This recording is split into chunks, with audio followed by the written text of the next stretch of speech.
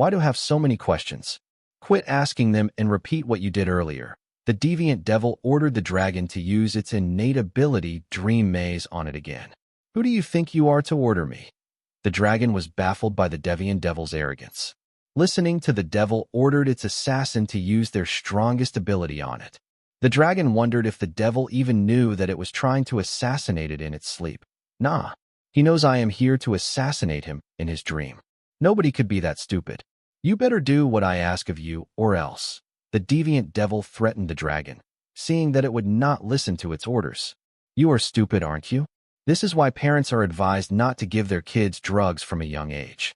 It seems there was a silver lining in all of this. After all, your regular abuse of powdered anesthesia dragon scales from a very young age has stunted your mental development. There is no way someone as stupid as you would have such a strong spiritual body. Then I guess it must be because of your muscles' innate reality-bending ability in combination with your ancestral blessing, Moon Ape incarnation. For someone who is born so gifted, you have a very tragic life. Whoever suggested to your parents to give their toddler powdered scales of the anesthesia dragon has royally screwed you over. With a stunned brain, you never stood a chance against your addiction. The elder anesthesia dragon gloated, learning that the deviant devil, despite his adult body, had a child's mind. Seeing the deviant devil best him in his own expertise, the dragon was pissed.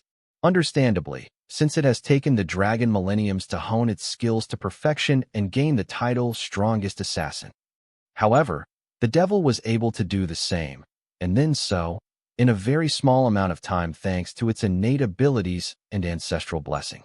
Because of this, a lot of frustration and rage had gathered in the dragon's heart, especially since, as the most talented anesthesia dragon in its tribe, it could not complain that this world is unfair. The elder anesthesia dragon was humbled by this experience, yes, but it was also the time it knew the despair of being in the presence of a talent and being outshone in everything they did, especially seeing the devil do things effortlessly, which the dragon struggled to do. Since it was unable to defeat the devil with its talent and hard work, the dragon resorted to something only the weak and helpless resort to, shaming the devil, using words to hurt its feelings when its claws failed to hurt its fur. That fateful night, the dragon had fallen to a low point which it had never experienced in its life. It finally knew why tribesmen of its age group said mean things about it behind its back, and sometimes to his face. It finally knew what it was like to be a loser. Unknowingly, it resorted to shaming the devil when it learned about its stunted mental development. Previously, it would have considered something like that beneath it and never resorted to something so shameful, especially having experienced the same thing in its tribe. However, driven by despair, that night, the dragon showed its most embarrassing side to the devil. Now that it had done it, even though it regretted it, it stood by its words. "You are mean. I don't want to play with you anymore," the deviant devil declared. Then the devil stared at the dragon blankly. Suddenly, its eyes glowed with a profound brilliance. Once the radiance in its eyes subsided, the devil looked at the dragon with pity and said, "So, this is what the strongest assassin has been reduced to, losing his confidence and dignity, bullying little children by saying mean things about them." What the? The dragon was confused and taken aback by the devil's well-articulated speech. It could not believe it was the same devil it had been taunting and shaming for a stunted mental development. Gathering its thoughts, the dragon asked the devil, "Who are you?" "You are not the one I was talking to earlier. I am the real Mama's Mulias, the true prince of the Mulias tribe. Until now you were talking to my 76th self. He is the youngest. There are too many of them, so I just call them by the number I discovered them," the deviant devil revealed to the dragon. "Do you mean to say that you have multiple consciousnesses in you, or your consciousness has split into multiple personalities or something like that?" the dragon asked, having learned that at least 76 personality or consciousnesses in the deviant devil's body, whom the devil preferred to call as a version of itself. "Nope, not something like that. That was me." The deviant devil discarded the dragon's theory. "If that was you earlier, then how can the current you be the real Mama's Mulias? Shouldn't that be the real Mama's Mulias?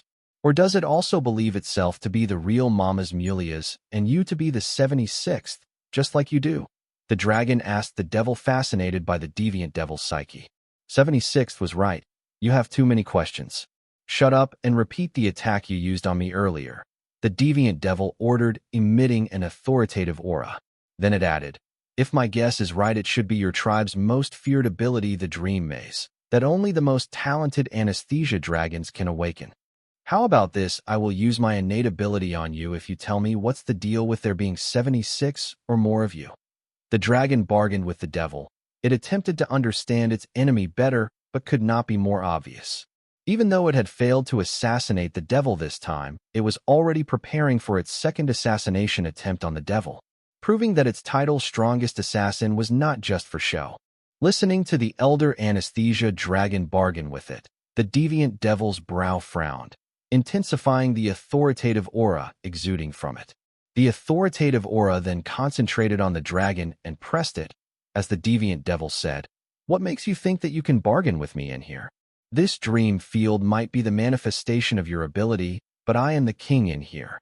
True, the combination of your muscles' innate ability and your ancestral blessing has rendered me helpless in my own ability, but if you wanted me to use my dungeon maze ability on you, wouldn't it be easier for you if I were to cooperate with you?"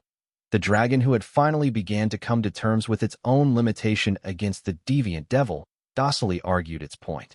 If it had been before, the dragon could never fathom doing this, but now that it stopped laminating on its failed assassination attempt and preparing for the second assassination attempt, it was willing to do anything to collect as much information about the deviant devil as possible to make his second assassination attempt a success. Especially now, when the dragon knew that there was more to the deviant devil's prowess, which the devil had not revealed to the rest of the Dark Realm. As an assassin holding the title of strongest assassin, it knew how important intel on the target was in an assassination attempt. Gathering that information was also a part of the assassination, so it was willing to do whatever it took, go the extra mile, for the information. "Yes, you're right. It would be easier for me if you were cooperative. Have it your way. I will tell you about my other selves, and you use your innate dream maze ability on me, yes?" The deviant devil agreed to the dragon's proposal, retracting its authoritative aura that was pressing on the dragon. "Yes, you have a deal," the dragon confirmed. Despite the elder anesthesia dragon's failure to assassinate the deviant devil and its subsequent defeat in their confrontation, it remained remarkably composed. This tranquility stemmed from its unwavering confidence in its ability to evade capture and death through its dream escape skill. This unique power offered the dragon a lifeline, granting it a second chance to accomplish its mission. Rather than succumb to despair or dwell on its previous shortcomings, the dragon embraced its defeat as a valuable lesson. It saw the experience as both a cautionary tale and a source of motivation for its upcoming assassination attempt. The setback served as a reminder of the risks and challenges inherent in its line of work, spurring the dragon to refine its strategies and approach with renewed determination. Through resilience and adaptability, the elder anesthesia dragon transformed its defeat into an opportunity for growth and redemption. Instead of allowing failure to hinder its resolve, it harnessed the setback as fuel for its ambition. With a clear vision of its goal and the assurance of a second chance, the dragon pressed forward, ready to confront the deviant devil once more, armed with newfound wisdom and determination. "Okay, then," seeing the dragon agree, the devil then said, "You are in luck. In here, I do you one better than just telling about my other self. I can show them to you." "Yay? Luck me," the dragon said sarcastically, rolling its eyes.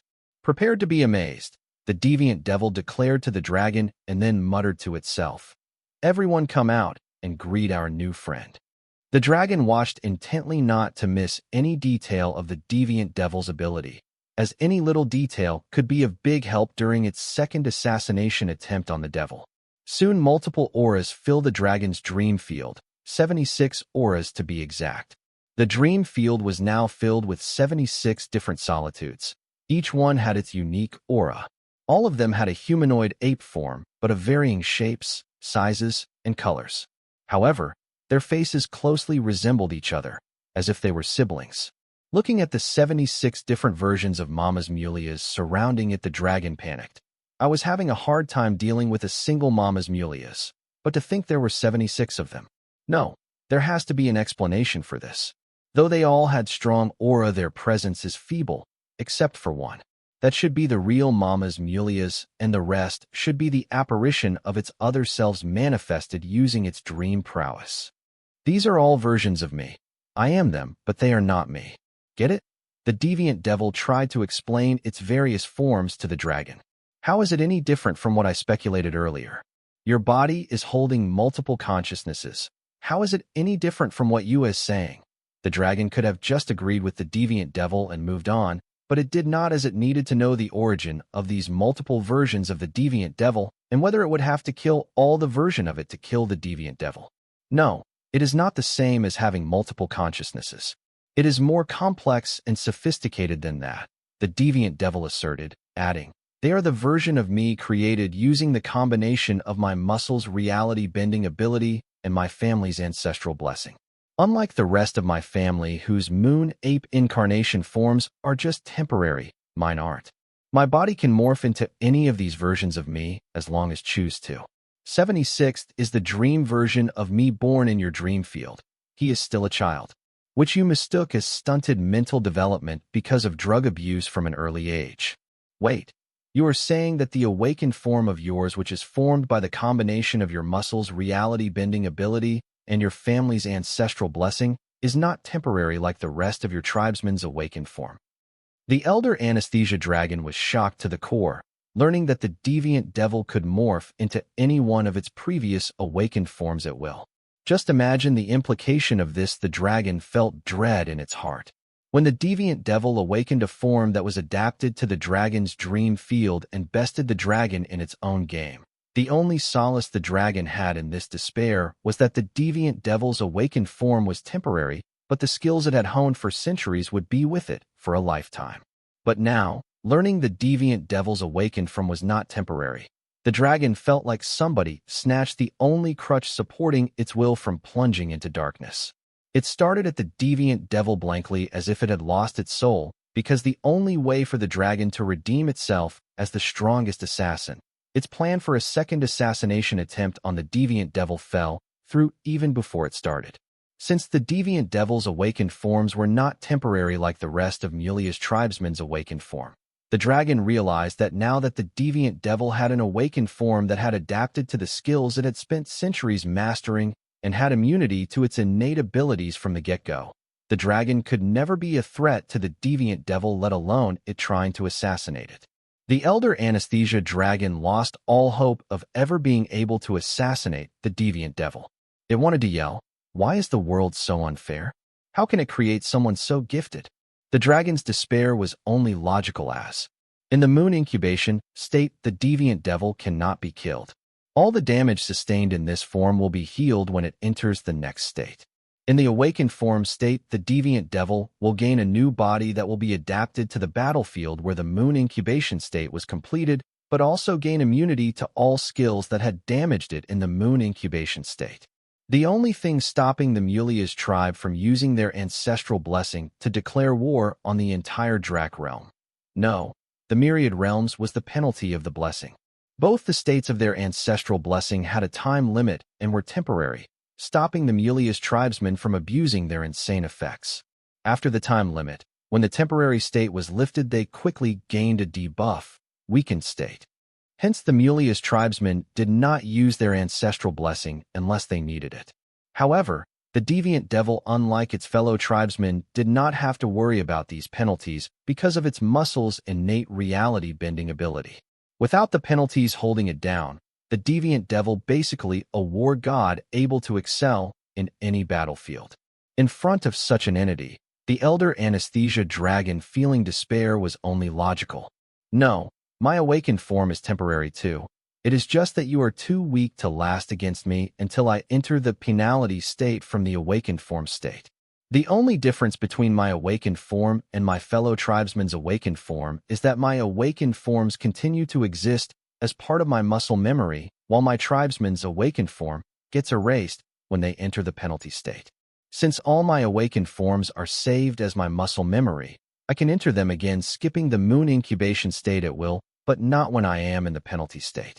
Even though my muscle's innate reality-bending ability is powerful, it is not capable of getting rid of the penalty state of my family's ancestral blessing. However, It can shorten the penalty state and moon incubation state while lengthening the awakened form state. This way it gives my enemies the illusion that my awakened form is permanent without any penalty. It feels good to finally share my secret with someone. There, I have held my end of the bargain. It is your turn. Use your innate ability, Dream Maze, on me. The deviant devil explained its ability that had formed from the combination of its muscles' innate reality-bending ability and its family's ancestral blessing. I am weak, the elder anesthesia dragon muttered to itself in disbelief. Instead of using its innate ability, Dream Maze, on the deviant devil. Hey, don't get me wrong, but since you got the strongest assassin title at such a young age, your abilities must be strong, but I am stronger. Believe me, I know what you are feeling, right? I know it doesn't help coming from, but there are a lot more freaks out there in front of whom even I do not hold a candle. Thankfully, they are too busy exploring the unknown in the myriad realms in search of transcendence. So, children like us get to play the strongest. Don't let this discourage you. Come on, now use your innate ability, Dungeon Maze, on me. The deviant devil consoled its assassin, asking it not to be discouraged by its defeat. Playing the strongest, you say? Haha. You are right. I let my little success get to my head and got stuck in this game forgetting what's truly important, my pursuit of transcendence. The elder anesthesia dragon's blank eyes were now replaced with crazy ones. After all, its entire worldview was shattered by the deviant devil. Then it intently informed the devil. Thank you for reminding me of my goal. As my show of appreciation, I will use your head to show my determination to pursue transcendence. Glad I could be of your help. Use your innate ability already, the deviant devil yelled impatiently, showing that along with its immunity to anesthesia dragon's innate ability, its spiritual body had also gained the addiction to the anesthesia dragon from its physical body. In response to the deviant devil's impatient cries, the dragon suddenly grinned maliciously with a slyness radiating in its eyes. Then yelling, "Make me, you sucker!" The dragon activated its dream escape ability, preparing to escape. The elder anesthesia dragon had long noticed that the deviant devil's new spiritual body was born using its dream field by the combination of its muscles' innate reality-bending ability and its family's ancestral blessing had gained not only its physical body's immunities, but also its addiction. Exploiting the situation to its fullest advantage, the cunning dragon made a deceitful pledge to the deviant devil. It cunningly offered to utilize its inherent power on the devil, pledging to do so in exchange for insights into the devil's exclusive combination ability. Seduced by the notion of potentially resolving its addiction, the deviant devil eagerly accepted the dragon's proposition. In its eagerness, it divulged confidential information about its distinct combination ability, believing it had struck a beneficial deal. Unbeknownst to the unsuspecting devil, the dragon harbored ulterior motives.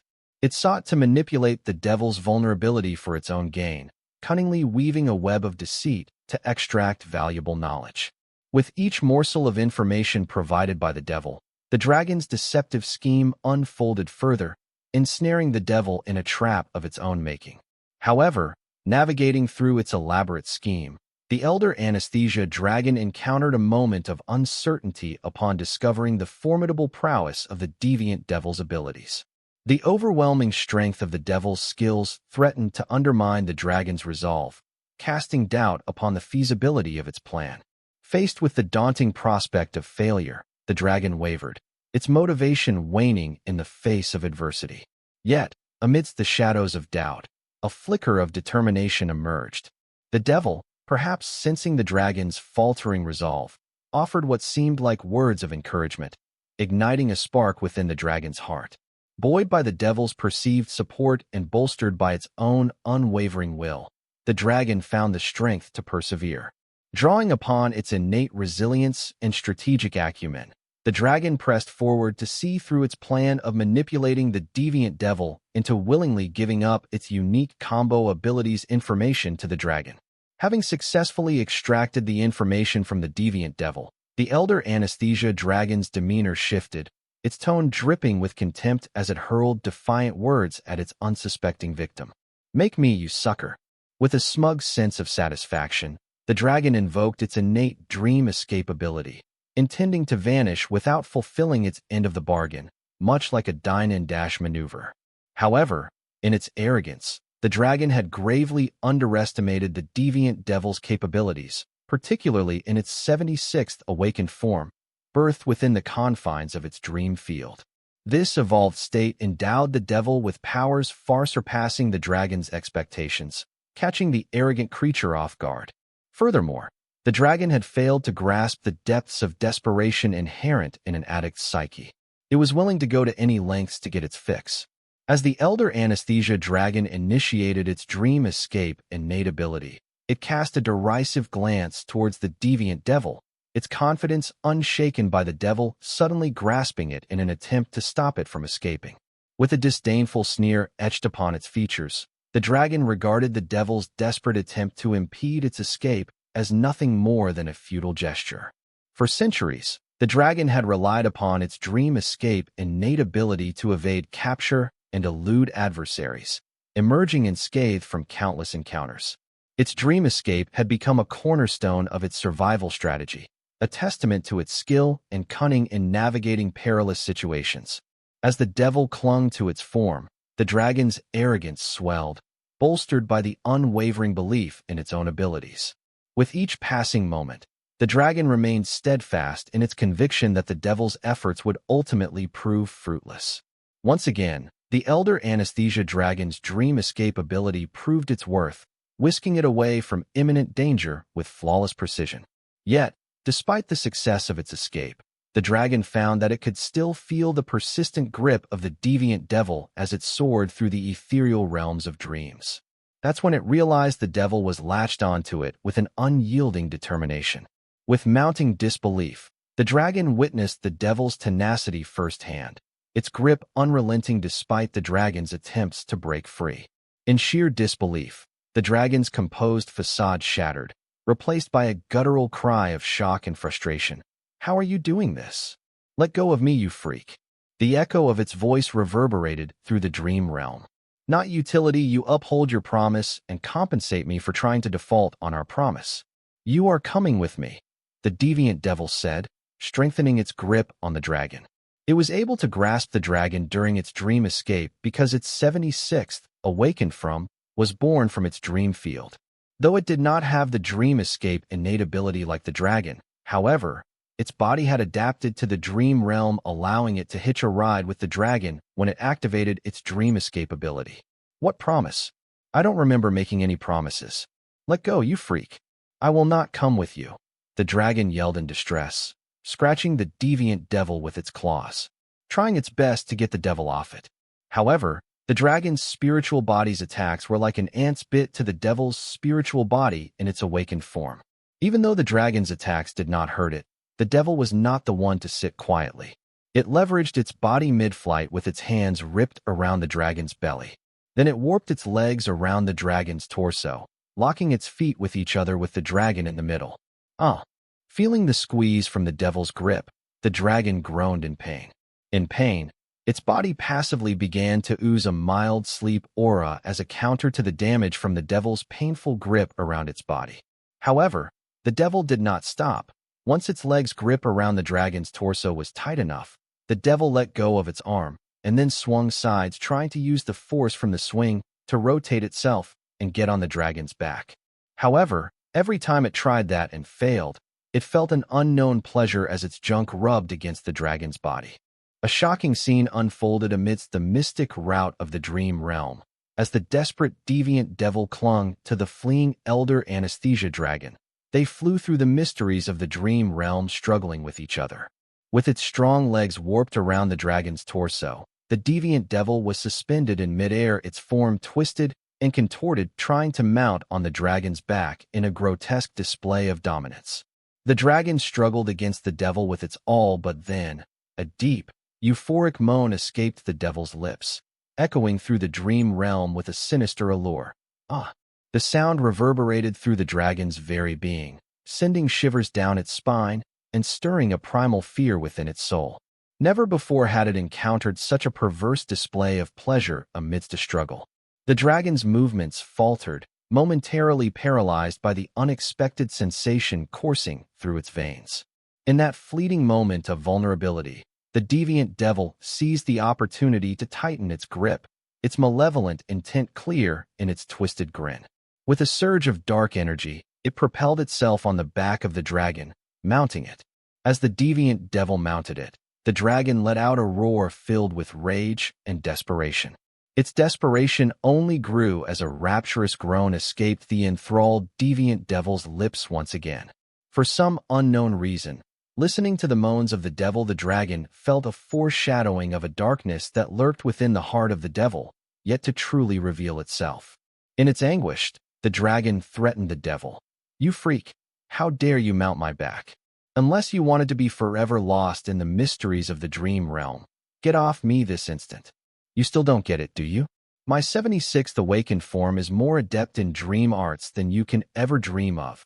Though it does not have innate abilities like you, it can easily navigate through the mysteries of the dream realm and return to my body, the devil revealed. The dragon wasn't oblivious to the devil's 76th awakened form. Rather, its mind teetered on the brink of madness, consumed by the devil's erratic conduct. Desperation fueled its every move, as it strained against the relentless grip of its tormentor. Every ounce of strength was devoted to dislodging the devil from its back, every sinew stretched to its limit in a frantic bid for freedom. Yet, with each passing moment, the dragon's resolve wavered, its once proud spirit eclipsed by the overwhelming onslaught of chaos and despair unleashed by the devil's indecent behavior. Hence, in desperation, it was trying everything to get the devil off its back, even if it was something as pointless as making empty threats. As the devil clung to the dragon's back, its strong hands coiled tightly around the dragon's neck, a sudden shift in demeanor caught the dragon off guard.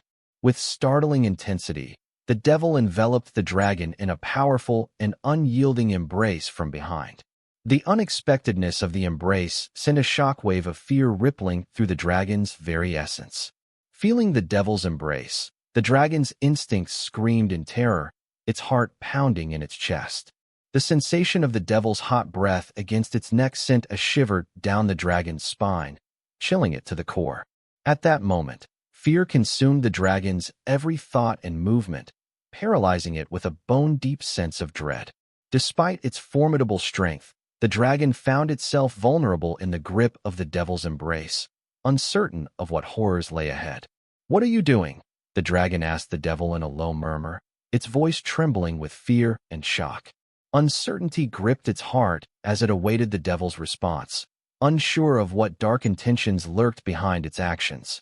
"Hush, I am trying something," the devil whispered in the dragon's ears, its voice a sinister murmur that sent shivers down the dragon's spine. Then it rubbed its twisted body against the dragon's scaled back, and its grip tightened, its legs squeezing the dragon's torso, and its arms almost choking its neck. At first, the devil's movements were gentle and slow, almost caressing in nature. But then, as if possessed by a dark force, its rhythm shifted, becoming increasingly vigorous and violent. The devil's breath grew ragged as it persisted in its indecent actions. Each exhale carried a hint of satisfaction, sending a chill down the dragon's spine. With every moment, the darkness within the devil seemed to intensify, casting a shadow over the dragon's fate. "No, he isn't," the dragon retorted aloud in its mind, summoning a surge of courage to confront the intense fear coursing through its veins in response to the devil's indecent actions. Despite the shock and disbelief gripping its heart, the dragon's keen instincts began to piece together the unsettling truth unfolding before it. It didn't take long for the dragon to comprehend the gravity of the situation. Yet, even as it grappled with the reality of the devil's actions, a sense of disbelief lingered in its mind. How could something so vile and reprehensible be happening to it? Especially at the hands of the deviant devil, a creature it had once regarded with disdain and arrogance. In this moment of vulnerability, the dragon's perception shifted. No longer did it view itself as an invincible force of nature, but rather, it saw itself as a victim of circumstance. The weight of that realization settled heavily upon its shoulders as the ordeal unfolded. The dragon found itself grappling with the harsh reality of the humiliation, pain, and suffering it had never felt before. Frozen in its mental struggle, The dragon grappled with the horrifying realization of what the deviant devil was inflicting upon it. Despite its immense strength, the dragon found itself powerless to halt the devil's relentless assault. Meanwhile, the devil continued to relentlessly hump the dragon, vigorously humping it from behind in a disturbing display of lust and crazy. Unaware of the sleep aura passively emanating from the dragon's spiritual body as a countermeasure to the damage the devil was inflicting on the dragon, fed the devil's addiction, giving it a sense of satisfaction. As the sleep aura enveloped the dragon, it found a fleeting sense of satisfaction amidst the chaos, unaware of the true source of its comfort. In its twisted perception, the devil interpreted its humping of the dragon as pleasure, feeding its satisfaction and driving it to further depravity. The devil, blinded by its own depraved desires, misconstrued this satisfaction as validation of its indecent actions, further entrenching itself in its delusion. Amidst the devil's pleasure-filled and satisfied moans, the dragon remained ensnared in a strong grip, its mentality obscured from reality, shocked by the devil's twisted perception of pleasure. By the time dragon was done dealing with its mental struggle, the devil was using its strong grip to crawl around its body and hump it from different places and locations. By doing so, it did not take long for this misunderstanding to turn into an obsessive behavior. Repeating these indecent actions would add to its pleasure by reminding it of the satisfaction it once felt. With the pleasure of its obsessive behavior being satisfied combined with the pleasure of its addiction being satisfied, the devil began to further lose itself to the deprivation. In a moment of clarity and desperation, the dragon finally grasped the horrifying reality of its predicament. With a furious roar echoing through the depths of the dream realm, it summoned every ounce of strength and resolve, determined to break free from the deviant devil's clutches at any cost. In a daring move born of desperation, the dragon altered the course of its dream escape, veering away from its original body and plunging deeper into the depths of the dream realm. Here, amidst the darkest recesses of the dream realm, lurked the most terrifying horrors it had ever encountered. Yet, fueled by a singular purpose, the dragon pressed onward, driven by a primal urge to eradicate the humiliation and torment inflicted upon it by the deviant devil. Survival mattered little now. All that consumed the dragon's thoughts was the overwhelming desire to see the devil vanquished once and for all. With a steely resolve, the dragon embraced the notion of self-sacrifice, willing to lay down its own life if it meant putting an end to the devil's reign of terror. As it delved deeper into the abyss, the dragon prepared to die and unleash its full fury upon the deviant devil. Right now its mind was consumed with rage and humiliation. From the same of being defiled by the deviant devil, it was no longer thinking straight. Currently, all it cared about was getting revenge, even if it meant it got at the cost of its own life. Now it felt that only through the ultimate sacrifice could it hope to find redemption and reclaim its dignity. Concurrently, the deviant devil continued to indulge in its perverse gratification, leaving its mark on every inch of the dragon's body. Oblivious to the dragon's intentions, its mind was consumed by pleasure, rendering it heedless of any impending danger. However, as it reveled in its satisfaction, a sinister transformation unfolded. The once shimmering white scales of the dragon's spiritual body now bore the dark hue of black. This ominous change, a testament to the corruption wrought by the devil's touch, served as a harbinger of the darkness that was born from the union of the dragon and the devil. The black fluids coating the dragon's once shimmering scales were a macabre manifestation of the devil's twisted affection. Each dark stain served as a branding, marking the dragon as the devil's possession. Even the devil itself was oblivious to the capabilities of its 76th awakened form's spiritual body, unaware of the depths of its own power. As the devil's dark influence seeped deeper into the dragon's being, it became clear that this unholy spiritual union was not merely limited to spiritual, a bond forged in darkness, bound by the chains of possession and control. Having endured the devil's indecent actions with resignation born of helplessness, the dragon pressed on towards its new destination, the sanctuary of terrors. Yet, before it could reach the foothold of terror, it was met with a terrifying assault. Facing imminent danger, the dragon had already resigned its fate.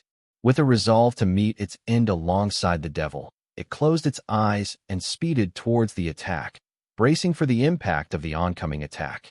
It was willing to die if it meant erasing the entity that had disgraced it. As the impending attack loomed closer, the devil's senses jolted awake, piercing through the haze of pleasure that clouded its mind. Suddenly alert to the danger, it realized the gravity of the situation. Understanding the dragon's intent, the devil's voice erupted in a desperate plea, shattering the silence with urgency. "You can't die here," it cried out, the words laden with raw emotion. "I need you. Without you, my life will be incomplete." At that moment, amidst the chaos and uncertainty, the true extent of the devil's dependency on the dragon was laid bare. Summoning every ounce of its strength, the devil seized the dragon, using it as a makeshift foothold to propel itself forward. With a surge of determination, it leaped in front of the oncoming attack, shielding the dragon from harm's way at the risk of its own life. Stunned by the devil's selfless act, the dragon watched in disbelief. It never anticipated that the devil would sacrifice itself to save it, and the realization left the dragon speechless. What unfolded next shook the dragon to its core, challenging its perception of reality. The devil's 76th awakened form's spiritual body boldly confronted the terrifying attack head-on, emerging unscathed from the onslaught. Astounded by this display of resilience, the dragon's doubts deepened. Without the wings capable of navigating through the dream realm like the one that the dragon had, the devil plunged into its depths, hurtling towards the sanctuary of terrors under the influence of an unknown force. In a defiant cry that echoed through the darkness, it called out, "Wait for me." As the events unfolded, the dragon found itself grappling with a newfound sense of horror for the deviant devil. It was unsure of what lay ahead in the enigmatic depths of the dream realm, but from the display of the devil's power, it knew that none of it was not a challenge for the devil. With horror and shock gnawing at its core, the dragon swiftly retreated, unwilling to linger near the sanctuary of terrors any longer. Urgency fueled its flight as it soared through the dream realm, determined to put distance between itself and the looming darkness. With each beat of its wings, the dragon suppressed its fear. Drawing upon its dream escape ability once more, it charted a course homeward, towards its true physical body. It did not plan to wait for the deviant devil, as it had become evident to the dragon that in the devil's 76th awakened from spiritual body, not many things in the dream realm could pose a threat to it. While the elder anesthesia dragon recalled its last battle with deviant devil, Wyatt was lost wondering about the infinite possibility of the Mulia's tribe's ancestral blessing. They both were lost in their thoughts while the celestial blood rule slave and the deviant devil prepared for a decisive battle. Crack. Brace for impact, Wyatt. Mamas is entering his awakened form state. Following the sound of a crack in the space, Rockall warned Wyatt. "What can I do?" "You brace for the impact. Both of our life hangs on your shoulder," Wyatt yelled back. After all, he was not supposed to be a part of this battle, yet here B was because of the dragon's greed to have it all. If the devil, when entering the moon incubation form, could send shockwaves to its surroundings that were strong enough to destroy the dragon's blood rule slave amalgamation dome, then Wyatt could not imagine what kind of force it would unleash as it entered its awakened form as it broke from the shell of its moon incubation state. Blood rule slave amalgamation barrier, pearl diamond form. The dragon ignored Wyatt's words and strengthened its defense mechanism by adding defense array formation to its barrier. It might be basic, but the pearl diamond form barrier was 1,000 times better than a simple dome barrier. Crack, crack, boom. A surge of energy rippled through the ether, echoing outward in a shock wave that distorted the fabric of reality itself. The devil, within the confines of its lunar shell, unleashed its formidable power, bending the very laws of nature to its will. The shell, crafted from the vast expanse of surrounding space, by the devil's reality-bending abilities, began to crack, revealing the devil's new body. As the shock wave propagated, the very essence of the blood rule source trembled violently. Its surface churned turbulently, writhing in response to the unleashed power. The air crackled with violent energy, charged with the raw force of the devil's power. In the wake of this cataclysmic event, the surrounding landscape shifted and contorted, twisted by the unfathomable power of the devil's release. Reality itself seemed to warp and bend, unable to contain the sheer magnitude of the devil's might. Amidst the chaos, a sense of dread hung heavy in the air as the dragon braced itself for the inevitable repercussions of the devil's awakening. The very foundations of the dragon's barrier trembled as the true extent of the devil's power was unleashed upon the world. How is this possible? I thought the space of the rule's source should be strongest and stablest in the myriad realms. Wyatt yelled in terror, seeing the devastation unleashed by the force of the devil's awakening. What did I tell you?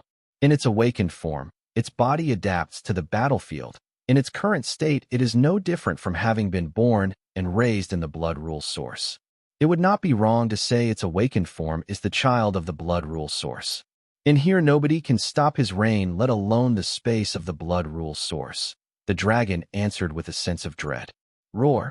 In that pivotal moment, the deviant devil, now fully awakened, unleashed a primal roar that reverberated through the blood rule's source.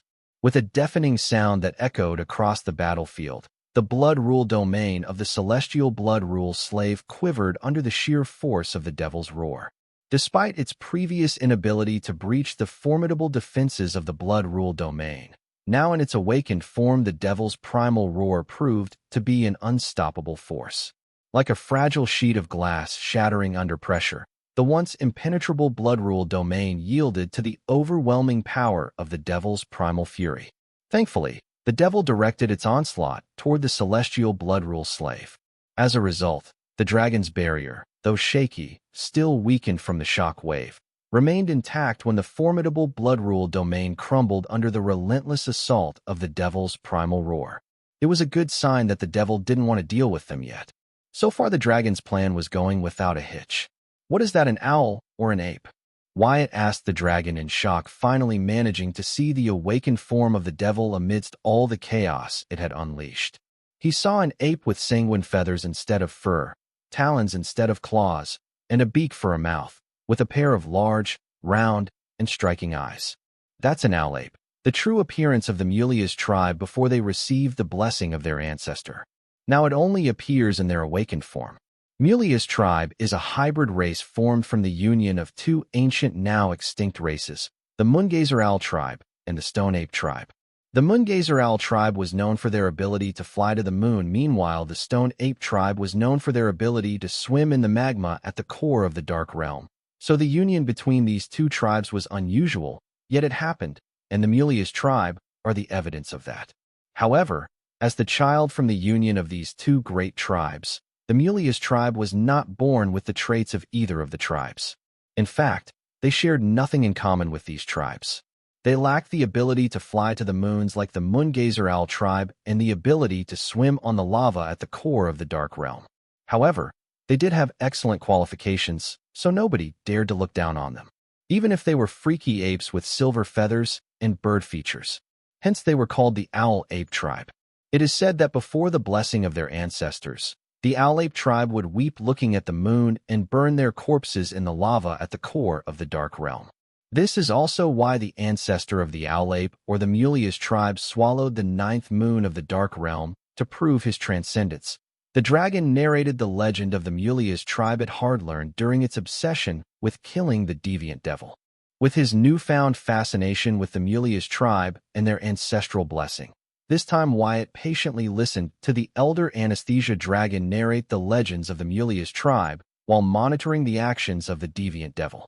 With its blood rule domain destroyed, the celestial blood rule slave deployed its blood rule domain again and again multiple times, only to be shattered by the deviant devil effortlessly. Since the deviant devil had suffered damage from the celestial blood rule slave's blood rule domain, the devil was not immune to it. Regardless of how much power the celestial blood rule slave puts in its blood rule domain, the deviant devil could still effortlessly break its blood rule domain as if it were made of glass. As if tired of playing with the celestial blood rule slave, the devil unleashed its blood rule domain. The newly unleashed blood rule domain of the devil in its awakened form was far better and stronger than the blood rule domain of the celestial blood rule slave, let alone the blood rule domain it had deployed previously. The devil's new blood rule domain was so strong that as soon as the celestial blood rule slave's blood rule domain came in contact with it, it would extinguish like a spark that fell in the water. Seeing this, Wyatt asked the dragon solemnly, "Rockall, are you sure the celestial blood rule slave can put up a fight against the deviant devil now that it is in awakened form?" Seeing how the deviant devil's awakened form could easily reign in the blood rule source and was immune to the celestial blood rule slave's blood rule domain, Wyatt wondered if the celestial blood rule slave could pose any threat to the devil anymore. "Wyatt, even if it is a blood rule slave, it is still a celestial. Don't underestimate it. Based on my personal experience with both of them as my opponent, I believe right now they are equally matched, just as I planned. Now all we have to do is wait for the devil and the celestial to engage in a battle to death, and then we can leave and return when both of them are drawing their last breath to finish the job and reap the maximum profit." The dragon's words were filled with joy and eagerness. So what if it was too weak to kill the devil? It could find someone stronger to kill it. "Hope, your calculations are right. Otherwise, I will be buried in here and you will become the slaves of the deviant devil for eternity," Wyatt replied with brutal honesty, as the dragon was only seeing what it would gain and not what it would lose. The assurance to Wyatt in all this was that the devil would not let the dragon become a causality in its battle with the celestial blood rule slave, since it needed the dragon to take care of its needs. So, along as Wyatt did not leave the dragon's side, he was safe even if the two apex ruler class beings were to clash right in front of him. "Wyatt, don't worry. I have everything under control," the dragon assured Wyatt. However, Wyatt did not feel any assurance from the dragon's words, as he felt that blinded by its greed the dragon would suffer sooner or later. Now, the only question was if the dragon would drag him down with it. Boom. Suddenly, a thunderous sound of clash spread throughout the blood rule source. Caught off guard, Wyatt asked in surprise, "What was that?" "The celestial blood rule slave is trying to physically enter the devil's blood rule domain, but failed," the dragon replied. Wyatt turned his gaze from the devil to that of the celestial blood rule slave. He was astonished to find that it looked a lot bigger than before, as now it was only a few 10,000 miles from the battlefield. However, the celestial blood rule slave advance had come to a pause, with its way being blocked by the blood rule domain of the devil. Earlier it tried to enter the domain forcefully, but its attempt resulted in an utter failure. However, from the look of the determined aura of the celestial blood rule slave, it appeared it was not going to give up yet. A sneer was what Wyatt noticed on the deviant devil's face when he turned to look at what the devil was up to. That was when Wyatt realized that the devil was toying with the celestial blood rule slave. Considering that its new blood rule source was several times stronger than that of the celestial blood rule source could conjure up, Wyatt did not see any reason why the deviant devil should not be confident about its ability and condescending toward its ability. Except, as the dragon said, the devil's opponent thought a blood rule slave was a celestial. Soon, it mobilized its celestial force and blood rule domain together, forming a sturdy blood rule domain that could struggle against the deviant devil's blood rule domain on an equal footing. As a result, the two domains overlapped with each other.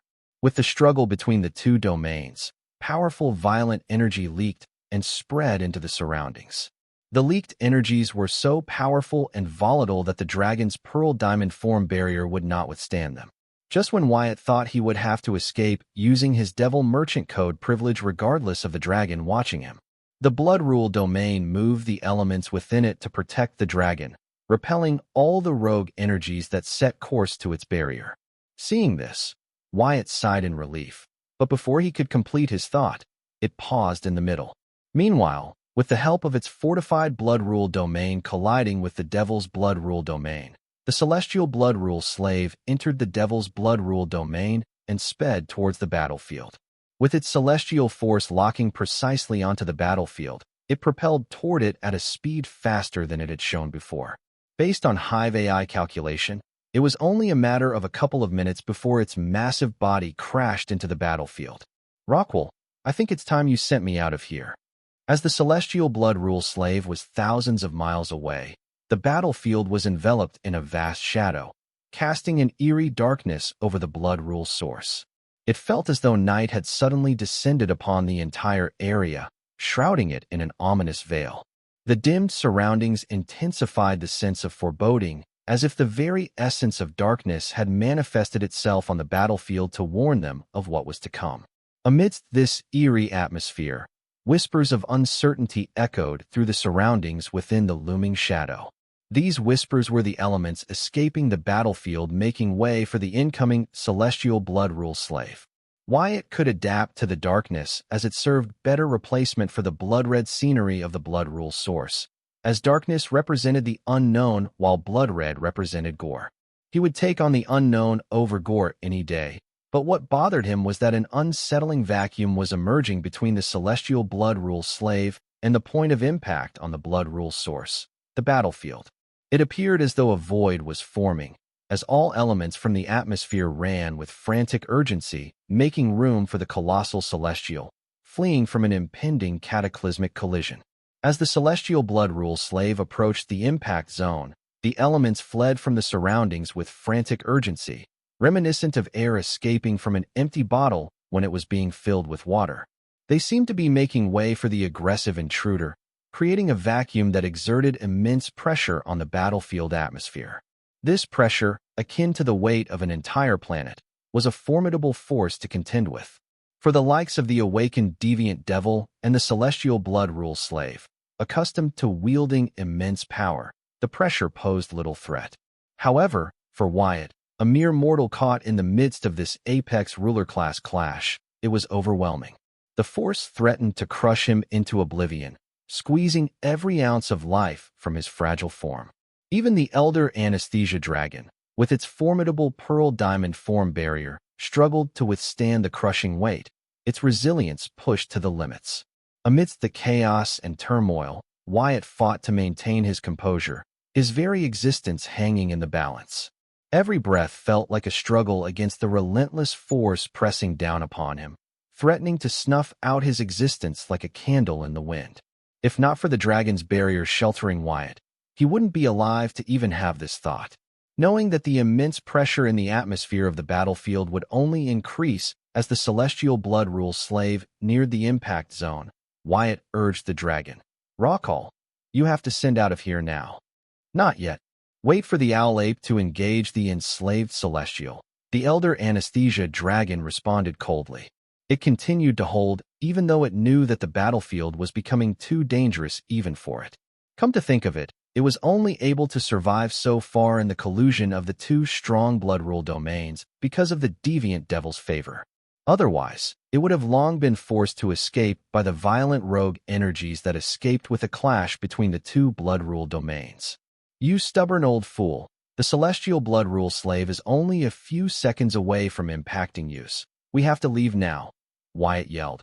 He was ready to use his devil merchant code privilege any moment, but it was only a last resort. He did not want to reveal it to the dragon. So he kept urging it to take them out of there before the celestial blood rule slave crushed them into oblivion.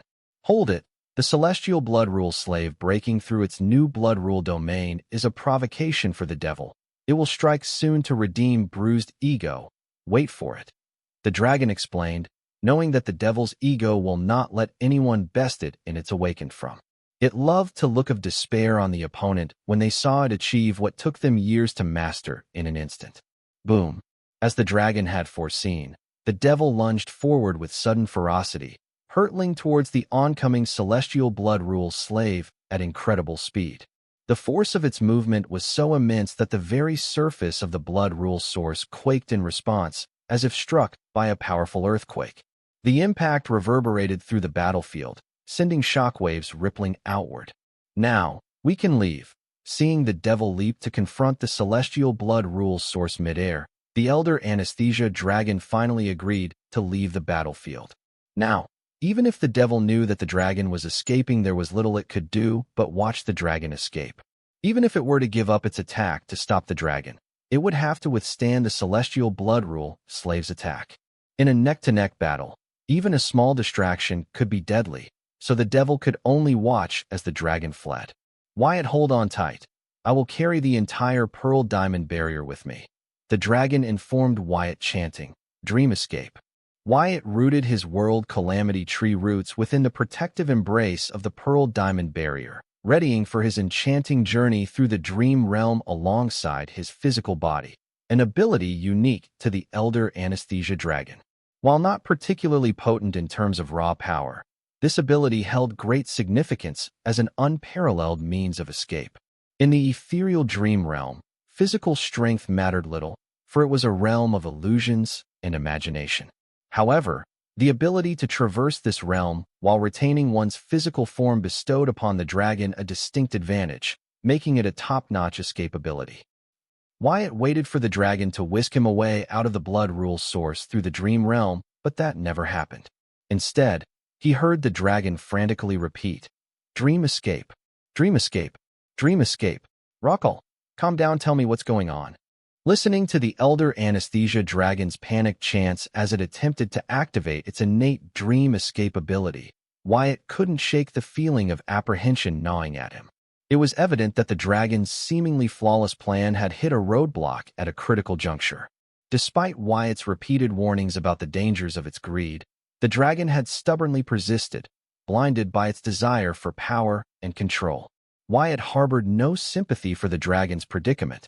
It had knowingly taken the risk, fully aware of the potential consequences of its actions. The dragon's downfall had been inevitable, a consequence of its own hubris and short-sightedness. As Wyatt watched the dragon struggle, he couldn't help but feel a sense of vindication. Perhaps now, the dragon would finally heed his warnings and learn from its mistakes. Well, the dragon had little choice. It could either listen to him or become the devil's pleasure toy. Amidst the chaos and uncertainty, Wyatt couldn't shake the lingering sense of opportunity. The stakes were higher than ever before, and the outcome of their predicament remained uncertain. As the Elder Anesthesia Dragon's plan faltered, Wyatt's strategy began to take shape. Where the dragon's efforts had hit a dead end, Wyatt saw an opportunity to forge a new path forward. Despite the chaos unfolding around them, Wyatt remained resolute, his mind racing with possibilities. With determination in his heart, Wyatt seized control of the situation. "Rockall, calm down, tell me what's going on." "The Devil's Blood Rule domain is stopping me from using my innate ability." "How is it doing it?" the dragon questioned in disbelief. The Elder Anesthesia Dragon had relied on its dream escape ability to evade numerous formidable adversaries in the past. Some foes had been even more powerful than the Celestial Blood Rule Slave and the awakened Deviant Devil, yet none had succeeded in halting its escape. However, today marked a stark departure from the norm. The devil had somehow managed to thwart the dragon's attempts to activate its dream escape ability, leaving it vulnerable and defenseless. For the dragon, this loss was devastating. Its dream escape ability had been its most potent weapon, a failsafe that had saved it from countless perilous situations. Now, stripped of this crucial defense mechanism, the dragon felt an overwhelming sense of vulnerability and fear. Without its ability to retreat into the safety of the dream realm, the dragon's mind teetered on the edge of despair. Learning that it was the Devil's Blood Rule that was stopping the dragon's innate ability, Wyatt turned his gaze from the core of the Blood Rule Slave amalgamation, where the dragon's true body was hiding, to the skies, toward the Deviant Devil who was about to clash with the Celestial Blood Rule Slave in midair. With the help of his soul pupils, Wyatt noticed that the devil was looking toward them from the corner of its eyes and with a sneer on its face. Now, Wyatt understood that the devil was long aware that the dragon was waiting for it to engage in battle with the Celestial Blood Rule Slave to plan its escape. Wyatt even felt that the only reason the devil chose to fight the Celestial Blood Rule Slave in midair, where the Celestial had an advantage thanks to its celestial force, was because it was trying to protect the dragon from the aftermath of the battle. "It is as if it has erased my dream escape innate ability." How is it even possible? How can someone completely erase someone else's innate ability? The dragon blurted aloud to itself. The fear of losing its innate dream escape ability haunted the Elder Anesthesia Dragon's mind more than the fear of death or enslavement by the devil.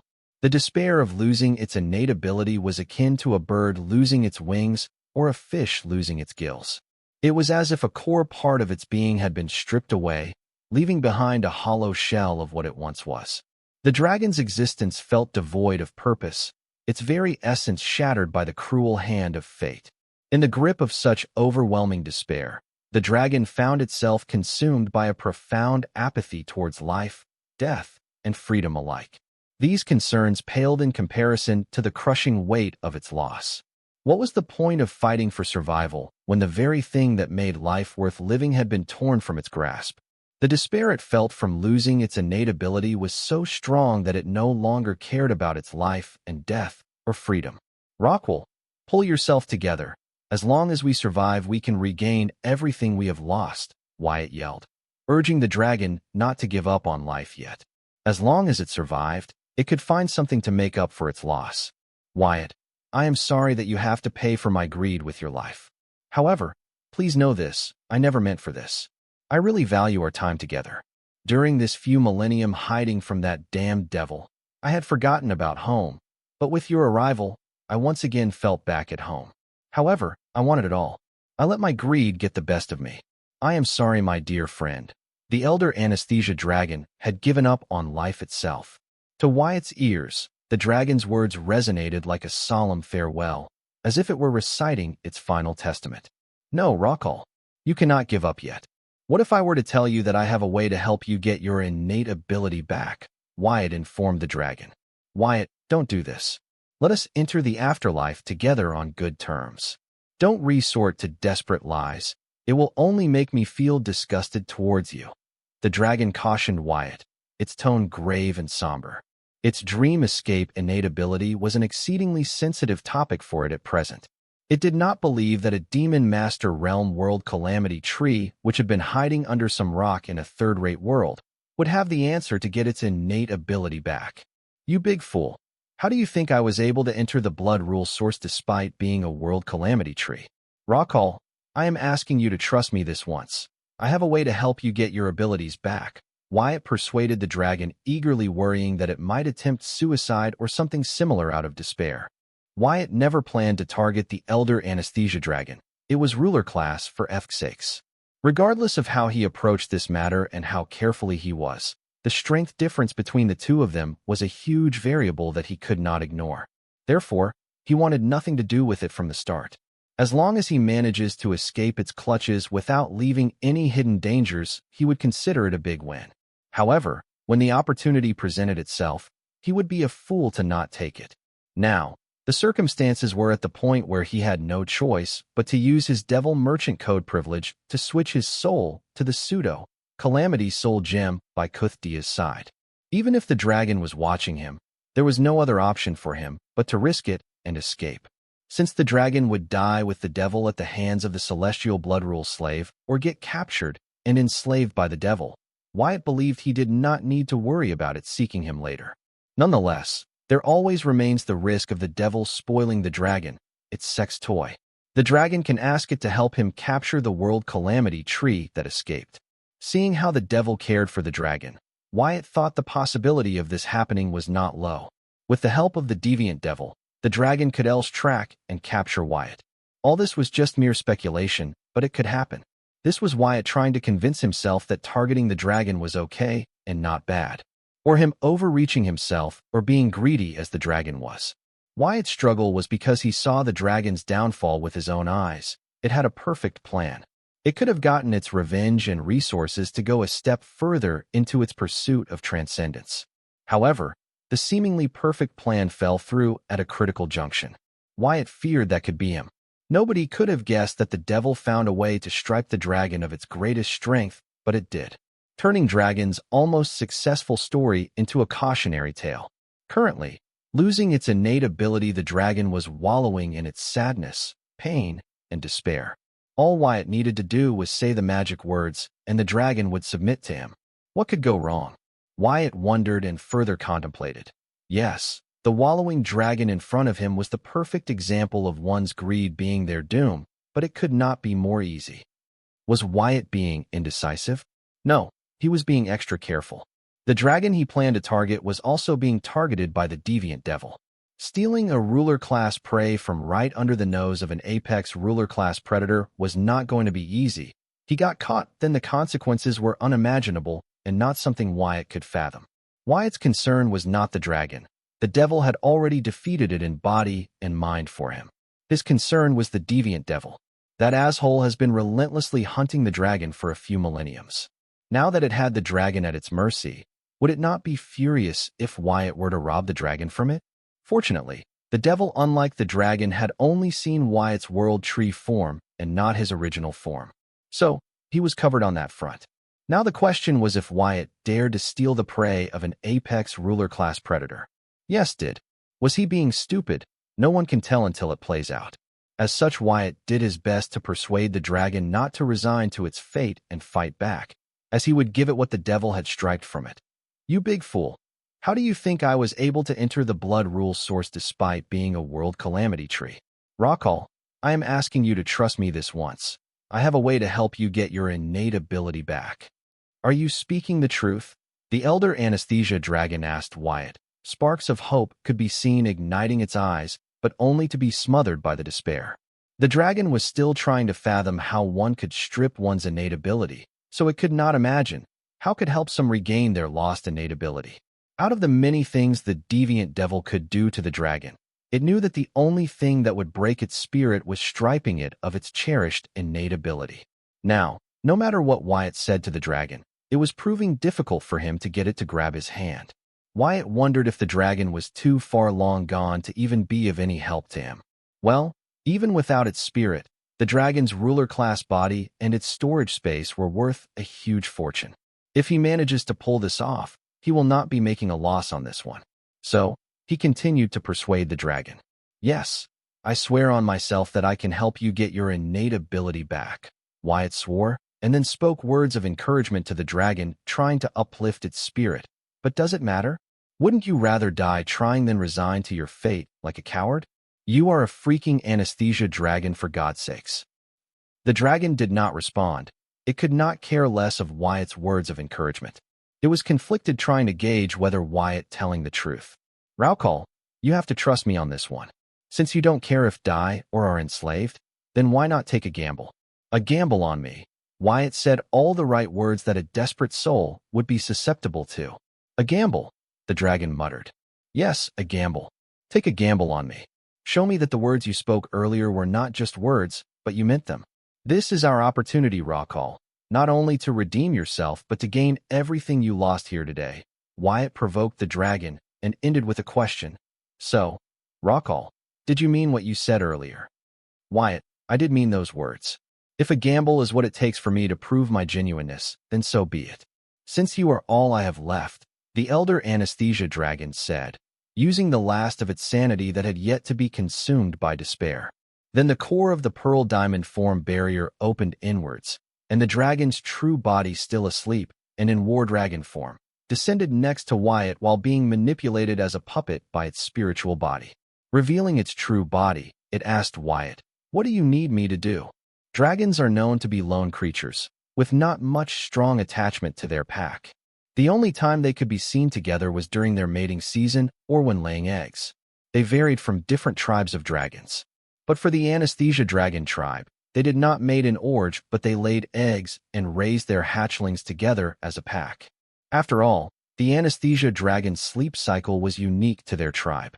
This settlement only lasted until the last hatchling was capable of protecting itself in the cruel world. This was almost never, because new mother dragons that were about to lay eggs were always welcome to the settlement. As the most talented hatchling of his settlement, Raukal left it very soon and made a name for itself in the Dark Realm as an assassin when the other hatchlings of its settlement were still trying to protect themselves. That was how talented Raukal was. Everyone in its settlement believed it would achieve great things. As such, it was allowed to visit the settlement even after it left the settlement, which was very rare, as once a hatchling leaves the settlement, it could never return. Only new mother dragons about to lay eggs could rejoin the settlement. As such, the settlement would continue to thrive for millenniums. Raukal did not disappoint them. Very soon it gained the title of the strongest assassin. Soon their nightmare also started, when Raukal took it upon itself to avenge its fellow anesthesia dragon that had fallen for the pleasure of a spoiled Mulia's prince. That day Raukal lost everything: his dignity and his home, the settlement. The deviant devil had specifically targeted the settlement to satisfy its deviant pleasures. None of the dragons managed to escape the deviant devil's clutches, It did not even spare the hatchlings that had yet to open their eyes. Just like how the poison of baby snake was considered potent, the sleep breath of the hatchlings, though had a small range, had a stronger effect. That day, the dragon lost a place to call home, but after a few millennia of being on the run, it had finally found something it called home. However, it did not have the fortune of enjoying that feeling because it succumbed to its own greed. So when Wyatt asked the dragon if its words were genuine, amidst its despair, it found enough reason to stand up once again, even if it was just a mere gamble. The dragon did not agree to take a gamble on Wyatt out of some stupid hope that Wyatt would pull a miracle or something of that sort. It had really given up. The only reason it was standing again was because it wanted to prove to Wyatt that it truly meant what it said to Wyatt.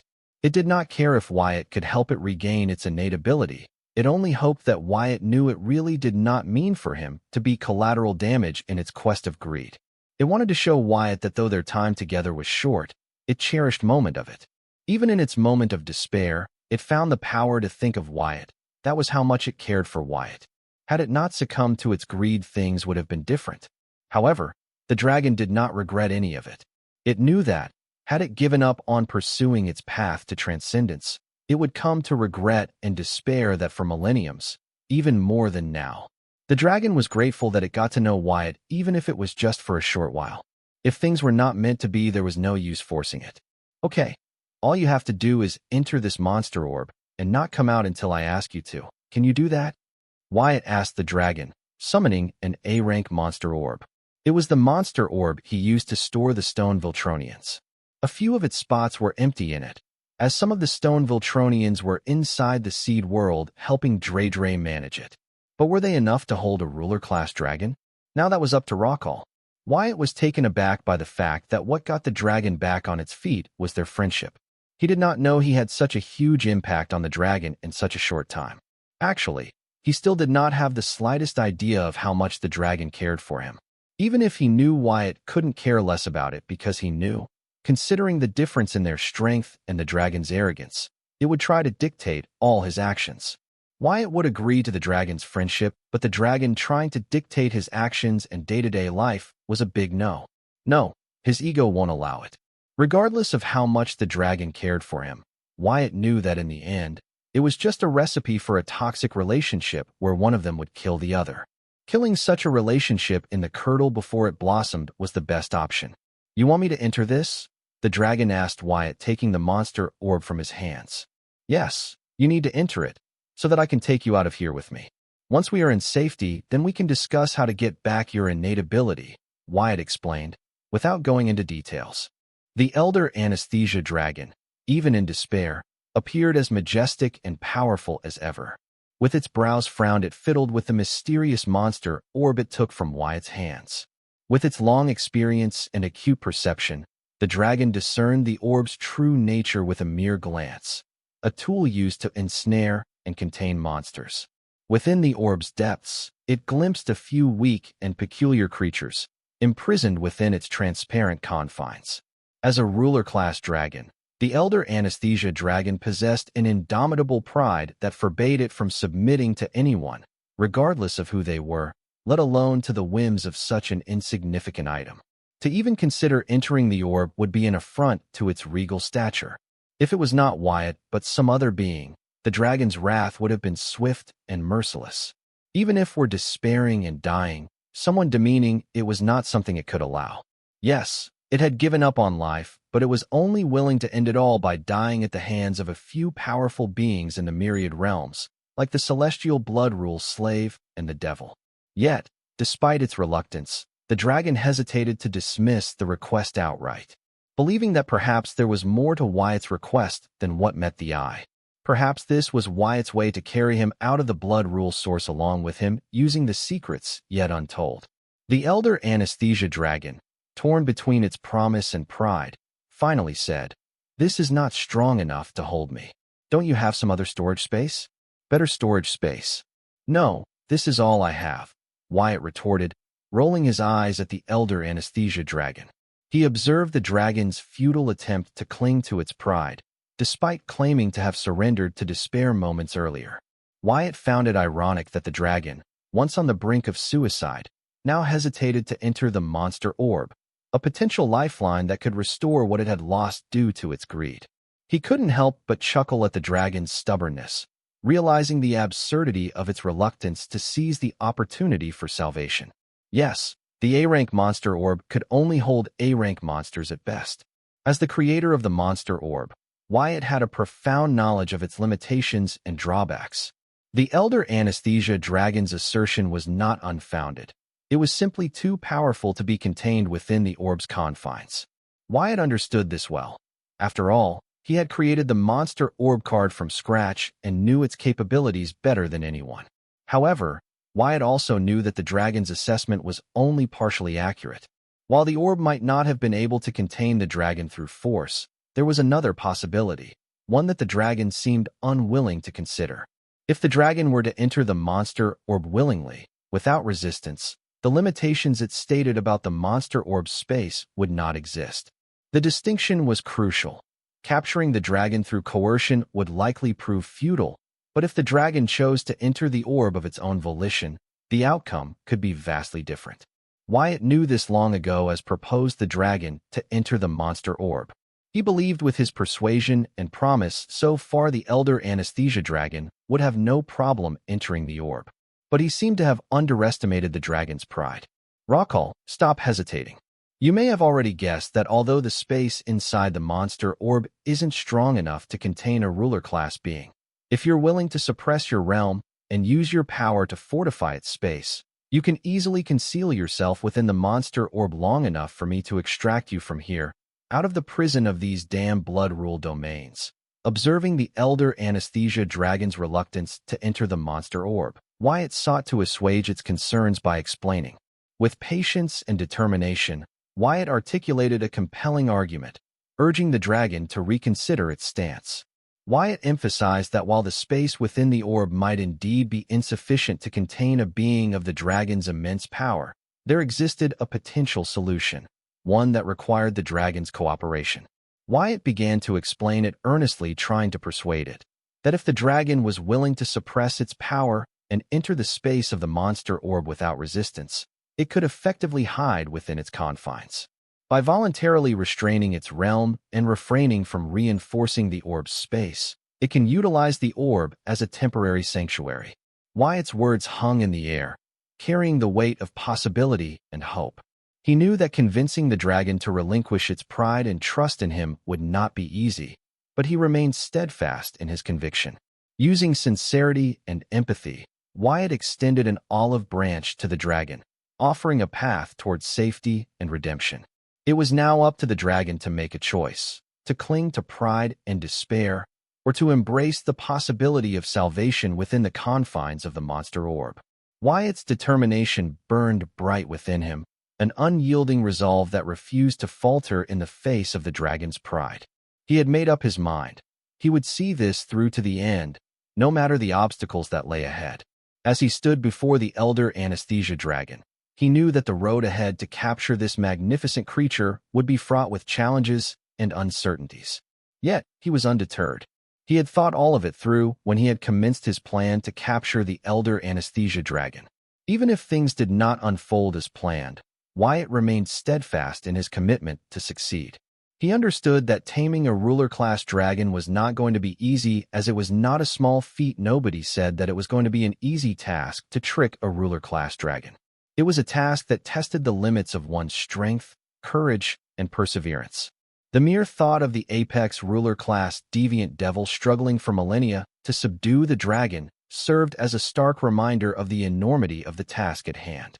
With deviant devil having already bested the dragon in body and mind, all Wyatt had to was walk the dragon into his trap. He was determined to see his mission through to completion, to claim victory where others would have faltered. With each step forward, he moved closer to his goal, ready to face whatever trials lay ahead with courage and conviction. The contrast between the dragon and Wyatt was stark. When their plans went awry, the dragon succumbed to despair, while Wyatt persisted, determined to achieve his desired outcome or find an alternative solution. Despite setbacks, Wyatt's resilience shone through as he remained committed to his goals. His willingness to adapt and persevere set him apart, ensuring that he continued to strive for success even in the face of adversity. While the dragon may have faltered in the face of challenges, Wyatt's unwavering determination propelled him forward, driving him to explore every avenue until he achieved his objective or found a suitable alternative. It was this resilience and perseverance that distinguished Wyatt, marking him apart from the ruler-class dragon. Raukal, make up your damn mind. Were your words back then true? Enter the orb and don't come out until I tell you to, Wyatt yelled, forcefully reminding the dragon of their purpose. Okay, I will do it. Just tell me what I need to do. The dragon responded, its voice tinged with resignation. After much internal struggle, it finally resolved to enter the monster orb as Wyatt had asked, recalling the reason it had agreed to this endeavor in the first place. Good. I need you to trust me on this one, Wyatt implored, his voice earnest and determined. Only if you trust me can we both make it out of here alive and stand a chance to regain what the deviant devil has stolen from you. Raukal, are you willing to blindly trust me? If not, there is no point in us further discussing this matter. Wyatt's words hung heavy in the air, carrying with them the weight of the destiny of his plan to capture the ruler-class being. He warned the dragon that their success depended on its unwavering trust in him, a trust that transcended doubt and uncertainty. Without it, their efforts would be in vain, and they would not be able to reclaim what the dragon had lost today because of its greed. Therefore, if the dragon was unable to give its full trust to him, then they might as well stop with their endeavor, because they were bound to fail without its trust. As Wyatt awaited the dragon's response, he braced himself for the outcome. He understood the gravity of the dragon's response, knowing that blind trust was not easily given, especially for a ruler-class dragon. Yet, he remained steadfast in his belief that the dragon was defeated in spirit by the deviant devil, and as long as he dangled enough hope in front of it, while provoking it about what it had claimed earlier, he could get the dragon to give him its undivided trust. If he manages to gain the dragon's complete trust right now, then he not only would succeed in capturing it, but would be stealing it from between the teeth of the deviant devil. Now, that was an achievement on its own. Even if this wasn't to prove that I meant every word I said earlier, I would put my trust in you any day and every day, the elder anesthesia dragon declared, its voice resolute. If you want me to suppress my realm and enter the monster orb, then I will do it. If you want me not to come out until you call for me, then fine. I swear I will not emerge from the monster orb until you summon me. With these words, the dragon relinquished the last vestiges of its pride and made a solemn vow to trust Wyatt completely. It was a moment of profound significance, a testament to the strength of the bond it believed to share with Wyatt.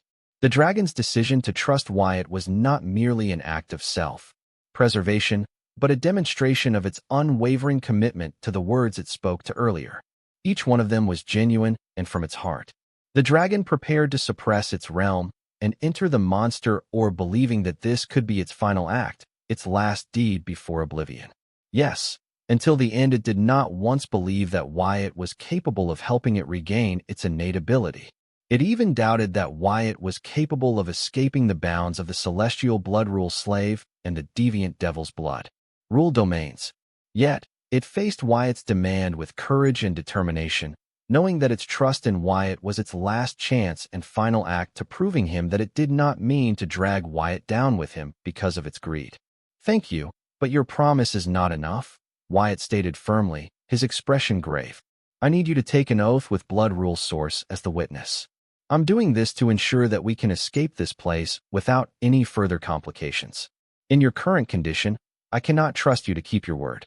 Therefore, I need you to swear with the Blood Rule Source as the witness that you will suppress your realm and senses in your body, continue to stay in the monster orb while fortifying its space with your power, and never leave the monster orb until the time I call upon you.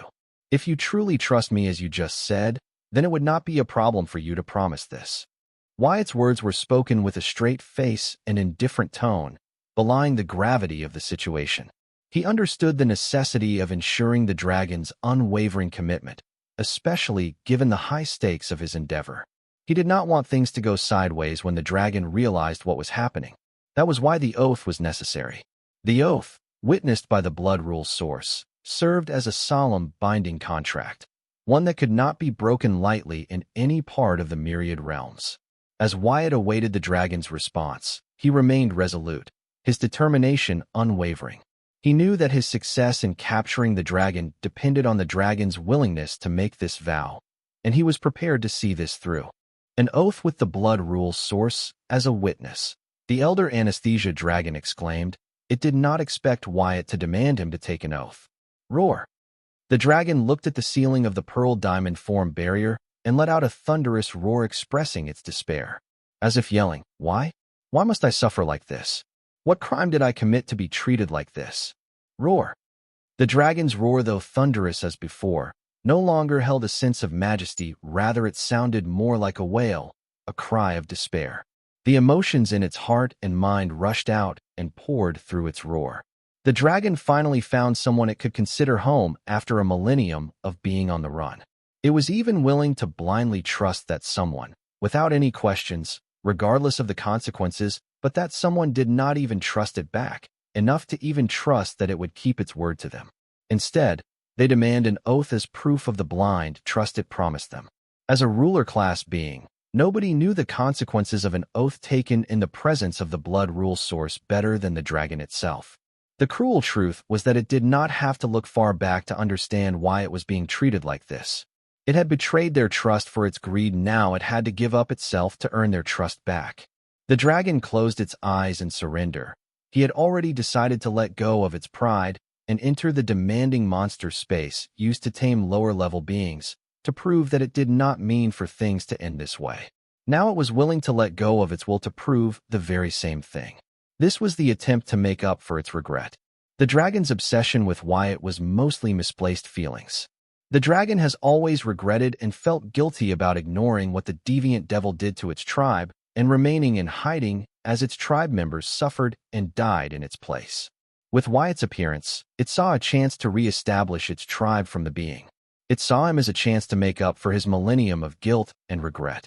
All these feelings were what made the dragon's obsession with Wyatt stronger than it should be. Looking at the dragon roar in despair and close its eyes and surrender, Wyatt did not feel an ounce of pity toward it, but rather felt disgusted toward it. He knew what the dragon claimed was actually it revealing its hypocrisy. Because he knew that all of this was its attempt to redeem itself in someone else's eyes and get a sense of validation before it tasted the sweet relief of death. Wyatt had seen many people like the dragon. Even though they were just mortals, the dragon and those people had one thing similar. They all were selfish. When these people had the power, they did nothing but seek more power without caring about others. Especially those poor souls that got crushed in their quest for more power. But when they were finally about to meet their maker, they started to remember that there were other people besides them. They suddenly start to believe in karma, doing good deeds, making things right, justice, and everything that they disregarded when they were in power. Was it the fear of being judged in the afterlife or entering eternal oblivion? Whatever it was, these people just wanted to use their last moment to ease their fear by doing whatever it took. It was just their way of trying to make up for their selfish lives. Even when doing that, they wanted to feel the other kind of power. The power that came with when one knew they were doing the right thing. The power of righteousness, the power of faith, the power of love, the power of friendship. This power had many forms, but it could only be achieved by the most bravest of souls. These selfish hypocrites at the end of their lives try to buy this power by submitting what they had gathered with their sin for most of their life. However, how could these fools ever comprehend that they would not be able to ever truly experience this power no matter what they offer, because this power only came to those who were willing to do the right thing at the risk of losing everything. These fools turned to the right path at the end of their life when they no longer had anything left to lose. That was no other paths to turn to. The greed, lust, pride, etc. they kept feeding for their lives in the end turned their backs on them, leaving only the righteous path to turn to. However, those who travel the only path left when they have nothing else to lose were considered desperate and nothing else. The same was true for the selfish mortals, and the same was true for the dragon. Though it might appear to be making great sacrifice and noble, in the end, it was just another selfish person taking the only path open for it to walk. It was just another desperate soul seeking righteousness in its final moments. In the dark realm, the dark races worshipped the strong, which was why the story between deviant Prince Mama's Mulia's and strongest assassin Rakal, Mar known as the anesthesia dragon lover/slayer, not something else. This title of the folklore was not as such because the deviant prince and his family were strong, but because the strongest assassin was a coward. He turned his back on his tribe when the deviant prince was defiling and killing them left and right, trying to provoke it and search for it. The Dark Realm had many folklore about heroes that may not have been strong in strength, but their bravery was unparalleled. The dragon could have been a similar existence had it not chosen to hide when its tribe was in peril. When the dragon lost innate ability, the true self of the dragon depicted in the folklore revealed itself. It was nothing but a selfish coward. Its noble lineage could no longer hide that fact. The elder anesthesia dragon continuing to pursue the transcendent path in hiding when its tribe was being hunted down, humiliated, and slaughtered like livestock grown to satisfy the appetite of the deviant devil was more than enough information Wyatt needed to know about the dragon to understand that it was not worthy of his friendship, which was one of the main reasons he was capturing it and not trying to turn it into his partner like in the case of Diana Keith. Even though she was a cruel woman, she was good to her family and subordinates. Now that was a woman who lived by her own set of principles and followed them with her life. The world was cruel to her ever since she opened her eyes, yet somehow, even though she was not good to everyone, she found the strength to be good to her people. She could not leave her only family Jaya and trusted subordinates like Cindy to die in her place. If she could do something about it, then she would at the cost of her life. Wyatt respected that, which was why he had given someone like her a chance. The dragon was the pride of its tribe since its birth and loved by everyone in its tribe, but because of its greed, selfishness, and cowardice, it sat by as its tribe was humiliated and slaughtered by the deviant devil. It prioritized its pursuit of transcendence, ignoring the cries of help of its tribe. The worst thing was it was fully aware of what it was doing, yet chose to sit by and chose to ignore the peril of its tribe without any hesitation. In Diana's case, she had so many things to blame for her bad choices, such as being born in a brothel and growing up on the streets, being recruited by the Circle, and being trained as a heartless killer from a very young age. However, as Diana began to understand her actions and their consequences, she made a set of principles and lived by them. She even went against her patrons, the Circle, and rebelled at the risk of losing everything. She was somebody who chose, created a righteous path of her own when life did its best to force her to choose other paths. When there was no one to care for her in the world, she chose to adopt an orphan toddler as her sister and gave her the love of a family. In contrast to the elder anesthesia dragon, a ruler class being born noble, Diana, a mere mortal born in a brothel, was someone Wyatt found worthy of his partnership.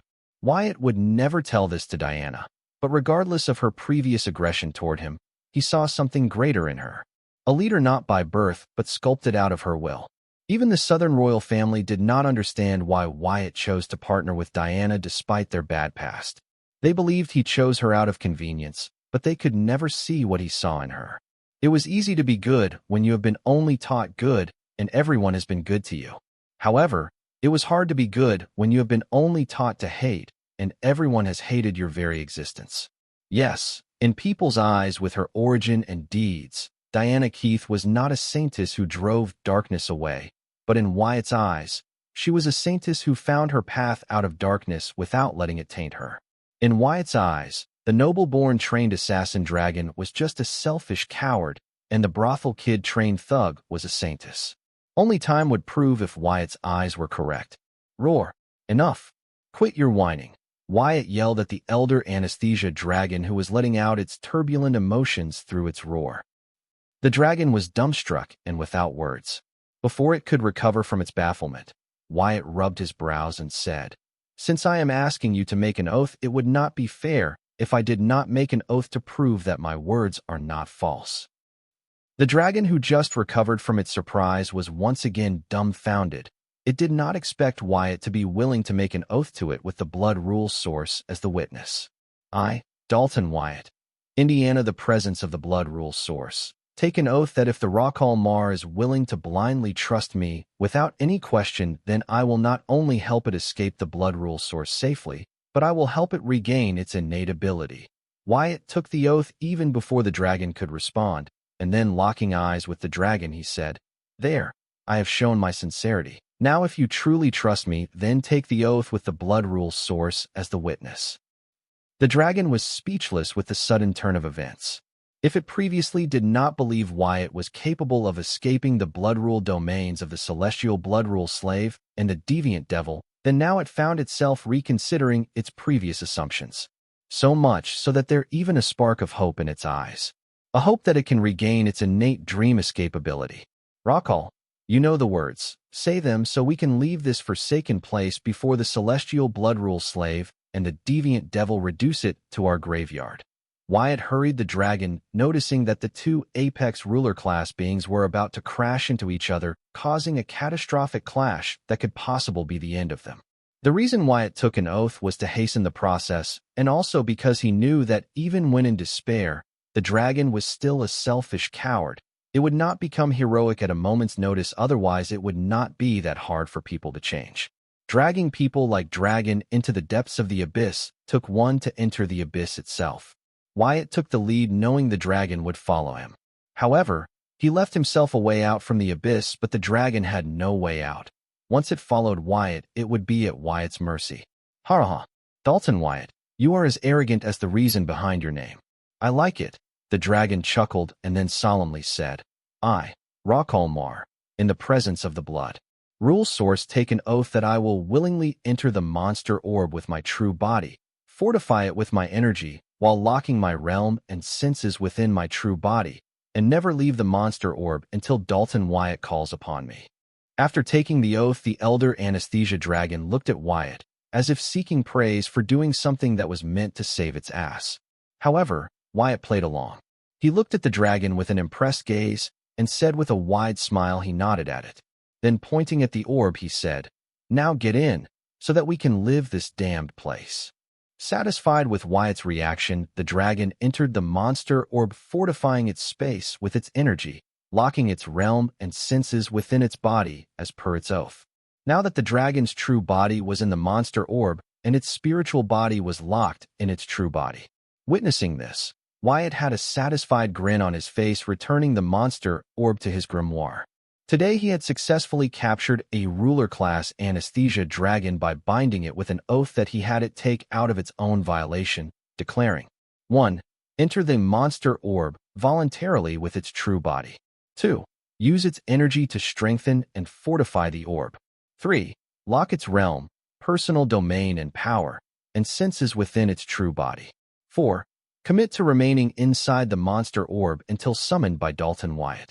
Locking one's senses into their body was the same as asking them to limit their sense to their body, which meant that the dragon's spiritual body could not leave its body, as then its sense would no longer be limited to its body. Having gauged the elder anesthesia dragon as a selfish coward, Wyatt knew, regardless of what it claimed in its moment of despair, if he were to directly ask the dragon to lock its true body in the monster orb and its spiritual body in its true body until he calls upon it, the dragon would have immediately gotten spooked. Then, even with Wyatt entering the abyss, by taking the oath in the presence of the blood rule source, he still could get the dragon to take the oath and follow him into the abyss. Therefore, Wyatt cleverly asked the elder anesthesia dragon to limit its sense to its true body, turning its spiritual body into a prisoner of its true body.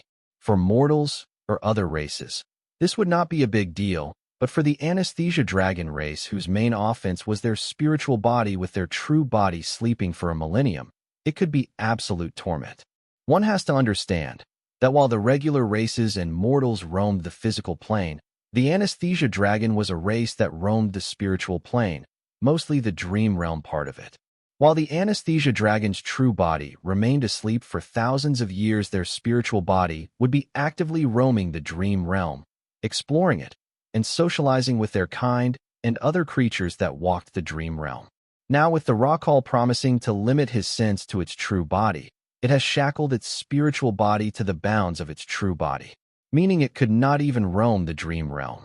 The whole reason the elder anesthesia dragon agreed to keep its true body in the monster orb until Wyatt calls upon it was because with its being asleep all the time, it would stay in one place, be it in its nest or the monster orb.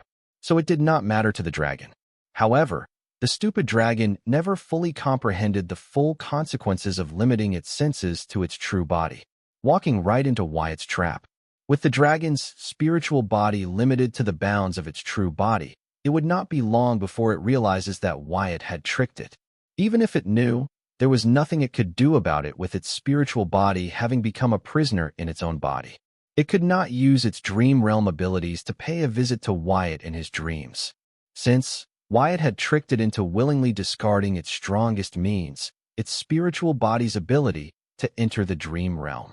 It was not like the dragon did not have other means left, considering the gap between the dragon and Wyatt's realm. A simple pressure from its actual realm oozing out the monster orb could kill him, but Wyatt had it take an oath to lock its realm into its true body. As such, the dragon's strength cannot be exerted out of its body, including its sleep breath, which was a part of its wide range of abilities. With its spiritual powers and physical powers limited to the bounds of its true body that was locked in the monster orb's space, the dragon had zero means to threaten or coerce Wyatt into releasing it of its oath. Though the dragon would not use its strength to get out of Wyatt's trap, it could use its brain. Anyone with a little brain would know that if the space of the monster orb were to be destroyed, the dragon's oath to Wyatt in the presence of the blood rule source would be invalid. However, Wyatt, having already thought of it, had the dragon vow that it would use its energy to fortify the space. Basically, it could only use its energy to fortify the monster orb's space and nothing more. With the dragon's might, just moving in sleep could destroy the A-rank monster orb space. However, this was not allowed, as its energy could be used to strengthen and fortify the space and not destroy it. Wyatt did not specify that it cannot use its energy to destroy the space, but it would be contrary to what it claimed in its oath to him, that it would use its energy to strengthen and fortify the monster orb while locking its realm, personal domain and power, and senses within its true body. If a soldier who was tasked to guard a castle were to destroy it, it would be against their duty and punishable. Similarly, the dragon tasked with fortifying the space of the monster orb could not destroy it. Otherwise, it would be a breach of its oath to Wyatt in the presence of the blood rule source. Lastly, the dragon could not leave the monster orb until Wyatt called on it, meaning it was up to Wyatt how long the dragon would be held captive. Wyatt planned to use this to negotiate with Dragon into becoming his thug if there was ever a need. But Wyatt would not use it useless, it was absolutely necessary because, once the Rawcall's presence appears in the myriad realms, soon the deviant devil would track it down. It was too much risk. Therefore, it can only serve as a last resort. Regardless, the feat achieved by Wyatt was not some small accomplishment. Through his cunning wordplay, he ingeniously ensnared the dragon, making it his captive. This emphasized the crucial significance of thoroughly reading any contract before affixing one's signature to it.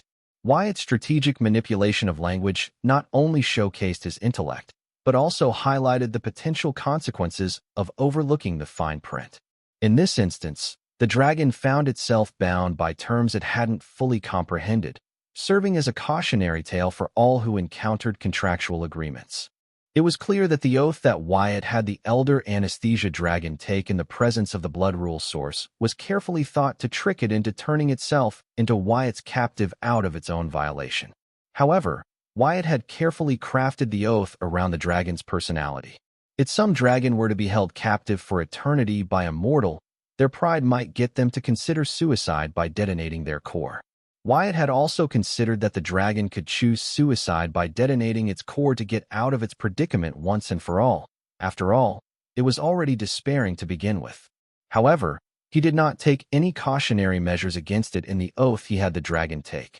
Wyatt felt that adding a clause to forbid it from committing suicide outright could spook the dragon, and also because Wyatt knew that Rawcall was a selfish coward who laid in wait for a few millenniums to trap the deviant devil, disregarding the lives of its tribesmen. So he believed that even if its despair were to grow more, it might think of suicide but never try it, and continue to persist in hopes of gaining its freedom one day. It loved itself the most, so it could never bring to kill itself. Another variable that Wyatt had also considered was the dragon's storage space. However, since its senses and realm were limited to the bounds of its true body, it could not open its storage space to make use of items in it. It could find a way to detonate the storage space to destroy the monster orb space, but then it would go against its oath to fortify the monster orb space. After all, any actions of the dragon that would go against fortifying the monster orb space would be considered as breaching its oath to Wyatt. It was the same as some participating in activities that hindered their duties was considered a crime. Wyatt crafted the oath he had the dragon take by thoroughly reading its personality and character to consider what would get it running and what would entice it. This oath was not perfect to trap anyone and everyone, but it was perfect oath to trap the elder anesthesia dragon Rakalmar. The foolish dragon thought it was gaining Wyatt's trust by taking a simple oath when it was actually reducing itself to his captive out of its own violation. One could not make this stuff up. Even Wyatt's oath to the dragon was carefully crafted by him to give the dragon the illusion that Wyatt was binding himself by an oath for its sake, when actually, he was not. Wyatt's oath to the dragon were things was planning to do in the first place if and only if it was his captive. Even then, Wyatt was not losing much because, unlike the dragon, he knew the true reason why the dragon lost its innate dream escape ability. As soon as the dragon's presence vanished from within its blood rule domain, the deviant devil was about to clash with the celestial blood rule slave, destroying the pearl diamond barrier and the turtle shell barrier with its blood rule domain to get a clear view. From the corner of its eyes, it could not find Rockall on the battlefield, but found the world calamity tree, which was waving goodbye to it with its branches. Just when the devil wanted to piece together what was happening and how the dragon managed to escape, it felt a huge force knocking it down. The impact of the celestial force of the celestial blood rule slave on the deviant devil's body was so strong that even its formidable muscles trembled and screamed in pain, while its eyes, nose, and ears bleed. Its mind was out of it, being affected by the shock from the impact. Boom. Taking the thunderous sound of collusion as his cue to leave, Wyatt made use of his devil merchant code privilege to transfer his soul out of the blood rule source and into the pseudo Calamity's soul gem in the possession of his Calamity daughter Kor Kuthdia. As soon as he left the shock waves from the collusion between the celestial blood rule slave and the deviant devil's bodies reduced Wyatt's world calamity tree body into dust. However, before leaving, Wyatt had used the roots of his world calamity tree to bury several of his pseudo-calamity soul gems in the depths of the blood rule source in the form of blood rule rocks. By burying them in the depths of the blood rule source, Wyatt increased the odds of his pseudo-calamity soul gems of surviving the destruction brought forth by the class of the apex ruler class entities. By morphing his pseudo-calamity soul gems into blood rule rocks, Wyatt reduced the risk of them getting discovered by the one who survives the battle between the two apex ruler class entities or other blood rule slaves that were to happen upon them. The reason Wyatt left his pseudo-calamity soul gems in the blood rule source was obviously because he planned to visit it at a later date. But most importantly, because it was the only way he could mask from where he had entered the blood rule source. Wyatt could get Bloodette to help him enter the blood rule source, but just like how the elder anestheus dragon immediately noted the coordinates of the card world by just glancing at the portal, Wyatt did not want any other being practicing in the blood rule source to discover that he was from card world when he entered it. So, entering the blood rule source through his pseudo-calamity soul gem using his devil merchant code privilege was the best and safest option, even though it would cost him a fortune every time he made use of his devil merchant code privilege. Wyatt's only concern now was that he had placed the pseudo-calamity soul gems deep enough to survive the battle between the two apex rule class entities. Even if one of them were to survive, then Wyatt would consider himself lucky.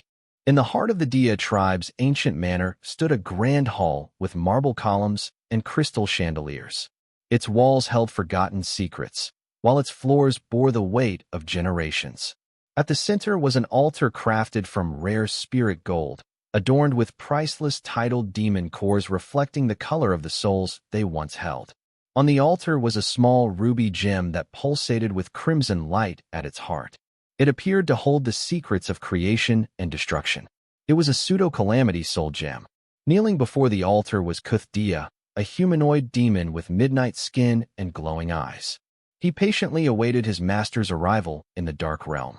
Soon, the crimson glow at the center of the ruby gem grew radiant, enveloping the entire hall in its fiery embrace as the gem transformed into a demon from the Dia tribe.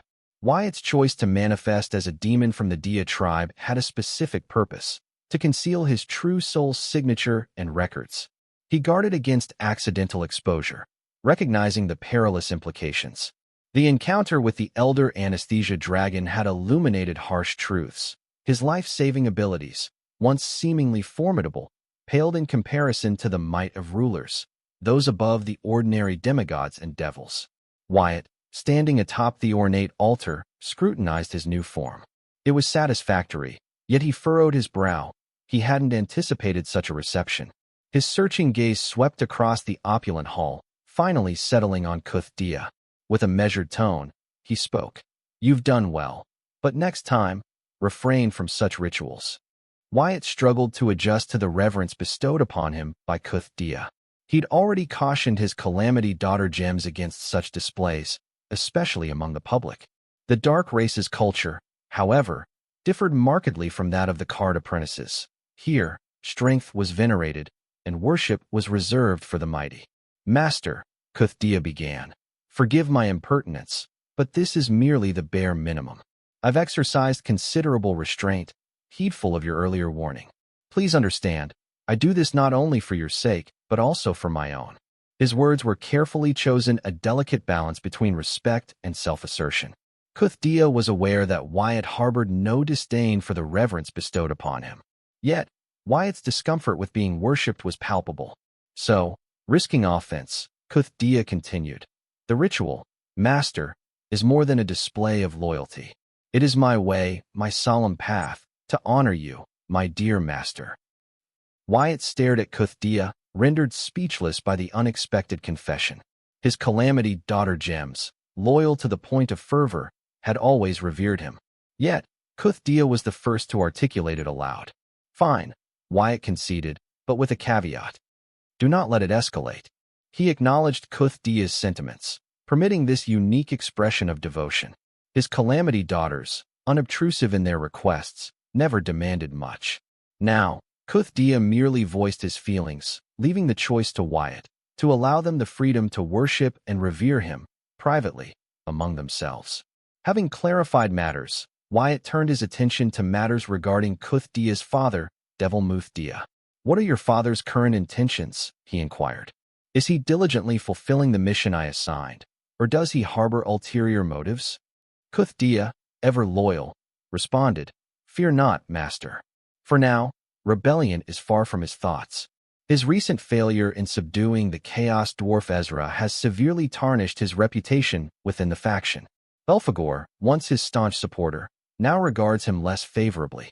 His former rivals, seeing his fall from grace, view it as an opportunity to reclaim authority he had once wrested from them. Without Belphegor to dissuade his adversaries, my father faces challenges both within and beyond the faction.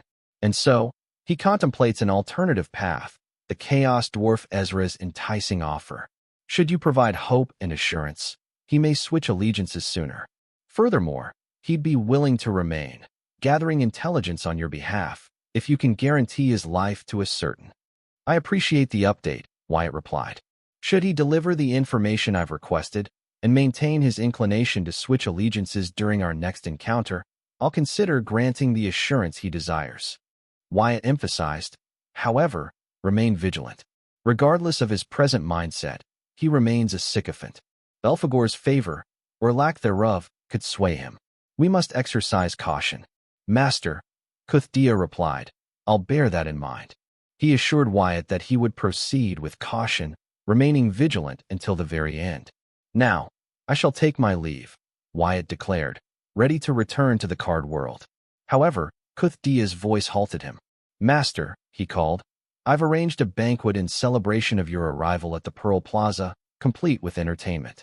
And, since you've assumed my tribe's form, there's no need to worry about others discovering your true identity or our connection." "What did I just say?" Wyatt's voice thundered, a tempest of authority. "Did I not caution against escalation?" His words, sharp as obsidian, pierced Dia, the first Calamity Daughter gem to receive such reprimand from Wyatt. Dia's fervor, his eagerness to express devotion, had unwittingly betrayed him in Wyatt's presence. The master's warning, a stern reminder, echoed in the Calamity Daughter Gem's consciousness. Having admonished Kuthdia, Wyatt invoked his Devil Merchant Code privilege. Without waiting for a reply, he slipped back into the card world, leaving behind a lingering tension. As Wyatt's soul transferred to a pseudo-Calamity Soul Gem within the card world, his Demon Tribe body dissolved, leaving behind a ruby pseudo-Calamity Gem that descended to the ground. Before the gem could make contact with the earth, Kuthdia seized it, handling it with utmost reverence, and placed it atop the altar. Kneeling before the sacred stone, he repeatedly struck his head against the floor in deep repentance. The floor, soon stained with his blood, bore witness to his anguished devotion. After several hours, Kuthdia wiped the blood from the floor, healing his self-inflicted wounds before departing from the hall. Making use of his Devil Merchant Code privilege, Wyatt directly transferred his soul to his body in the Blood Rock Cave dungeon, which had fallen asleep due to the Elder Anesthesia Dragon's sleep breath. Arriving at the Blood Rock Cave dungeon, Wyatt found that his body was still under the effect of the Elder Anesthesia Dragon's sleep breath. Even Courtney and Bloodette were sleeping on the floor of the cave, still under the effect of the Elder Anesthesia Dragon's sleep breath, just like Wyatt's physical body. However, unlike Wyatt, whose soul was protected by his Calamity Soul Gem, Courtney and Bloodette's spiritual and physical bodies were out of it. Considering the realm difference between the Elder Anesthesia Dragon and the three, Wyatt, Courtney, and Bloodette, it wasn't surprising that their bodies were still under the effect of its ability. However, Wyatt saw this as a good thing because thanks to this, Wyatt could worry less about whatever hypnotic suggestion Handsome Fox had planted inside Courtney. He was dreading meeting Courtney, or even her seeing his asleep body and triggering the hypnotic suggestion implanted inside here. Wyatt was happy to see that out of this mishap, one good thing came out of it. This was not just true in Courtney's case, but also true in Bloodette's case. The potion Wyatt had used to trick Bloodette's body's healing system, which was planning to erase everything related to Courtney in Bloodette's body, had already lost its effect, and the healing systems were back to normal. However, unlike the last time, they were no longer trying to erase Bloodette's memories about Courtney, as they no longer perceived them to be a trauma for Bloodette. That was because the moment Bloodette fell asleep smelling Elder Anesthesia Dragon's sleep breath, she was very happy that she had found Courtney, almost erasing all her guilt and worries about missing Courtney. In a way, unknowingly, the Elder Anesthesia Dragon's sleep breath had actually managed to do some good for the girls.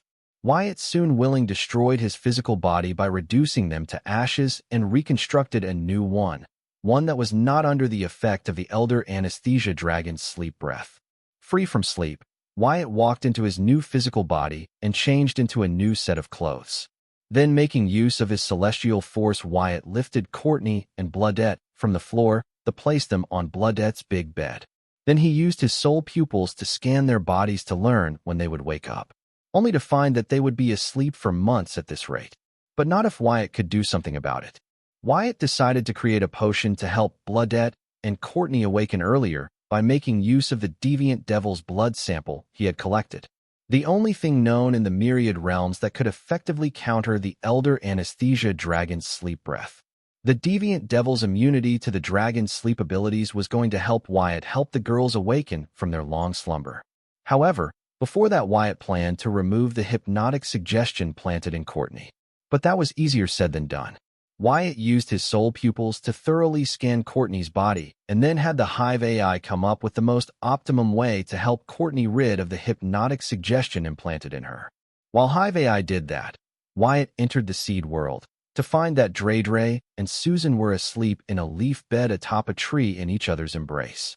They both looked so serene and cute. Their current appearance could put an end to any debate. It was still early morning, and this was the first time he was seeing Dre sleep. She too was a workaholic like him, tending to her forest day and night. Now that the forest spirit was about to be born, she had fewer worries. Wyatt did not linger long. He entered the isolated space where his clone was substituting for him. Then he walked into another hidden isolated space. Even Dre did not have access to this place. There were 2 floating islands inside the hidden space. Each one of the islands had an SSS rank space ceiling array on them. Inside these ceiling arrays were the storage cards, Each array held one storage card. These storage cards, though just A rank, had SSS rank sealing arrays locking them. These storage cards were prison, the prison housing demigod Redfall's soul and agent forger. Wyatt unveiled a third floating island within the hidden space, positioning it meticulously. Placing the storage card, housing the coveted monster orb card, at its core, he ensured its security. Employing the Devil Merchant code, he initiated an SSS rank array, fortifying the storage card's protection. With precision, Wyatt sealed the floating island using an SSS rank space sealing array, safeguarding its contents from prying eyes or unwelcome intrusion. The intricate layers of defense ensured the utmost security, leaving no room for error. Wyatt's actions marked a decisive step in safeguarding the powerful artifact, a testament to his strategic prowess and unwavering dedication to the cause. Indeed, the Elder Anesthesia Dragon remained confined within the monster orb space unless summoned by Wyatt's command. Despite the insignificance of the arrays compared to the dragon's formidable power, Wyatt insisted on their implementation. It was not a necessity, but rather a preference, reflecting Wyatt's penchant for meticulous planning and control. Some might perceive it as a hobby of his, capturing and securing powerful entities within his grasp. This deliberate act showcased Wyatt's strategic mindset and his inclination towards collecting and mastering forces beyond ordinary comprehension. It underscored his commitment to maintaining order and dominance within his domain. That aside, Wyatt had already completed his oath to the Elder Anesthesia Dragon. Indeed, his promise to the dragon was now complete. He had brought the dragon out of the blood rule source safely and helped regain its innate ability. Wyatt took an oath in the presence of the blood rule source that he would help the Elder Anesthesia Dragon get out of the blood rule source safely and help it regain its ability. By bringing the dragon out of the blood rule source in his monster orb card, Wyatt had not only managed to help the dragon get out of the blood rule source safely, but also helped it regain its ability, as he had promised in his oath. Back in the blood rule source, the dragon was lost because of his greed. By this, Wyatt did not mean it by trying to pit the celestial blood rule slave and deviant devil against each other and became the final victor with their demise. He meant it literally. This had to do with the deviant devil's blood rule domain, which had managed to strip the dragon's innate dream escape ability. The only reason the dragon was so confident in its innate ability was because many powerful and smartest beings had tried and failed to stop the dragon's innate dream escape ability. So the dragon believed that when beings of that caliber were unable to stop the dragon's escape, then the deviant devil and the celestial blood rule slave too would not be able to stop its escape using its innate dream escape ability. However, the deviant devil surpassed its imagination. It not only managed to stop it from escaping, but also stripped its innate ability from it. Though from the dragon's perspective, it looked like its confidence and greed became its downfall, when actually its underestimation of the deviant devil's brilliance became its downfall. The dragon would agree that it underestimated the deviant devil, but it would not know how much it had underestimated the deviant devil, because since the very beginning of the battle, the dragon's every move was within the calculation of the deviant devil. When the dragon foolishly believed that it was playing the deviant devil and the celestial blood rule source to complete its agenda. When Wyatt looked back at the battle between the dragon and the deviant devil, he could not help but wonder if the devil was so powerful, why did it not actually subdue the dragon from the get-go? Wyatt understood that if the deviant devil came in hot to subdue it, the dragon would instantly escape using its innate dream escape ability. But the dragon did mention that the deviant devil's muscles had saved the awakened form born from its dream field in its muscle memory. So if the deviant devil did not want to let the dragon escape using its innate dream ability, shouldn't it immediately transform into its awakened form that was born from the dragon's dream field, such that it stood a chance to put up even a bit of struggle if the dragon were to escape? Instead, the deviant devil never showed the sign of entering its awakened form that was born from the dragon's dream field. That's because it had other means at its disposal to counter the dragon's innate dream escape ability. Wyatt clearly remembers that as soon as the dark filth covering the dragon summoned the devil, the first that to come through the other side was not the deviant devil, but the devil's blood rule domain. The devil had not even stepped into the blood rule source, but it deployed its blood rule domain wide enough to cover the dragon and Wyatt. Why do that? That was because was the crucial part of the deviant devil's plan to counter the dragon's innate dream escape ability. From the looks of it, the devil's compression of the blood rule was not on par with its strength, but on par with the dragon's strength. Meaning that the proficiency of the devil's blood rule domain was not something one would expect from an apex ruler class, but an uncommon ruler class like the dragon. That showed that the deviant devil's comprehension of the blood rule was not strong enough. Blood rule wasn't its main rule. It can be because of many reasons such as lack of aptitude for blood rule, but considering the deviant devil was an apex ruler class being backed by a ruler class family, he could afford a few realms will fragments to make up for his lack of blood rule affinity. That leaves us with only one assumption, that the deviant devil started practicing the blood rule recently, explaining why for someone of its strength its conjured blood rule realm was on par with that of the dragon's. What must be the reason for the dragon to not use its main rule and use blood rule to confront the dragon? Aside from the fact that the dragon was in the blood rule source, the only other reason was that the devil had found a way to counter the dragon's innate dream escape ability in the blood rule, which explains why it only recently dueled into blood rule mastery. As for the dragon being in the blood rule source, as far as the deviant devil was concerned, it was a lucky coincidence helping it mask the true reason it was using the blood rule domain when its main rule was something else entirely. The reason why the deviant devil deployed its blood rule domain through the dark filth portal even before it stepped in the blood rule source had to do something with the blood rule meanings used to forge its blood rule domain. There were mostly miscellaneous and obvious blood rule meanings that body could recognize, but hidden underneath them was the blood rule meaning that the deviant devil had prepared to counter the dragon's innate dream escape ability. This blood rule meaning did not immediately stop the dragon from using its innate dream escape ability. It needed time for it to work its magic. This was why the devil deployed the blood rule domain even before its arrival, installed by talking trash to the dragon. Like how the dragon was buying time, the devil too was buying time for its plan to work. The devil was too strong for the dragon to defeat, and the dragon was too fast for the devil to capture. So, when the elder anesthesia dragon and the deviant devil finally meet each other after a few millenniums, they had their plans to take down each other. Which was why did not immediately start fight, rather bid their time for their traps for the other to complete. While the dragon was locating the celestial blood rule slave, the devil was using its blood rule domain to slowly strip away the dragon's innate ability using the blood rule meaning blood regression. The blood rule meaning blood regression was the blood rule the deviant devil had specifically comprehended to counter the dragon's innate dream escape ability. However, using the blood regression meaning of the blood rule was not simple. It came with lots of conditions and drawbacks when used on oneself or others. The deviant devil had to stall time so that all the conditions of the blood regression meaning of the blood rule were met, allowing it to strip the dragon of its innate dream escape ability. This was the reason why it did not immediately start trying its best to capture the dragon, rather talked trashed and taunted the dragon, trying and saying everything to get the dragon to stay instead of escaping using its dream escape ability. Fortunately for the deviant devil, the dragon had a plan of its own to kill, and it similarly required it to stall time. Thanks to this, the dragon did not immediately escape feeling its presence, but rather stayed behind. Otherwise, regardless of what the devil tried or how it taunted it, being a selfish coward, the dragon would have immediately escaped using its innate dream escape ability. Especially now that it knew that the devil's 76th awakened form could catch it when it used the dream escape ability. It could not stop its escape, but it would stick to it like gum.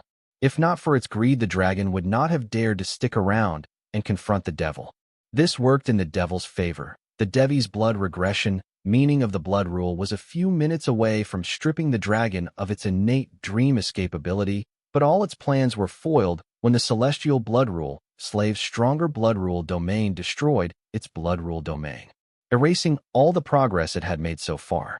Enraged, the devil wanted to rip apart the celestial blood rule slave's blood domain and teach it a lesson, but it learned that its opponent was not ordinary blood rule. So, fearing that the dragon would escape immediately with the intrusion of a stronger third party, the devil decided to use its tribe's ancestral blessing in combo with its muscles reality-bending ability. During this process, the devil was surprised that the dragon showed no sign of escaping, rather it appeared as if it was waiting for the celestial blood rule slave. This was when the devil realized what the dragon was up to. It understood that the dragon was using itself as bait to get it killed by the celestial blood rule slave. Understanding this, the devil chuckled in disdain. But it was relieved knowing that the dragon was not going anywhere. Blood regression, meaning of the blood rule, had the ability to allow its user or the target to physically regress, helping them turn young. It did not send them back in time, as it had no relation to time.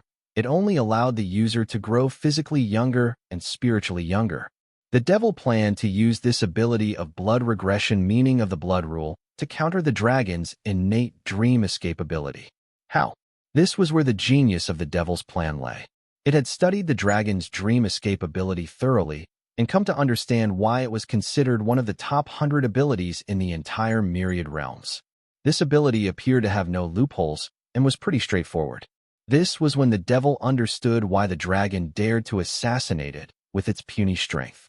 However, in the amount of sudden epiphany, the devil noticed that only the most talented anesthesia dragons group become elder anesthesia dragons and gain the innate dream escape ability.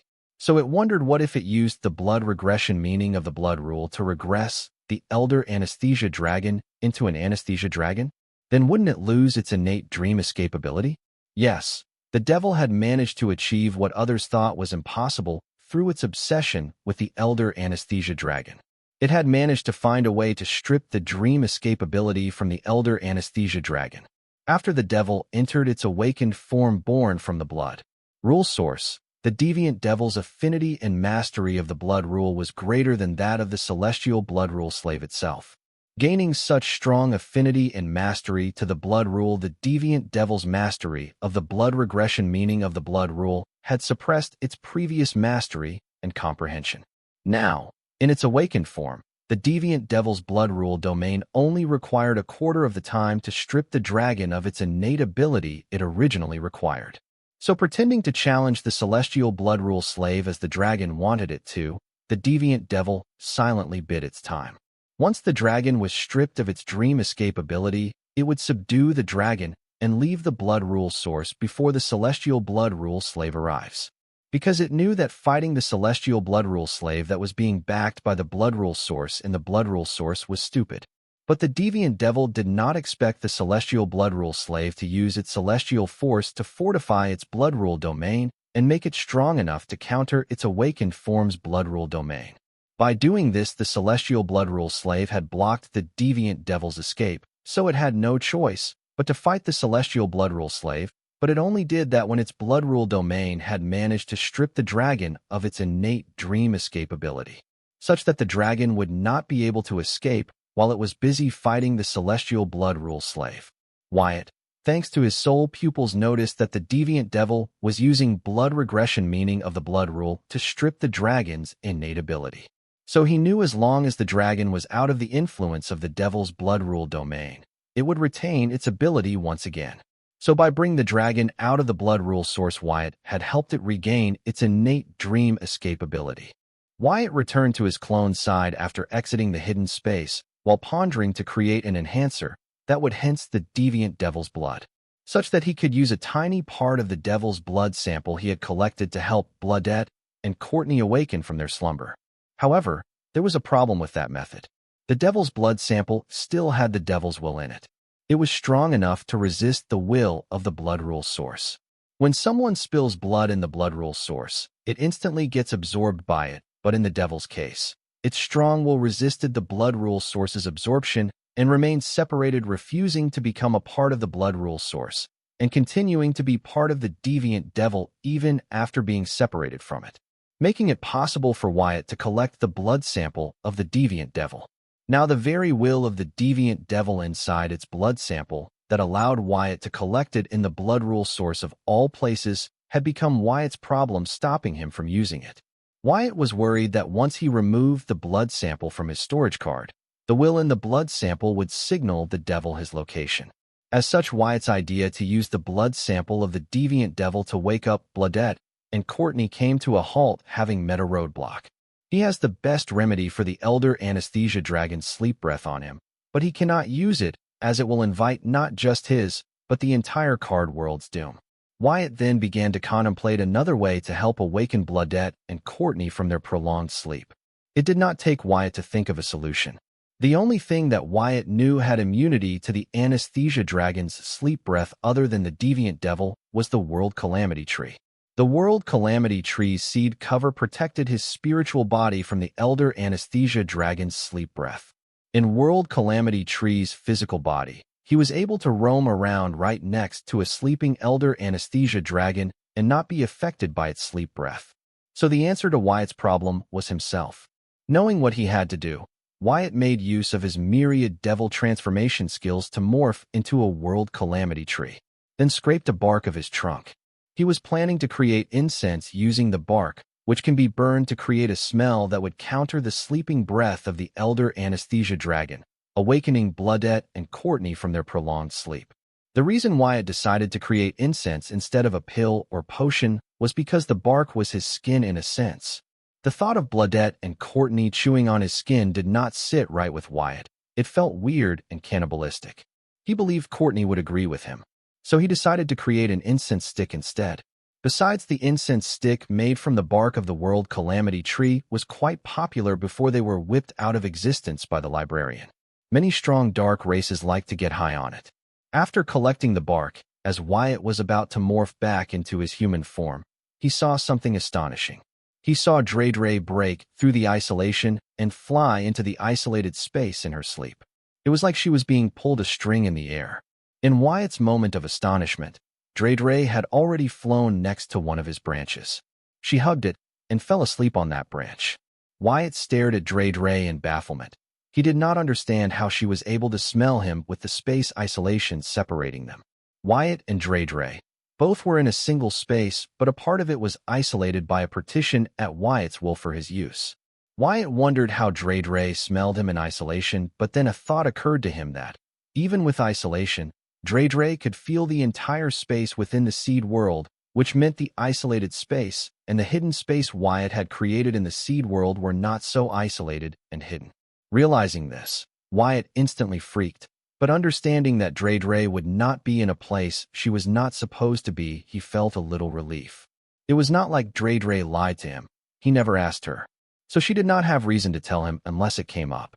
But it never came up, so Dre neither lied nor tried to hide it from him. Amidst this, there was another greater sense of relief to Wyatt, that he did not feel hungry or any kind of craving when he saw defenseless Dre in his current form. He might have used the World Calamity Tree seed to forge his ego gem, but he was still a human. The stupid elder anesthesia dragon was wrong again. Wyatt was human through and through. Seeing Dre break through the space isolation and fly to a World Calamity Tree on her own accord, Wyatt felt that the pixie race did not even make the World Calamity Trees work for their food. They just walked to them and handed themselves to the tree on a silver platter. These pixies were really, what's the word? Let us just go with naive. This made Wyatt wonder why the pixies were the ones to be alive, while the World Calamity Trees were extinct. Should I awaken her, or continue to work in my current form? Wyatt wondered, looking at the peaceful and serene face of the asleep Dre. He thought she was the cutest being in the entire myriad realms, and could not bring himself to awaken someone so cute. So Wyatt not only ended up deciding to work with Dre asleep on one of his branches, but he removed a few more barks from his trunk to create a few more incense sticks. These extra incense sticks were for Dre. Since she liked the World Calamity Tree's fragrance so much, Wyatt believed she would love Calamity incense sticks created from its brack. It would make a good present for her when her forest spirit was finally born. Buying all the required ingredients to create the Calamity incense stick from the Devil Merchant Code, Wyatt began to set up an A-rank array formation that would help him create the Calamity incense stick. Since he was planning to gift these incense sticks to Dre, Wyatt decided to create them as alchemy items like in the Dark Realm instead of cards. After setting up the array formation, Wyatt fed it the ingredients for the Calamity incense stick, creating a batch consisting of 101 Calamity incense sticks. Keeping one aside to awaken Courtney and Bloodette, Wyatt had the other 100 incense stick gift warped. planning to present it to Dre on the day her forest spirit was born. By the time Wyatt was done creating the incense stick, the Hive AI had already found the perfect path to remove the hypnotic suggestion implanted within Courtney. Now he needed to head back to the Blood Rock Cave to remove the hypnotic suggestion inside Courtney and then awaken her and Bloodette by lighting the Calamity incense stick. However, with Dre on his branch, Wyatt did not dare to exit the Seed World and enter the Blood Rock Cave. He remembers how freaked out Dre was the first time she was in the Blood Rock Cave, not to mention that Dre was needed here to take care of her forest and budding forest spirit. So Wyatt morphed into his human form, while Dre moved from his branch and on the top of his head, lying comfortably in his hair. Walking out of the isolated space, Wyatt found Susan awake and roaming the forest searching for Dre. "Ah!" Susan exclaimed, seeing Wyatt suddenly appear next to her. Wyatt placed his hand on Susan's lips, whispering urgently, "SSH." She is still asleep, just as her voice threatened to disrupt the tranquility of the space. With a gentle hush, he ensured Dredra's slumber remained undisturbed. Susan's gaze locked with Wyatt's, her cheeks flushing with a shy intensity. Though she averted her eyes momentarily, there was a magnetic pull between them, evident in her hesitant yet determined stance. Despite her initial shyness, it seemed as though her very being yearned to draw nearer to Wyatt, betraying an unspoken desire for closeness. "Hey you," Wyatt whispered, his gaze tracing the crimson blush that crept across Susan's ear, neck, and collarbone. Each delicate curve seemed to beckon him, tempting him to press his lips against them, one by one, in a tantalizing sequence. The desire to savor the sweetness of each moment hung palpably in the air, as Wyatt's heart quickened with the anticipation of what might unfold between them. Yet, in that fleeting instant, time seemed to stand still, suspended in the delicate balance of longing and restraint. "Hi, Wyatt. There is still time for the forest spirit to be born. Did your training finish?" Susan asked as if unaware of the charged atmosphere enveloping them. Susan maintained her composed demeanor, avoiding direct eye contact with Wyatt. Yet, she subtly angled her body, offering him a glimpse of her delicate features adorned with a natural red blush. As Wyatt's warm breath caressed her skin, Susan's senses heightened, prompting her to close her eyes and bite gently on her lip, a reflexive response to the tingling sensation that coursed through her. Though she remained outwardly composed, inwardly, Susan's mind raced with unspoken thoughts and desires, unaware of the depths of longing mirrored in Wyatt's gaze, wondering, what is taking him so long? Why isn't he making his move? Since their unforgettable kiss, Susan and Wyatt found themselves seldom afforded moments of privacy together. Wyatt's demanding schedule seemed an insurmountable barrier, leaving them scant opportunity to steal time for themselves. Now, as they stood alone in a room, Susan's heart fluttered with anticipation, hoping Wyatt would seize the moment. Vulnerable yet hopeful, she stood before him, silently urging him to take the initiative. However, as seconds turned to minutes, the anticipated move failed to materialize. Susan's anticipation gradually morphed into a gnawing sense of disappointment, tinged with a hint of confusion. She couldn't fathom why Wyatt, too, seemed reticent to bridge the unspoken gap between them.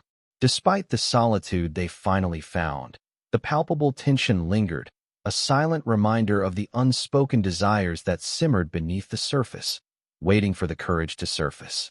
With a mischievous grin adorning his lips, Wyatt gazed at Susan, bemused by her transparent anticipation. How could he miss the swirling thoughts evident in her demeanor?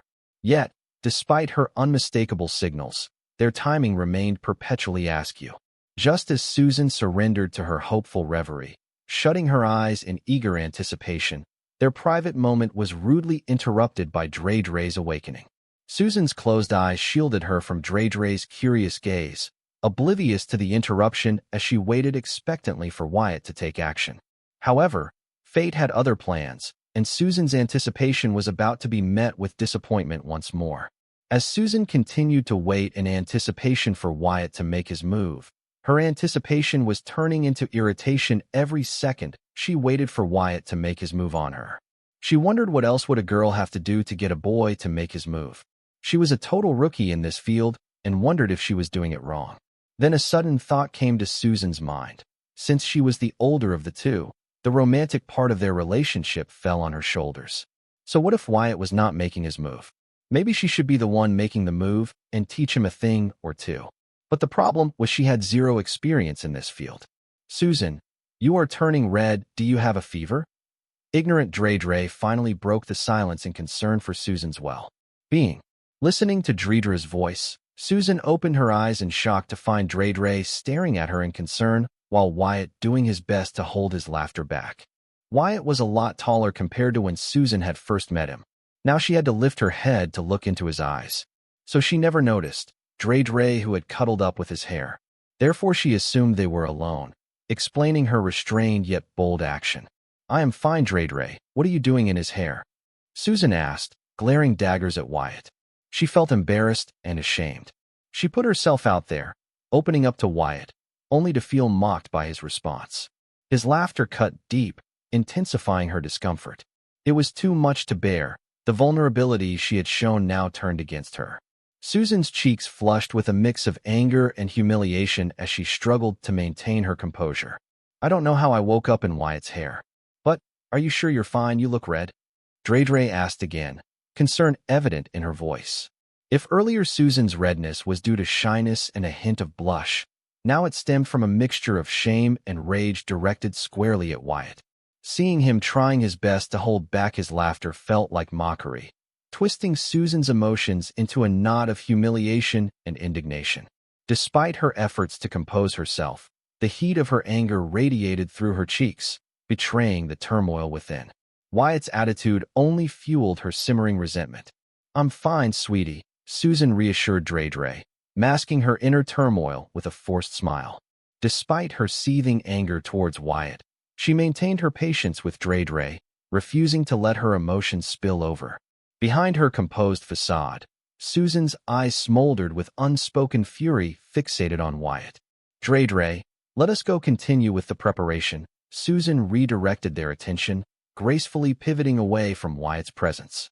Determined to not let his actions ruin her day, she chose to focus on the task at hand, leaving Wyatt to stew in the wake of her silent condemnation. However, Wyatt's sudden and bold action caught Susan off guard as he grabbed her wrist and pulled her into his embrace. Shocked and bewildered, she stumbled slightly, her heart racing in her chest. Caught in Wyatt's arms, she could feel the warmth of his embrace enveloping her. Stuttering with a blush tinting her cheeks, she managed to utter, Wyatt, what are you doing? Her voice trembled with a mix of confusion and vulnerability, unsure of his intentions. Despite her uncertainty, there was a flicker of curiosity and perhaps even a hint of anticipation beneath the surface of her words. Kissing Susan gently on her forehead, Wyatt whispered in her ear, Trust me, I will make it up to you soon. Susan meekly uttered, her voice barely above a whisper, as she nodded her head nervously, resembling a cornered and spooked rabbit. Caught off guard and unsure how to respond, she felt a surge of anxiety coursing through her, leaving her feeling vulnerable and exposed. But Wyatt's words had sparked a sense of anticipation and excitement within Susan, erasing her anger toward him. She leaned into his embrace, reassured by his affectionate gesture.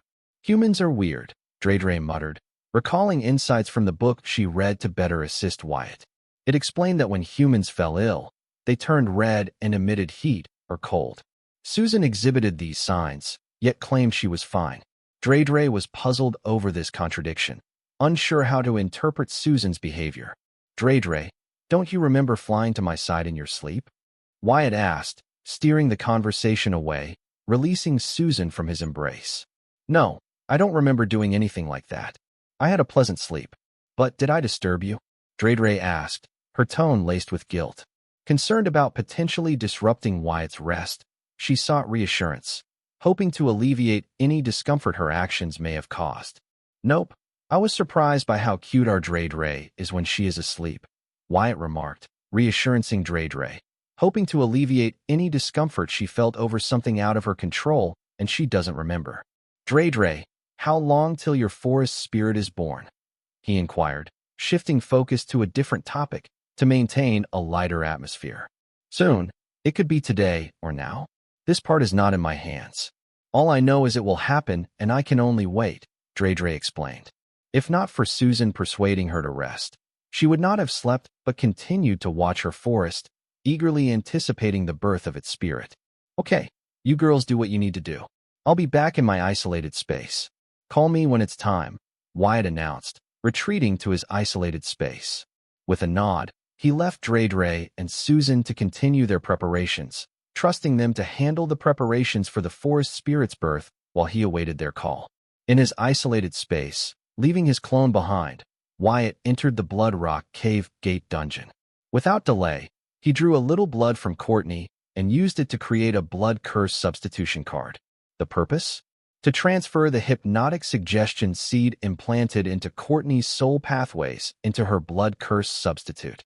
After creating the blood curse substitute card using Courtney's blood, Wyatt then proceeded to use his soul energy manipulation to match his soul energy vibration to the vibrations of Courtney's soul pathways to transfer the hypnotic suggestion seed implanted in her by Handsome Fox into the card as carefully and precisely as possible without letting the hypnotic suggestion seed realize it was being moved from Courtney's body into a blood curse substitute. It was difficult because the roots of the seed were too thin, though his soul peoples allowed him to distinguish them from Courtney's soul pathway. Moving them between Courtney and her blood curse substitute with his soul energy as a medium was easier said than done. But with patience, Wyatt had managed to move the entirety of the hypnotic suggestion seed and its roots into the blood curse substitute card. Having successfully removed the hypnotic suggestion planted in Courtney's body, Wyatt then lit up the calamity incense stick that he had prepared to wake Courtney and Bloodette from their sleep. Soon the aroma of the calamity incense stick filled the atmosphere of the Blood Rock Cave. Smelling the aroma, Courtney and Bloodette did not wake up, rather slept comfortably. Confused, Wyatt wondered if he should not have tried to remove the hallucination part of the calamity incense stick. The fragrance of the world calamity tree had a strong hallucination effect that powerful beings like to abuse for fun.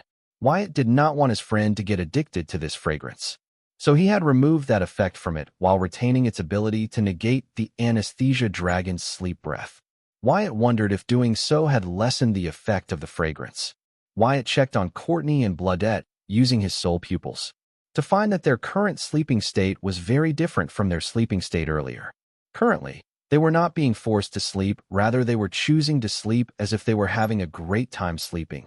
This was the other effect of the fragrance of calamity incense stick, which even the elder anesthesia dragon appreciated. It was because of this effect the anesthesia dragons allied with the world calamity tree and why the elder anesthesia dragon Rockall planned to groom Wyatt. With this ability, they could prolong their sleep even after their millennium sleeping period had ended. Seeing that Courtney and Bloodette were no longer under the effect of the anesthesia dragon's sleep breath, Wyatt planned to head back into the seed world. With his work here done, he had no plans of waking them up or waiting for them to wake up, but as he prepared to leave, Bloodette suddenly woke up, yelling in panic, "Courtney!"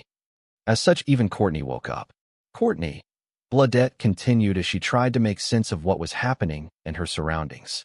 Seeing Wyatt, she asked, "Wyatt, Courtney, what happened?" "I am up," Courtney said, waking up with no recollection of what had happened. She only remembers trying to practice blood rule within Bloodette's innate rune, but the next thing she knows, she is waking up with Bloodette yelling her name.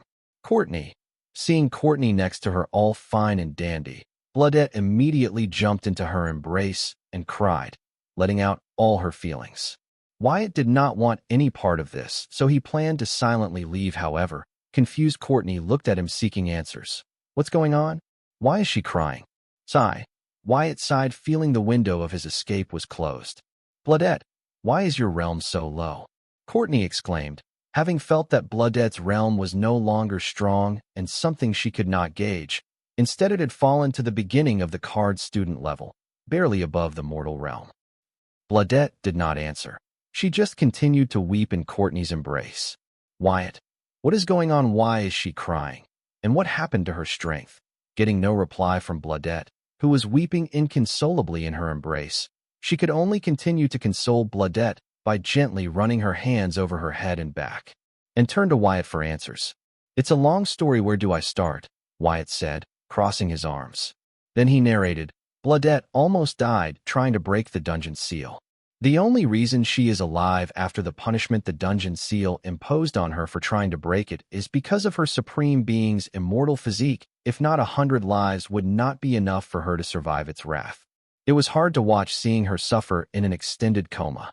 Why would she try to break the dungeon seal? She knows better than to do that. Wyatt, what happened? Where was I during all this happened? Courtney asked in shock. She knew better than anyone how harshly the dungeon seal would react to Bloodette's rebellion, which was why she was puzzled as to why she did not recall something so important and where she was. Honestly, she did not feel like she could have missed it, as according to her it has not been that long. Her sense of time was still weeks behind. Wyatt narrated the whole event to Courtney, helping her understand what happened and what was happening. He did not try to hide his role in all of this. That the only reason Courtney and the rest of his friends were targeted was because of him. Though he had managed to help them before it was too late, Wyatt knew that the situation could have been worse if he had not caught on to Handsome Fox's plans. Out of all his friends, Bloodette and Courtney paid the heaviest price. Especially Bloodette. He did not know how to make up to her. Well, helping her get out of the dungeon seal would be a start. I see. Courtney's embrace on Bloodette tightened. She could not imagine what Bloodette could have been through. Unlike her who had the orphanage, Bloodette only had her. Courtney then turned to Wyatt and said, Wyatt, this is not your fault. You do not need to blame yourself for what happened. It could have been the enemies of any of us. I am sure if the circle were to come to target you because of me, you would not blame me for that, right? So chill. Besides, you did your best to fix everything.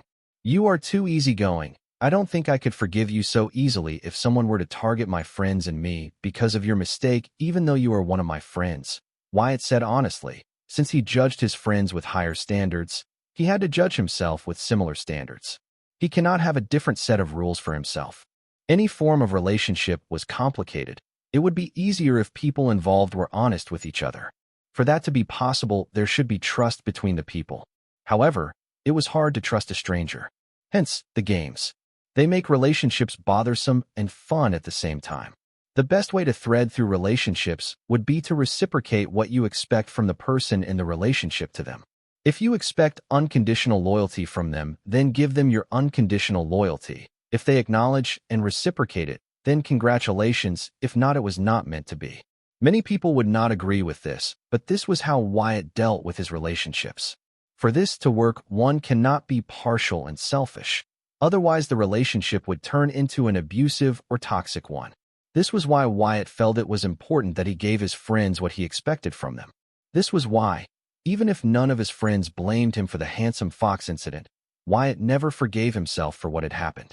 It was one of the motivating reasons why he did not hesitate to get aid from the Southern royal family and the rest of the card world to hunt down Gideon Grimm, aka Handsome Fox, believing the only way for him to redeem himself in his friends' eyes was by putting the person who harmed them 6 feet under. Whoa, by that logic, one mistake, and I am dead to you. Dude, that's cold and dark. Aren't friends meant to be people who like or tolerate you despite your quirks and shortcomings? If I am not allowed to make mistakes among friends, then when am I allowed to make mistakes? Among my enemies? Courtney did not like Wyatt's words and his take on friendship one bit.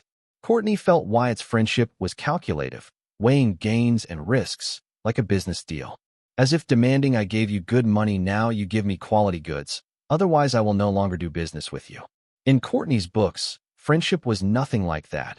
Her version of friendship was instinctive and intuitive. You do what feels right at the moment. If your friend needs help, if you can, you go help. If you can't, you find a way to help. No questions or excuses. If your friends screw you over, you grab them by the collar, punch them silly, and demand an explanation. Never turn your back on friends. This is my friendship. It is ugly, but it works, Wyatt said, sticking to his version of friendship. Asshole, that kind of friendship doesn't work. All it is doing is hiding the fact that you are a coward. A coward who is too afraid to trust the people you call friends. Some people's fear is obvious, like being afraid of entering a dark room, but you are afraid of trusting and fear betrayal and heartbreak. Only those closest to you can see it and feel it. Wyatt, it hurts knowing that you cannot trust us, Courtney said, as she gazed at Wyatt with pity. Courtney, you are mistaken. It is not that I don't trust you, but my trust in you only lasts till you keep it. Unless you betray it, I will unquestionably trust you till the end of times, Wyatt corrected Courtney.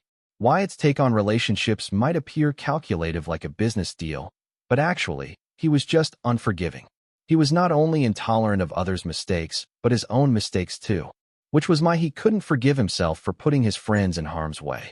No matter how you put it, Wyatt, I am worried about you. I fear you will never know the joy of truly trusting someone. I was abandoned and survived the streets by myself, while you lived in a cozy home with both your parents till you reached your legal age. Out of the two of us, if someone is allowed to have such a skewed take on friendship or any kind of relationship, that should be me. How come I turned out fine while you're broken? I don't know who or what broke you, but I promise I will help you regain what you lost because unlike you, I don't need something in return to be somebody's friend, Courtney declared with resolute eyes. Good luck with that, sweetie. I have lived longer than you and experienced a lot more things than you. Yes, I can't beat your tragic childhood, but when it comes to trust, regardless of who it is, they have only one chance. If they fail to cherish it, then they don't deserve a second chance. Besides, why are we wasting our time debating this? I will let you two catch up. Wyatt prepared to enter the seed world, but he paused when he heard Courtney ask, what if that someone is Anna or Susan? They would never knowingly and willingly betray my trust. If they do, then you know my answer. Wyatt replied heartlessly. Don't you love them? Can you be this decisive if there was such a time? Courtney asked with a smile since Wyatt had already fallen into her trap. My love cannot become a reason for the suffering of other people whom I care for and who trusted me, Wyatt said, turning to look at Courtney. She had dug up a very sensitive topic. I see. It is reassuring to know I have such a caring friend. Courtney nodded, closing her eyes momentarily. Then, she opened them again, squinting slightly, as she asked, did you know about Handsome Fox's plans beforehand, and were you willing to let him harm me and our friends? No, I did not know Handsome Fox's plans beforehand. If I had known, he would never have succeeded, Wyatt replied resolutely and sincerely with clenched teeth. He felt enraged just recalling that incident. Listening to Wyatt's reply, a sly grin graced Courtney's lips. She had Wyatt right where she wanted him. With a gentle smile, she used Wyatt's words against him. If you did not know of his plans and did not participate in his plans to harm us in any way, then why are you blaming yourself for what happened? Didn't you just say you will not blame Anna and Susan as long as they don't break your trust in them knowingly and willingly? Wyatt was speechless, hearing Courtney use his words against him. But then shaking his head, he said, I don't blame myself because of Handsome Fox. I blame myself because I should have known that my enemies would try to harm those around me. I blame myself for not doing everything in my power to ensure your safety.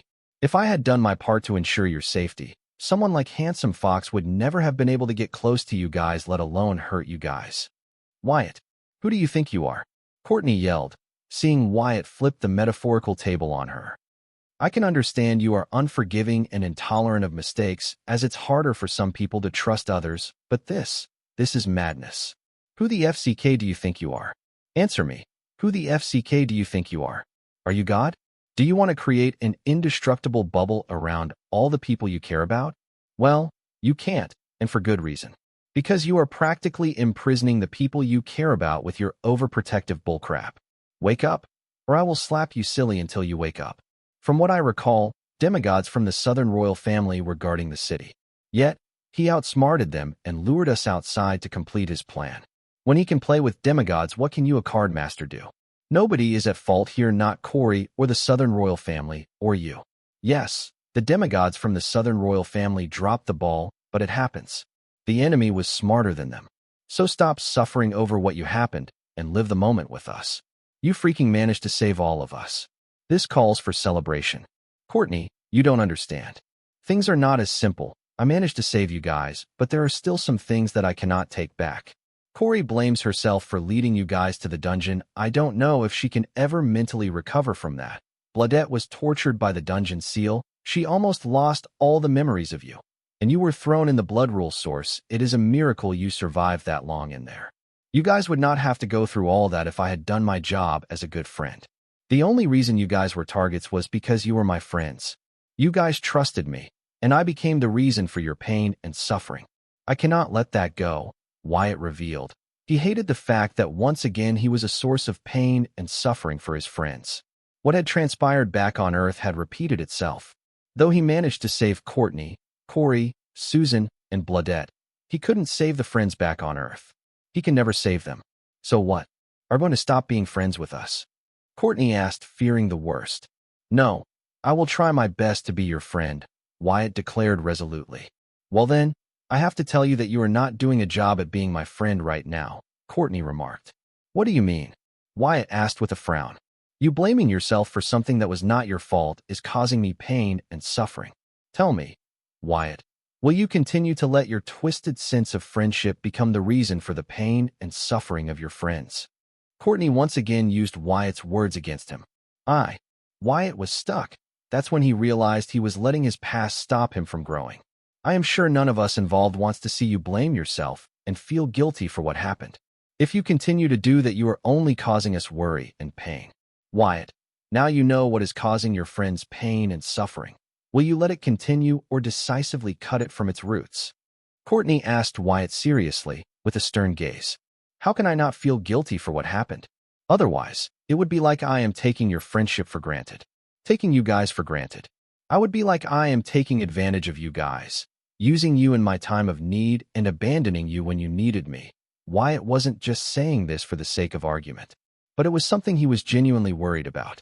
Back on Earth, the families of his friends who died because of him blamed him for being selfish and using their big picture as a reason to mask it. During that period, Wyatt was also beginning to feel that he was taking advantage of his friends to achieve what he wanted. But he also understood that it was survivor's guilt getting the best of him. What the FCK are you talking about? Do you want me to slap you? Because right now I am really feeling like slapping you. Just wink for a slap or nod for a punch. Forget it. I am going to punch you anyway. Courtney prepared to punch Wyatt in the face. She had enough of his whining. But before her fist could reach Wyatt, Bladette stopped her. Then looking at Wyatt, who appeared to be struggling with his demons, she said, Wyatt, it is okay to take advantage of your friends. Besides, it's not taking advantage if your friends are okay with it. It is not taking advantage if your friends are okay with it. Listening to Bladette's words, Wyatt, who was still struggling to forgive himself for the Handsome Fox incident, recalled the true reason why it was hard for him to let go of the guilt and blame when Courtney requested him to. Wyatt, don't blame yourself. We're doing this for us, our families, and our children. Listen, kid, use me as you will. Just rid the Earth of those alien blood bastards. Wyatt, go? I said leave us behind. Damn it. You need to live. Promise me. You will return Earth to its rightful owners, us humans. Promise him. Sir, we want to do this. This is our planet too. Just press the button when it's time. Unless you fail to deliver on your promise, you have no reason to blame yourself. Wyatt, listen to me. My death is not your fault. I choose to give my life to see the dream you spoke. I may be leaving early, but don't think you are off the hook. When we win, remember to pour a glass of beer for me. Then, we are square. It's not that Wyatt did not understand, only that it had become a painful cycle. The same pattern kept repeating, and surprise, surprise, he was right at the origin and end of this painful cycle, but never through it. The people who went through it were the people who mattered the most to him, who gave him their trust and loyalty. However, this time all the people involved managed to survive the painful cycle, but Wyatt still remembers that in the past that was not the case. He would always be the lone survivor of the painful cycle. That was only because the people involved would risk and sacrifice their lives to protect him. Yes, things have changed, Wyatt suddenly yelled in a realization. His struggle was not the guilt or blame. His struggle was with his incapability. Incapable of being able to protect the people who were willing to give their lives for him with a word. He did not have to use Calamity Daughter gems on them. He did not promise them riches. They just believed in him and his ideas. So they shared his ideas and were willing to give their lives to see him fulfill those ideas. These people were the dearest to Wyatt, but he could only watch as they were mowed down by a being that possessed what he then believed to be godlike prowess. Now things have changed. This time he was actually being targeted by entities with godlike powers. Repeating the painful cycle, however, he was not incapable. He finally managed to save his friends. He was so focused on what had happened, what could happen, and what he could have done that he did not see what he had done. Wyatt did not manage to break the painful cycle, but he managed to give it a different ending. A favorable ending, favorable to him and his friends. Just because gravity is pulling you down, you don't lay flat on your back/belly. You crawl, you learn to walk, then you learn to run, then you make rockets, freeing yourself of gravity's constraints. Just because there were people out there who did not like seeing others rise and would go to any lengths to keep them grounded, that did not mean that Wyatt would stay grounded. He will struggle. He might not succeed on his first try. He might not succeed on his 100th or even 1,000th try. Damn it, he will never give up trying until he was where he wants to be. Today, he had managed to change the ending of the painful cycle. But tomorrow he was going to break the painful cycle altogether, to live the carefree life he dreamed of with the people who mattered to him. Has he gone crazy? Bloodette asked Courtney, seeing Wyatt scream something totally unrelated starting into the void. I think so, Courtney declared without even checking, and then asked, now can I punch him? Sure, go ahead, maybe that will awaken him from his stupor, Bloodette nodded, giving Courtney a green signal to punch Wyatt in the face. Finally, said Courtney, sucking Bloodette into her innate blood rune. She muttered, blood armament, demolition gauntlets. Courtney, I said to punch him, not send him to hospital, Bloodette's voice echoed in Courtney's mind, as she wrapped around Courtney's arm and morphed into a huge blood-red gauntlet. Wyatt is strong. This is barely enough to enlighten him, Courtney argued as she balled her hand into a fist. It looked very much like a tiny red wrecking ball the size of a basketball. Then, raising her fist high, aiming for Wyatt's nose, she launched her punch, yelling aloud in her mind, demolition punch, brutal enlightenment. Courtney's vast so fast that the wind in the surroundings had not time to escape. They heated up and burst into a brilliant surrounding her fist. It speeded toward Wyatt's face as Bloodette's scream echoed in Courtney's mind. Stop. I said to punch him, not kill him. Courtney was unfazed by Bloodette's scream, as she knew enlightenment required a good spanking. Her lips opened in a grin, revealing her silver teeth. As the fist grew closer to Wyatt's face, the grin on her face grew wider. But a fraction of a second away from impact, her fist came to an involuntarily halt. It lost all its speed and momentum. Courtney felt a strong but invisible force binding her fist, forcing it to halt before it could reach Wyatt. What the heck do you think you are doing? A mad voice came from behind Courtney's big fist. Then Wyatt's face slowly emerged from behind her fist and stared at her in mockery as he said, It's 1,000 years too early for you to beat me. But since you raised your fist to punch me, I hope you were prepared to get punched. No. Can you let this one go with a simple sorry? Nope. You know the rules. Only throw punches if you can take them. How about a sorry, and I give you a peek at my breasts? Your clothes barely manage to cover them. There isn't much left that I haven't seen yet. Then how about I let you feel them? No? How about I let you squeeze them a little? Forget it. See, Bloodette, I told you, this always works against virgins. Now you are asking for it. When it comes to dressing, of all the women in Wyatt's life, Courtney wore the most slew, provocative, and revealing clothes. No, that's not the right word. She dressed boldly. That's it. Her taste in clothes was bold. She left very little to the imagination.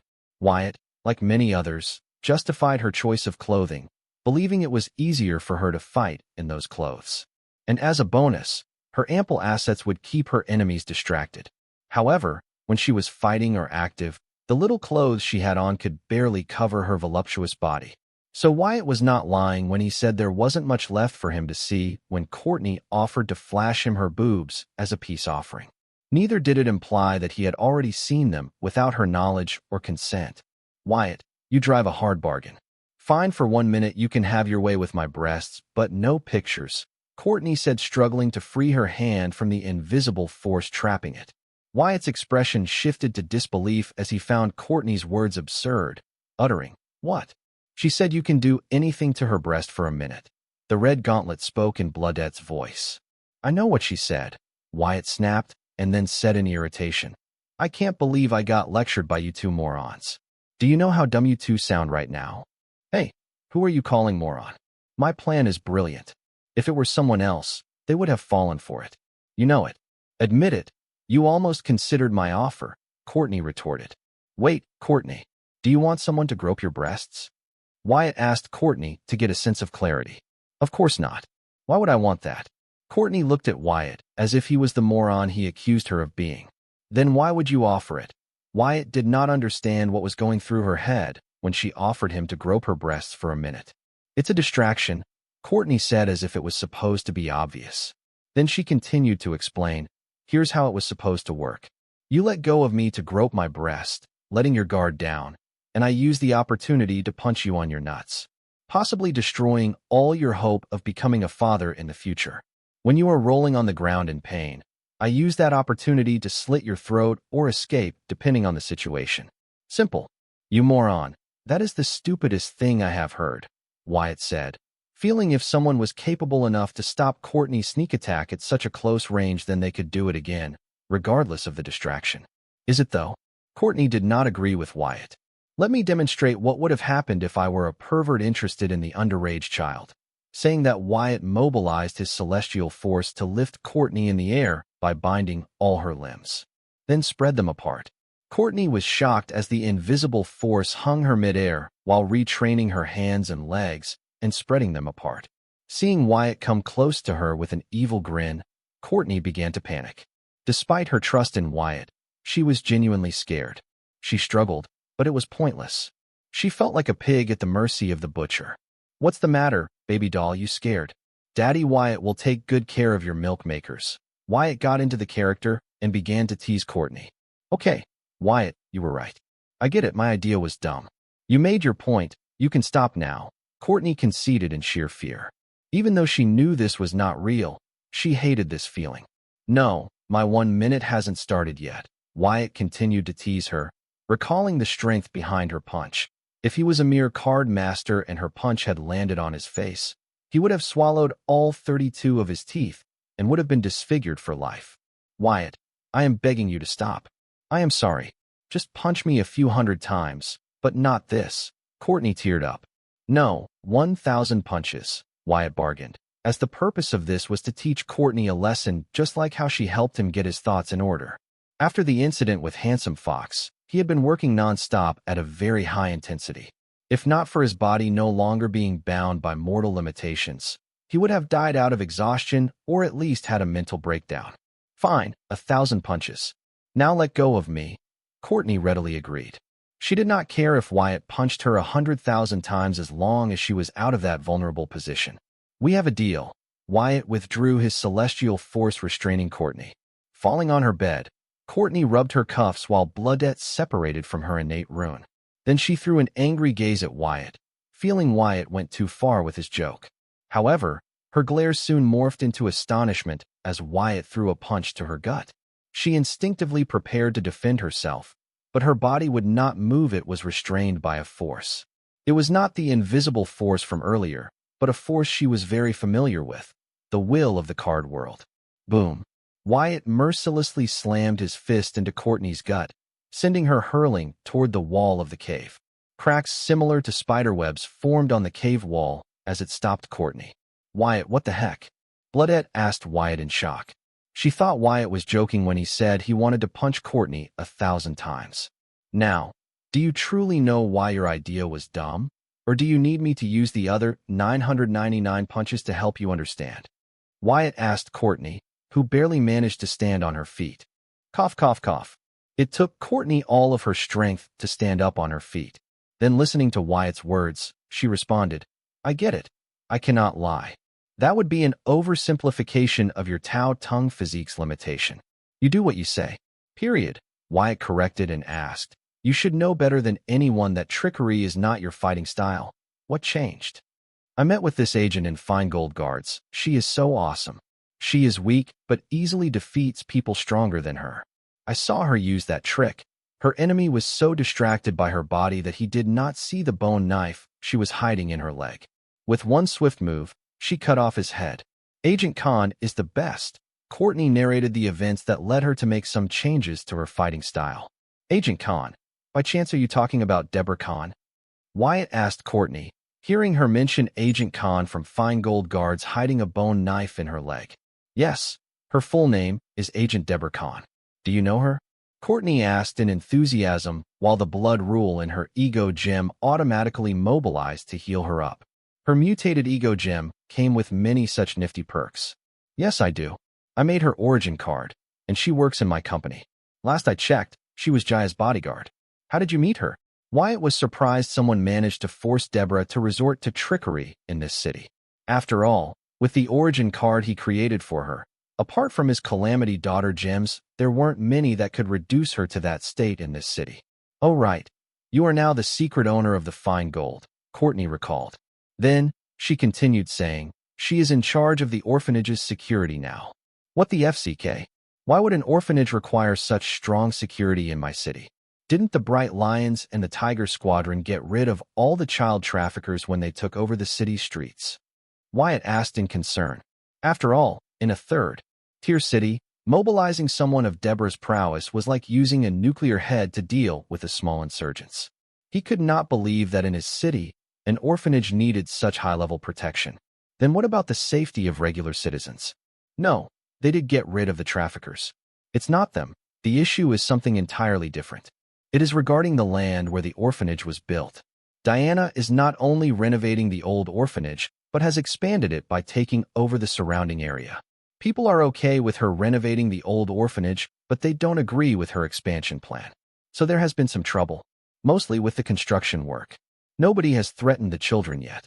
But Diana has moved her best people preparing for the worst, Courtney explained while doing some warm-up exercises. Her body was completely healed. Now, she was checking if still some hidden injury that required attention. Take over, Wyatt asked with a frown. Diana might have submitted to him, but she was still as domineering to others. It's not as bad as it sounds. Diana had informed the owners of the surrounding land to vacate them, as she was buying their land for thrice the maximum market price. However, the landowners do not agree as their lands are not far from the center of the city. Those who own lands there are all wealthy and do not need money. Those lands are their investment, and Diana's offer only makes them more sure about their investment. They had asked Diana to use the money she was willing to pay them to buy land somewhere else and build a new and bigger orphanage, and they were even willing to donate money for the good cause. However, Diana feels that the current location of the orphanage is optimum. It makes it easier for the orphanage to avail of all the benefits and aid provided by the city. This is especially true for the older kids who have to commute to training centers and academies in the city. Diana isn't doing enough. Follow me. I take it you also want to check on the orphanage. As Courtney explained the crux of the matter with the orphanage, she was interrupted by Wyatt as he had heard enough to understand what was happening. It was the same old story, a bunch of wealthy snobs prioritizing their investments over the benefit of society. Yes, the demigods were monitoring the city. Now, even Field Marshal was monitoring the city, but they were not allowed to interfere with the city's activities. They were only here to protect Wyatt and his friends and family. The Southern Royal Family's demigods or Field Marshal could make an exception in Sky Blossom City's case, as it was happening under their watch, but that was not possible, as it would spook the other city's fat cats. Today it was some third-rate city, tomorrow it could be them. With this thought, those fat cats would band together and do something stupid that would affect the economy of the southern region. Even though they were mere fat cats, the Southern Royal Family needed them to keep the economy stable. Regardless of how powerful the royal family was, they cannot ignore these people, which was why the demigods hardly ever interfered in the mundane world when they had all the power to do so. Also, the reason why the royal families and central government don't tolerate unaffiliated or rogue demigods who do not understand the effect of their actions on society. To ease the pain of a few, they end up causing pain to many. However, Wyatt wasn't a demigod but held power stronger than a regular demigod. He was not bound by these unspoken rules required to maintain the fragile balance in society. Yes, I was planning to do that.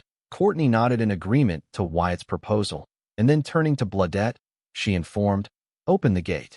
Let's go and check on the kids. They must be worried since it has been a while since we visited them. About that, I don't think it is safe for us to go out of the dungeon seal right now," Bladette solemnly said, surprising Wyatt and Courtney. "Why?" Courtney asked in concern. "I feel a very strong spirituality scanning and probing the location of the gate. It is very strong, enough to detect the dungeon seal, but not enough to influence it. So we are safe in here," Bladette explained. "Oh, I see." Bladette, relax. We have nothing to worry about. I know that person. Though she might be pissed that I did not deliver what I had promised, Wyatt assured Bladette, knowing that the strong spirituality she felt was none other than the field marshal. The main reason he was heading out right now was to own up to his failure to keep his word to her. As for Diana, he could have used his Calamity Daughter gems to relay his instructions to her.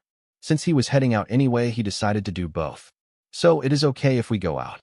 Bladette asked for confirmation. Yes, Wyatt nodded and took the lead. As soon as Wyatt stepped out of the dungeon gate, he heard the field marshal's voice in his mind. You finally showed up. I am sorry, something came up so I got delayed. Give me a few more days. I will deliver what I promised. Wyatt apologized and asked for time. I see you found Courtney. It is good to know that the Tao Tongue is safe. Fine. Take your time, but just don't take too long. Field Marshal gave Wyatt the extension. He sought seeing Courtney walk out of the dungeon gate, with the Bladette's head sticking out from her neck. She was surprised to find that Bladette was staring at her. Thank you. What about what I had asked you? Did the sinister snake show signs of going berserk? Wyatt could have called Corey on her demon codex to check on her, but asked the field marshal instead. No, the entire night was uneventful, the field marshal responded. Thank you, Wyatt said politely. Then he took Courtney's blood substitute card along with a bunch of storage cards, adding, by the way, I have another card with Gideon's ability sealed in it. And also, here, the new stock of VR cards. Collecting the cards from Wyatt's hand using her spirituality, Field Marshal replied, no need to thank me. Corey is a citizen of the southern region. Her safety is my duty. All right. Then, goodbye. Wyatt felt awkward saying goodbye to the field marshal for obvious reasons. But he had to because even though he knew the field marshal would be monitoring him, he did not want to hear her live commentary in his head. Now that field marshal was babysitting him, she had nothing better to do. Also, she has become more talkative ever since she approved him as Anna's fiancé, despite his various efforts to inform her that their relationship had not developed to that point. Wyatt, I contacted Diana. She is in the R&D building with Cindy and Vivian.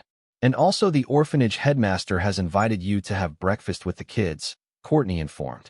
Call Diana and others. Let us all have breakfast at the orphanage as we discuss business.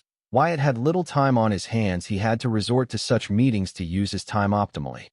Inside an SUV headed to the orphanage, Wyatt longed at Diana seated beside him and asked, I heard you are having a problem with the expansion of the orphanage.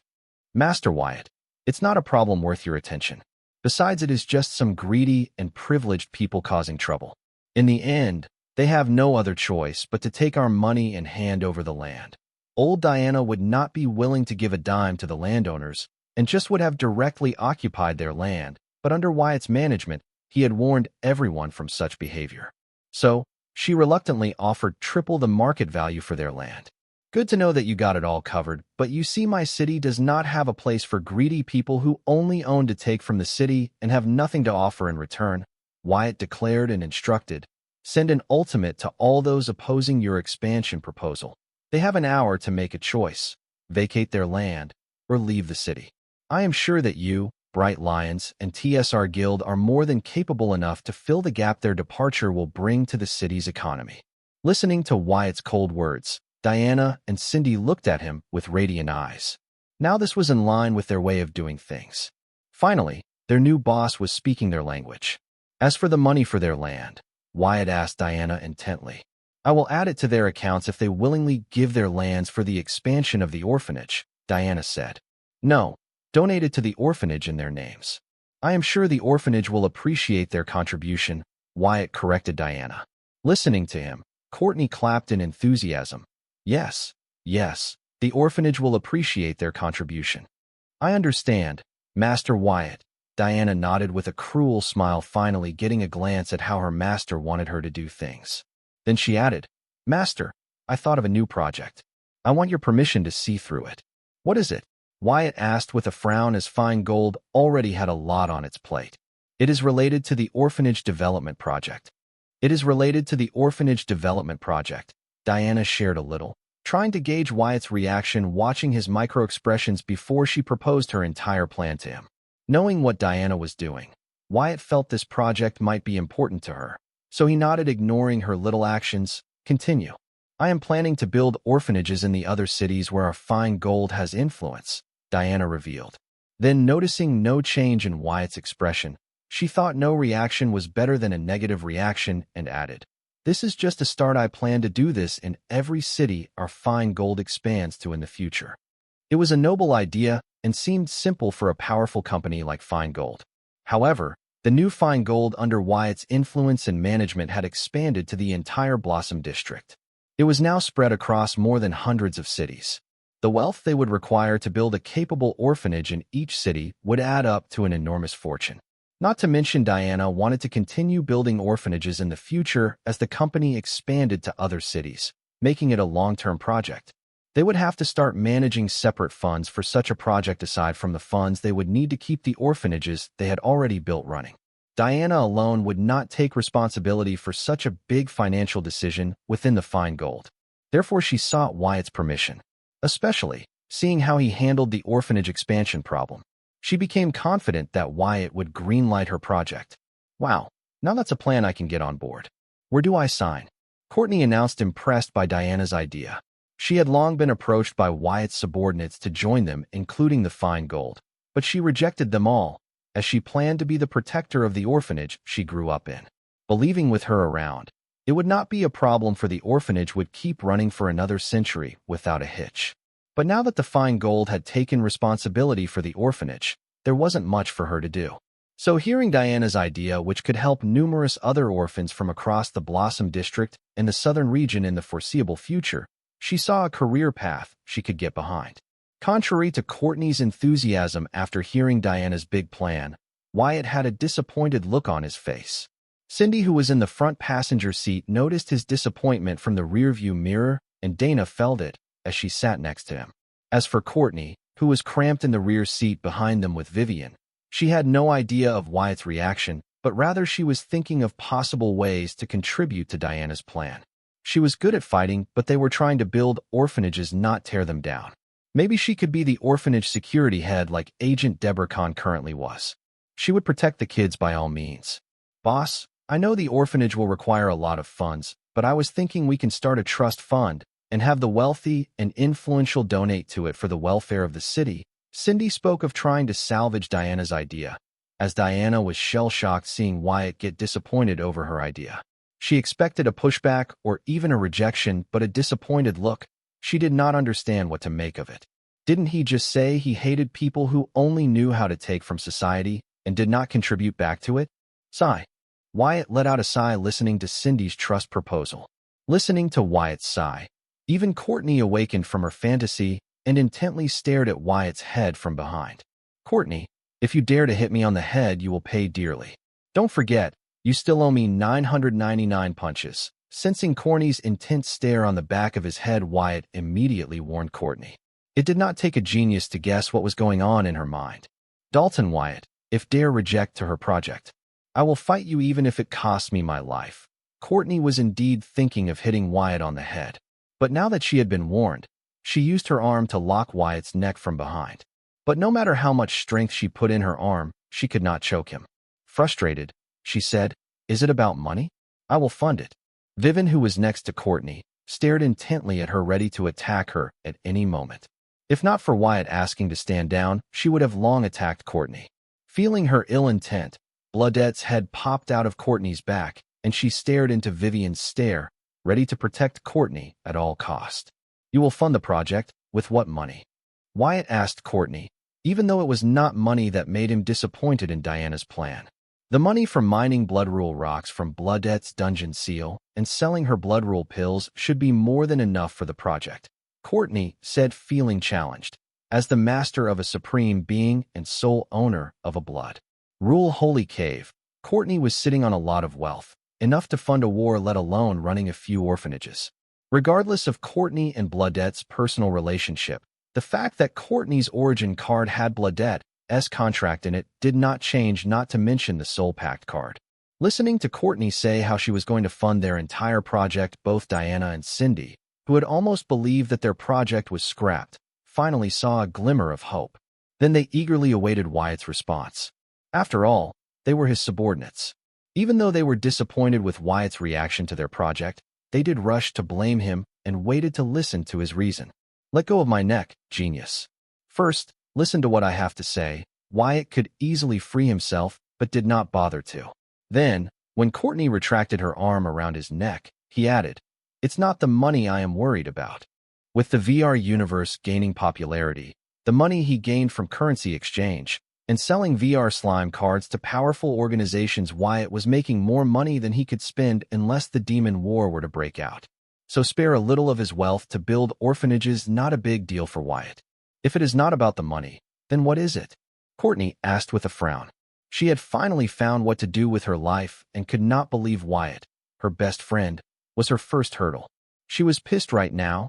Time and again her eyes wandered to the back of Wyatt's head with an impulse to slap it, but Bloodette stopped her, knowing that it would not end well for Courtney. "Diana, what are your plans for the orphanages you are planning to build? What is your motivation for starting such a project? Don't tell me you are doing this with some naive idea of giving back to society or helping others," Wyatt asked Diana, ignoring Courtney. He was kind of afraid that if he did not give her a valid reason for his rejection soon enough, she might slap his head, ignoring his warning. Of all his friends, this one and Corey were very impulsive and very predictable. Well, Diana was without words because she was doing it with such an idea. She believed with their current influence and strength they could afford to entertain such naive ideas. What's wrong with opening a few orphanages with the idea to do something good? Courtney asked with a frown. She was starting to consider Wyatt a villain. Cindy, Diana, Courtney, you three have been to orphanages at some point in your lives. You should know better than that. Such ideas are not enough to run an orphanage successfully. You guys are not talking about starting a zoo or ranch, but raising kids. Your idea is noble, but in the long run, it will not help the kids. Wyatt pointed out to the three that their motivation to undertake such a big project was flawed. In Courtney, Diana, and Cindy's case, the reason these three were successful in their life despite their tragic start was not because the orphanage showered them with love and care, but because its atmosphere toughened them. Though the orphanage was not as tough as the streets, it was like a beginner's town in a game where they learned how to work and navigate the streets from a very young age. Not to forget a little luck on their sides. As for those who failed to adapt to orphanage's tough atmosphere and did not have luck, they vanished. Diana's idea was noble. Knowing her, what she was planning to do was start a huge greenhouse for orphan kids. A place where the kids will know no trouble and difficulty, allowing them to grow up in a caring atmosphere with love and peace. But what about the kids once they become legal adults and have to enter society? Was Diana's orphanage capable of giving them the mentality and skills to survive in society on their own? Unless she planned to provide for these kids till they died, her naive motivation to start the orphanage would not work. In Wyatt's book, this was overcorrection. Many new parents do this. They think they will give their children a better childhood than the one their parents gave them and end up ruining their kids with their own hands. Their kids would be so spoiled and ruined that they end up spending most of their adult lives with parents trying to figure out a way to survive society. But the orphanage cannot actually do that for every kid in their care with new children coming in. Even if they tried to, no amount of money would be enough. Master Wyatt, if you are worried about that, then please be rest assured I have already thought of it and come up with programs that will help the kids develop the necessary skills that will help them when they're introduced to society. And also I plan to recruit the best and brightest into our various organizations. Diana assured Wyatt that his worries were unwarranted as she had already thought of it before proposing the project to him. Yes, see, now you have reason to reject the project? Courtney yelled in excitement, kicking the back of Wyatt's seat. Damn it, Courtney. For goodness sake, pipe down, or I will throw you out of the car, Wyatt said in annoyance and thought. I liked her better when she still felt guilty toward me because her mother killed young Wyatt's parents. Wyatt did feel bad for thinking as such, but that was how he felt. You are only annoyed because Diana got you cornered with her preparedness, Courtney retorted. As long as Wyatt did not greenlight Diana's project, he would be a villain in her eyes despite him being her best friend. Wyatt rolled his eyes at Courtney's words and asked, Diana, tell me, how what you just suggested is any different from the orphan grooming camps that Circle and other shady organizations open to train killers, assassins, and death soldiers? Don't give me the bullshit that you are not training them to be killers and all, because you should know better than anyone that once you manage the orphanage in an organized way, then it will lose the meaning you were starting it for. Diana was one of the many unlucky orphan kids who were recruited and trained by the circle to be their loyal dogs and bite whoever the circle pointed at. She knew better than Courtney, who only joined the circle for her mother, what Wyatt was talking about. Especially with her planning to recruit the best and brightest orphans into their organization. Even though Diana's means were different compared to the circle, the end she planned for the orphans was no different from what the circle had in store for her. The plan proposed by Diana for the kids in the orphanage was no different from grooming loyal slaves for fine gold and its allies. Many would think, what's wrong? Diana was not only giving them a good childhood, but also a way to make a living in society. The least these kids could do was give her their loyalty.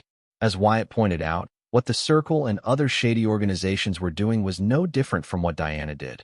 Granted, their means were crueler, but they were also asking the orphans for their undying loyalty in return for helping them leave the streets, giving them a roof, feeding them, teaching them skills, etc. Diana, what you just proposed was not an orphanage, but an institution to pump out loyal workers. Wyatt spoke from experience. He also had a similar idea. Back on Earth, Wyatt had also pondered about this. He even came up with a proposal where the government takes in the orphans, feeds, and educates them. In return, the orphans serve in the army for a decade with pay and all benefits, of course. He was young and naive back then. He had suddenly come into a lot of money, and he wanted to do something for society. Fortunately, before handing in this proposal, he talked to his army friend, a general, who helped him see the wrong in his plan. Even when he argued, what if they don't join the army and some MNCs? The general stopped him from making what could have become the biggest mistake of his life right after the Voltronian serum debacle. Listening to the argument Wyatt had put forward, there was a heavy silence within the car. Cindy, Diana, and Courtney were pondering Wyatt's words, trying to find a way to refute them. After all, for them, they felt like the idea was without loopholes. It was hard for them to give up on it. Especially Courtney, who had heard the idea for the first time and got roped into it. Sigh. Diana suddenly sighed and laid back on her seat helplessly. Then, she muttered, "You are right, Master Wyatt. What I proposed was no different from what the Circle had in store for me. In the name of helping the kids and giving them a better future, I would end up robbing their freedom. Freedom to choose their future by making their mistakes and learning from them." Diana was the first to give up and agreed with Wyatt. Soon Cindy followed. "I had heard excessive good can become evil. Today I understood what that phrase was talking about." As for Courtney, she did not speak, but her silence was evidence enough that she too understood what Wyatt was trying to warn them about. Then after a few minutes, she finally broke the silence, saying, "I thought I had found my calling. I guess I was just blinded by what the idea promised and did not bother to think of the consequences. Though for a moment, it felt good to know I had an answer to the problem." Courtney expressed her disappointment, but Wyatt understood what she was talking about. At first, when he had also thought of a similar plan, he thought he had found a solution to end a part of the world's suffering. That moment felt so empowering. It got him so hyped up that he believed no drug in the world could ever get him that high.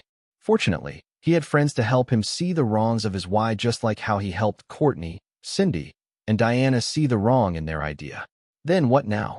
Courtney asked Diana, as her misleading idea had helped her understand what she wanted to do with her life. Diana did not have an answer.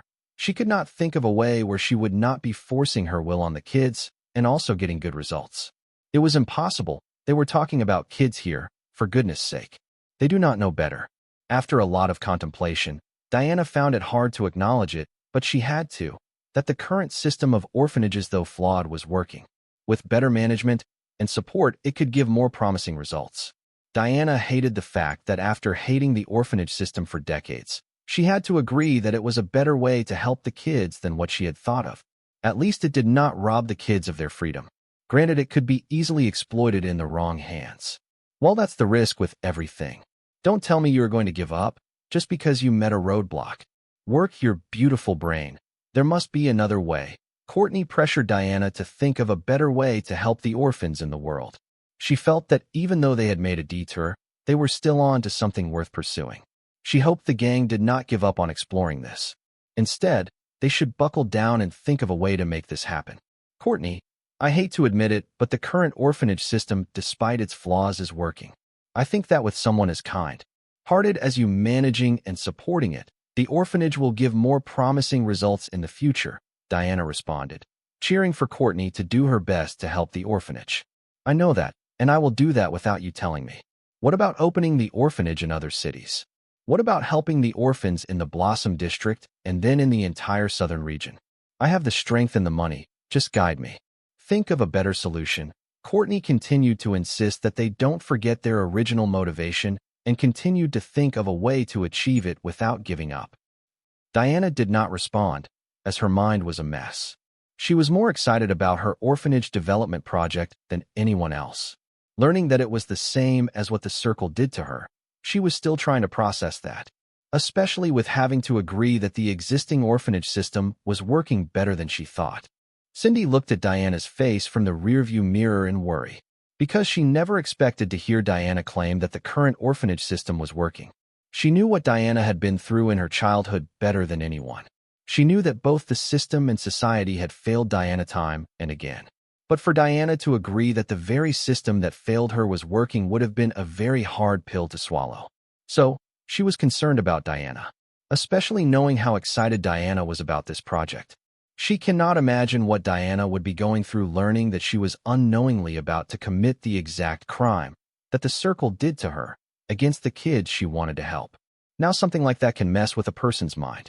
Courtney, I know you feel disappointed, but lay off her. She is more disappointed than you. Cindy asked Courtney to stop pestering her friend/boss. I just feel that giving up now would be a waste of a beautiful idea that has brought us all together in this car, Courtney said, implying that it was fate that had brought them together in the car to explore the idea Diana proposed, to work on it and fix it. Cindy did not know what to say, as she could also understand where Courtney was coming from. Even she felt like her. But the answer was as bright as the sunniest day, only they were too reluctant to see and acknowledge it. The atmosphere in the SUV was no longer that of a group of friends or business partners heading for breakfast, but of a group of colleagues heading for a funeral. Everyone was down in the mood. It was as if disappointment had become the theme of the car ride. Even the driver of the car, who had the privilege of hearing his boss' genuine care for society, felt hopeless about the problem. He was proud that he was working for such people, but he felt helpless knowing that even such powerful people were clueless against the problems plaguing the society. Eric, Courtney screamed in frustration and felt helpless about improving on Diana's idea. She could not think of anything. What was more frustrating was the fact that sometimes she could not help but find herself wondering whether the kids losing a little freedom, but growing up as healthy adults who contribute to society and live more than their average life expectancy was worse than them living and suffering on the streets worrying about their next meal. But thinking back to her time on the streets and in the orphanage, she wondered if she was given the choice between the street life she was leading and the idea Diana proposed. She would not hesitate to choose Diana's idea. She would rather stay well-fed on a clean bed than be always hungry and sleep in the dark alley not knowing if she would live to see the next sunrise. However, the problem was she was no longer that desperate Courtney. She knew the cost of choosing Diana's idea. If she were given a choice to change her past, honestly, she would change nothing about it as her past was part of her. It made her what she was today. She genuinely loved her current self and in peace with her past. Yes, she would have loved to have a normal family growing up, but this was her life. Therefore, Courtney understood that the young her might choose Diana's idea driven by her desperate circumstances, but she would grow up to hate or not like how her life turned out, and even start to resent the idea Diana proposed and think that she would not wish it on others. Courtney struggled in her mind, trying her best to think of a way to salvage the idea. And then she finally realized she was stuck, going around in a circle. She kicked Wyatt's seat again in frustration, then she jumped out of her seat and sat on Wyatt's lap. She put him in a choke hold, burying his head on her vulgar cleavage. She yelled, "Bloodette! Bind him tight such that he cannot break free." Red tentacles extended out of Courtney's back, entwining around Wyatt and binding them together. Courtney's plump body pressed against his hard muscles, their closeness palpable in the air. Bloodette followed Courtney's orders diligently, dotting their surroundings with precision. Wyatt could feel Courtney's pleas pressing against his chest, the warmth of her body seeping into his skin. Her crotch area rubbed against his, igniting a primal response within him. As her voluptuous body squeezed against his, a surge of desire coursed through Wyatt. his manhood reacting instinctively to the intimate contact. Despite the unusual circumstances of the blood rule tentacles, the skin contact between Courtney and Wyatt was undeniably real. In the midst, Wyatt's body responded to the primal urges that stirred within him, simulated by Courtney's vulgar body pressing against him. For someone who had managed to achieve independence from his mortal body, destroy his body and reconstruct it with a snap of his fingers, Wyatt was still bound by his physical needs. He did not think that they would show their ugly side now of all times. Courtney's action shocked Diana and Cindy, who were still trying to process the fact that their big project had a huge flaw. They stared at Courtney and Wyatt in astonishment. They did not know how to respond to the situation, as they did not have a proper grasp of Wyatt's relationship with Courtney. They thought they were friends, but they had lived enough to know the phrase friends with benefits. "Courtney, have you finally gone mad?" Wyatt yelled, ready to mobilize his strength to break free of the tentacles binding him, but then he looked into Courtney's eyes. He saw tears in them and realized what was happening. So he could not bring himself to break free and sat there, waiting for her to speak her mind. "You broke them. Now, you fix them. Otherwise, be prepared to be stuck to me for the rest of your life," Courtney demanded of Wyatt, locking her teary eyes with his. According to her, though Wyatt did help stop them from making a big mistake, he did not have to be overbearing about it. She believed his dismissive attitude had erased Diana and Cindy's motivation toward their orphanage development project.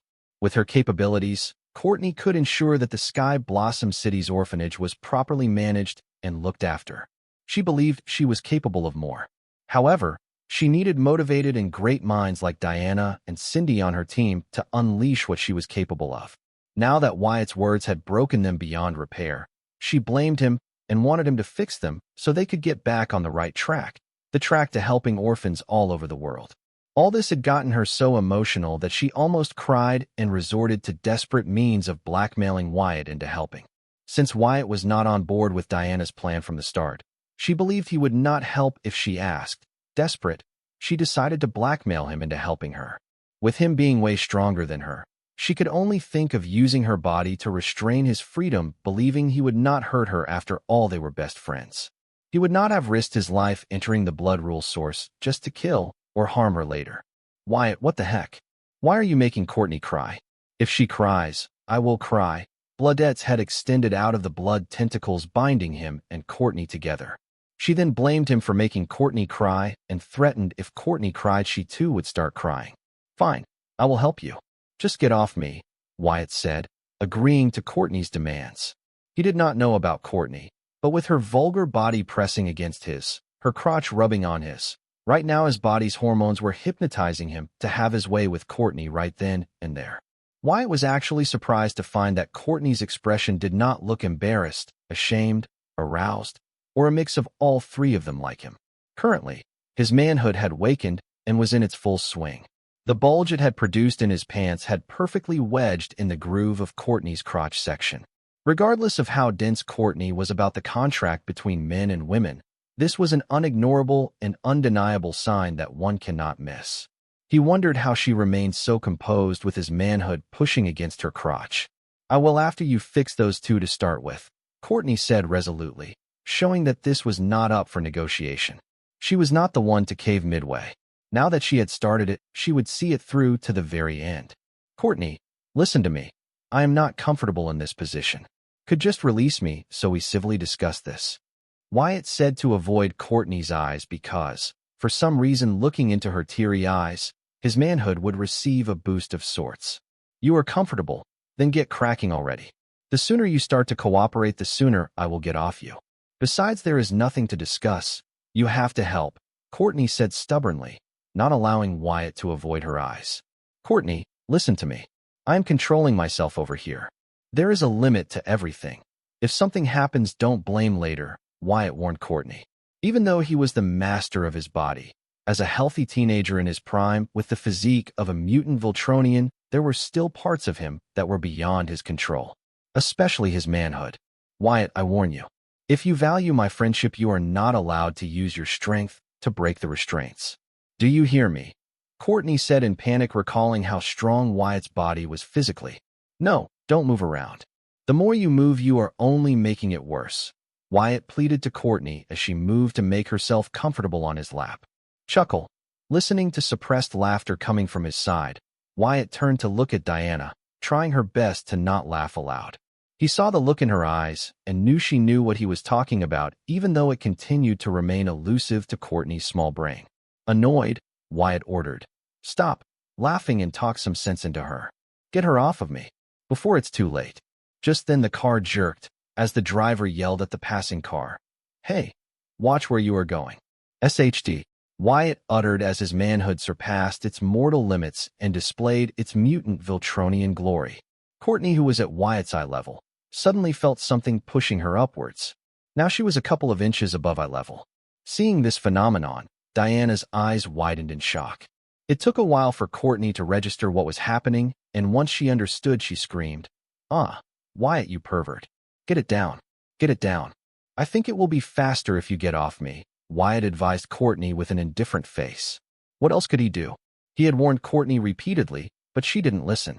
She is lucky his clothes were strong and elastic, designed to handle his transformation skill. If it were regular pants, then his manhood would have torn through them and into Courtney's short jeans. Then she would not have been elevated, rather. It was better unsaid. "No, I will not. You get it down. Get it down." Courtney continued to persist with her stubbornness. "Courtney, get off me or stop me moving. Because you are only making it worse." Wyatt would have thrown Courtney off him if he was not worried about showing his manhood at its peak to his employees. Now that would open him to potential workplace sexual harassment cases. He trusted his employees, but as their boss, he too needed to maintain their respect for him. It was total chaos inside the SUV. Courtney would not listen to reason. Just then Bloodette asked her, "What do you want to down? Tell me, I will help." Listening to Bloodette, black lines formed on Wyatt's forehead. To his dismay, Courtney replied to her, "Bloodette, you wouldn't understand. Just bind us tighter. Make sure he cannot break free." "How much tighter do you want to be bound? Your breasts are almost about to pop," Wyatt yelled at Courtney. "Well, if you don't want to pop, then start helping me already," Courtney yelled back at Wyatt. Then, she added, "The sooner you help us, the sooner all this stops." "Okay, fine. Just stop moving." "You are not making it any easier for me," Wyatt caved, deciding to follow Courtney's arrangement. He was going to help them anyway, but he wanted to see who among the three would be the first to figure out the solution he had reached, or if one of them was able to suggest something better. Wyatt was grooming Diana to take over his miscellaneous businesses down in the Blossom District, so he could not keep feeding her the answers and helping her whenever she was in trouble. He needed to give her space to grow, so that she can better serve Wyatt. This orphanage development project that Diana came up with fit exactly the teachable moment Wyatt was looking for. It explored all the types of issues, especially the ethical and moral issues. A person can be overbearing in their actions, but they should know the ethical and moral consequences of their actions. If they were to ignore them, then they should be strong enough to withstand the consequences. Just like how Wyatt did in the case of the landlords who were not willing to sell their land for the orphanage expansion. There was nothing ethical and moral about him forcing them to sell their land and donate the money to the orphanage. But Wyatt was strong enough to withstand any and all possible consequences that would result from his decision and action. Everything was going perfectly, according to Wyatt's plan. Diana and Cindy were starting to see beyond the regular veil of society and starting to move towards the conclusion he had arrived at back on Earth. But Courtney was too impatient and gave in to her intrusive thoughts. Well, it might be her solution to the problem, gathering trustworthy people smarter than her to find a solution for something she could not. It was not how they got an answer, but if got the answer. The situation needs a solution. It will not care how the solution came into being. I felt it grow. Courtney suddenly yelled while still stubbornly continuing to sit on Wyatt's lap, pressing her vulgar body against his. Regardless of how much was open and confident about her sexuality, Courtney found her current situation very embarrassing and shameful, yet she continued to insist on restraining Wyatt's body with her body because she was not a quitter. "How many times do I have to tell you to stop moving around? You are only making it worse." Wyatt responded in annoyance. "I am balanced on the tip of your rod in a moving car. You tell me how I am supposed to stop moving." Courtney complained that it was not her fault that she was moving. PFT. Diana almost laughed out loud but managed to control herself at the last second. "That's it. Driver, park the car, right now. Wyatt ordered the driver, who quickly did as the big boss ordered him. Once the driver parked the car by the road, Wyatt yelled, "Everybody out of the car right now." Soon Vivian, Diana, Cindy, and the driver got out of the car with mixed expressions. Their thoughts were running wild, wondering what was Wyatt going to do. Was he finally unable to hold on and prepared to take Courtney inside the car right then and there? Getting out of the car, they looked at their boss with Courtney on his lap curiously, wondering if their boss was going to do it. They could not help but get excited, especially the driver. He thought the rich and powerful really knew how to enjoy life and the full worth of it. "Courtney, you too. Get out of the car while I am still being polite." Wyatt cautioned Courtney that even his patience had their limit, and right now it was bottomed out for him to tolerate her tantrum. "No, I am." Courtney rejected Wyatt again without hesitation, but before she could finish speaking, Wyatt interrupted her by breaking free of Bloodette's tentacles and throwing Courtney on the streets. Then he closed the car door and pulled up the windows, so that he could get his boner down without his employees noticing his towering manhood. As the windows of the SUV closed, Cindy and Diana shamelessly took a peep at their boss's manhood and were shocked by the rod sticking out between his legs. It was not pitching a tent, it was piercing the sky like a majestic skyscraper. Seeing this, they both let out an involuntary gasp, which was naked by Courtney's scream. "Wyatt, does our friendship mean nothing to you?" "Courtney, you dare to ask me that after the trouble I went through to find and retrieve you back to the card world? You tell me, does our friendship mean nothing to you?" Wyatt asked Courtney, using her medicine against her. Courtney was speechless. She really did not know how to answer that since she had just tried to blackmail Wyatt. However, she did not dwell on it, instead shamelessly said, "Wyatt, don't forget. You promised to help me." Wyatt did not respond to her. He focused on getting his manhood to sleep as fast as possible, because he did not want his employees to think that he was masturbating inside the car with them outside.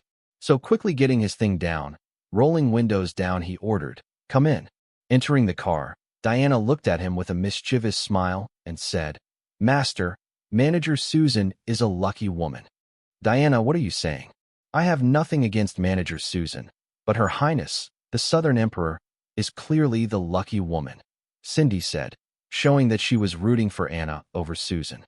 "You guys," Wyatt uttered in disbelief, pondering how the women around him were all so bold. Courtney was mum when Diana and Cindy teased Wyatt about this boner.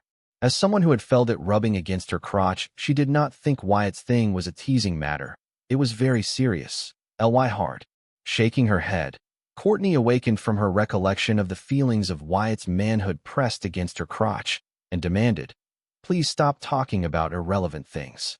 We have something important to discuss. Wyatt, you said you would help. Now help."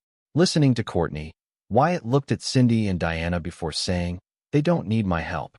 They have already figured out how to improve their orphanage development program." "We did?" Cindy and Diana asked simultaneously in disbelief. Then, they looked at each other in confusion, because they did not understand what Wyatt was talking about, as they had not figured out how to improve their orphanage development program. From the looks of it, the other also seemed to be clueless about what Wyatt was talking about. "They did," Courtney exclaimed, glaring at Cindy and Diana. She blamed them for not sharing the solution they thought of with her. If they had said they already knew how to improve the orphanage development problem, then she would not have stuck to Wyatt while he took full advantage of her body. Honestly, it wasn't all that bad. Though shameful, she took full advantage of Wyatt. Courtney could not help but feel a bit proud of her action and thought, it was worth it. His body is too perfect, especially his body's scent. It is intoxicating. Sniff. Then she subtly sniffed Wyatt from behind. Both Bloodette and Vivian looked at her in shock. Courtney squeezed out an awkward smile and looked away. "Master Wyatt, what are you talking about? We are at our wits' end. Honestly, I am even thinking of giving up on this idea and just sticking to donating money to orphanages like we used to do in the past." Diana responded. She indeed felt that way. "I too feel the same way," Cindy replied, agreeing with Diana. "What? I don't believe it. You guys don't really feel that way, right? It is just Wyatt's rude words that have gotten you guys down on your motivation. Let us brainstorm. I am sure you guys will be motivated once again." Courtney was shocked to hear Cindy and Diana say they would rather stick to donating money than try to improve the current orphanage system. Both Diana and Cindy avoided responding to Courtney because they knew how they felt about the situation and it was terrible. See what you have done, Wyatt? Fix them already or I will stick to you for the rest of your life. Courtney kicked Wyatt's seat from behind and threatened him. Diana and Cindy were so motivated about the orphanage development project that even she, who preferred to ride on her hoverbike, chose to sit in the back of a car just to listen to them and hear their big plans. However, then Wyatt happened. With a few words, he sucked the motivation right out of them. He was like a motivation-sucking vampire with a great body. Slap, slap. Courtney, concentrate. Courtney, all of a sudden, without any warning, slapped her cheeks mercilessly, shocking Diana and Cindy the most, as they believed she was doing that for them. However, they still did not dare to meet eyes with her, because they really were planning to stick to donating money rather than trying to improve the orphanage system. Wyatt, look what you are doing to our Courtney, Bloodette yelled at Wyatt, blaming him for Courtney's odd behavior. What the heck did I do to her? She was born that way, psycho, Wyatt yelled back. He was freaking annoyed by Courtney kicking the back of his seat every time she felt like it. It took a lot of restraint on his part not to throw her out of the car. And now this. Wyatt did not want to think this about a friend, but this BTCH is a freaking psycho. He even felt he would prefer Corey over Courtney. What did you do to her? She keeps staring at you with drool dripping off her mouth. She keeps sniffing your scent.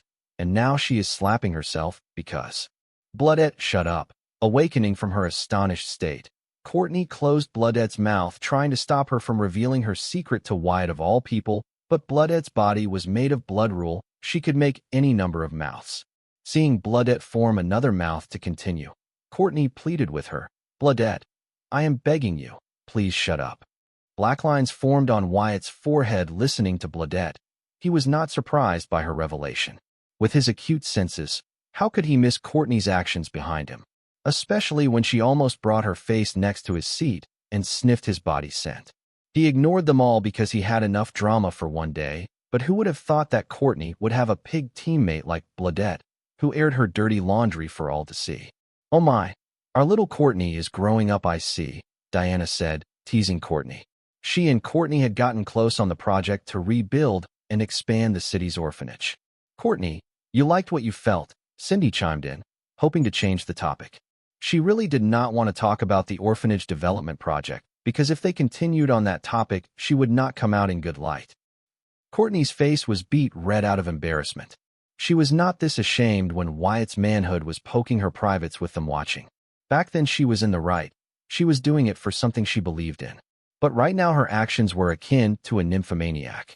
She never felt like that before. However, today she did not know why. Was Wyatt a special case? She wondered.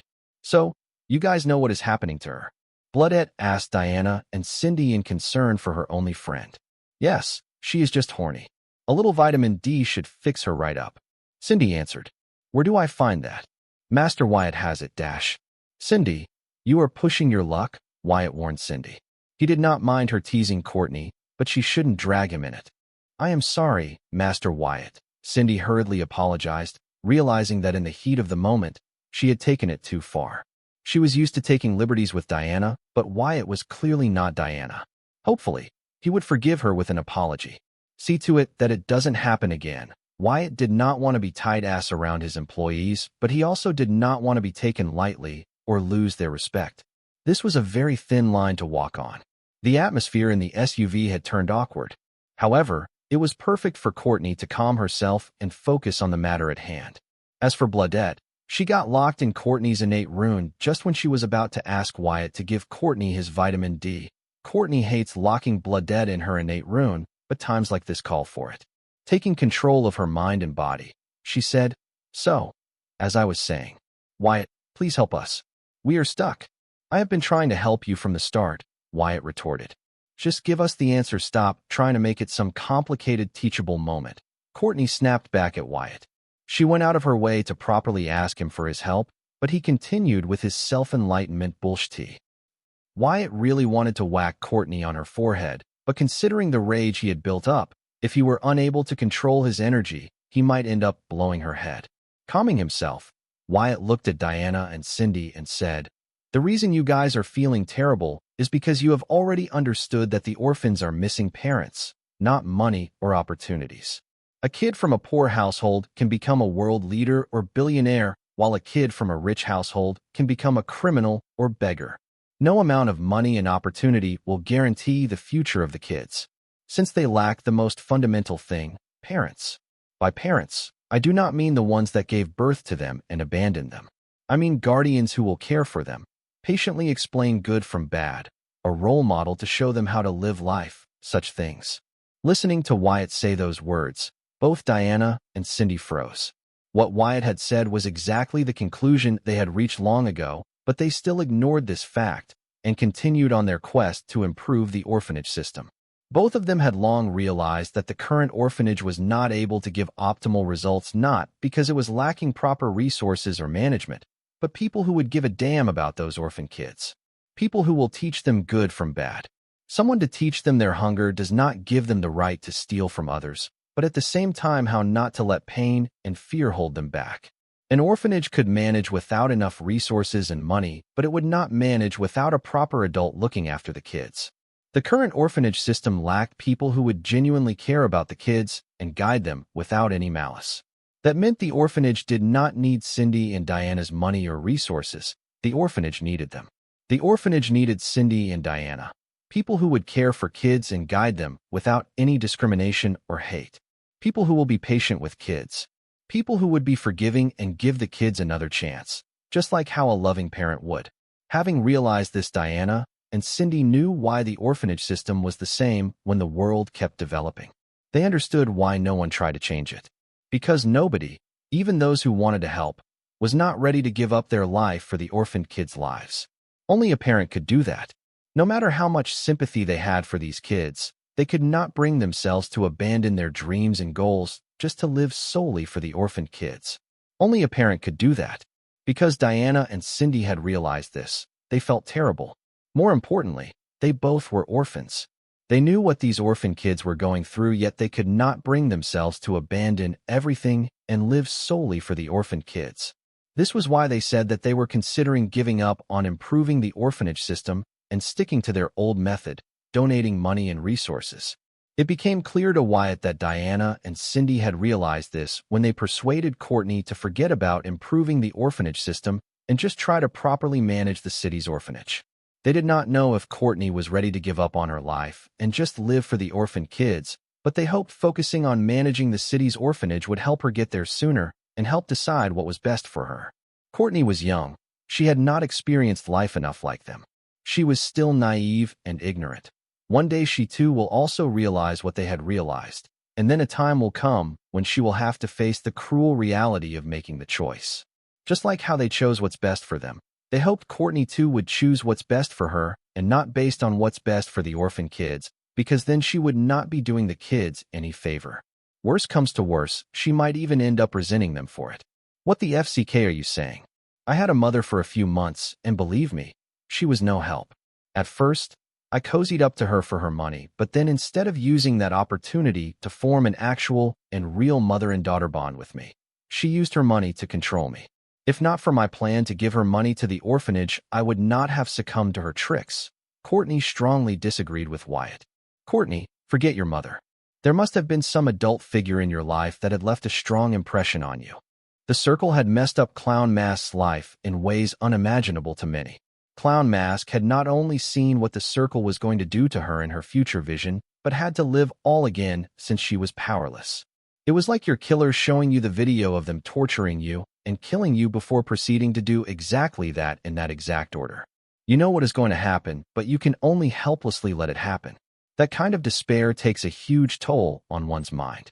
One such thing in Clown Mask's life was Courtney herself. Clown Mask knew of Courtney's birth from her future vision. She struggled for years before deciding to let it happen, to give birth to Courtney, despite knowing that she could not be there for her during her childhood, and that just like her, Courtney too would become a pawn of the circle. But not if she can help it. The moment she decided to give birth to Courtney was when Clown Mask no longer planned to escape the circle and go into hiding, but to fight it from within. Weakened the supreme leader slowly by destroying his fortune, which made him a godlike being in her future vision. The taintless physique of Chief Denise's daughter, Wyatt's soul pupils, and many more. Clown Mask's life was super messed up, She had her issues. But one thing was sure: she would do anything for Courtney.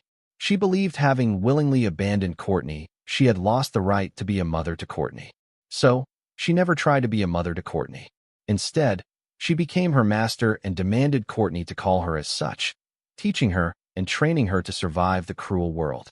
Regardless of what Courtney thought of her mother, Clown Mask did her best to make the world a better place, but no one was aware of or acknowledged her actions. The Southern royal family, who knew everything, never praised her for sacrifice but chose to lock her up. Even Wyatt, who knew everything, silently watched as it happened. Back then he was still insignificant, but now things have changed. Diana's feelings were complicated listening to Courtney recount her time with her mother.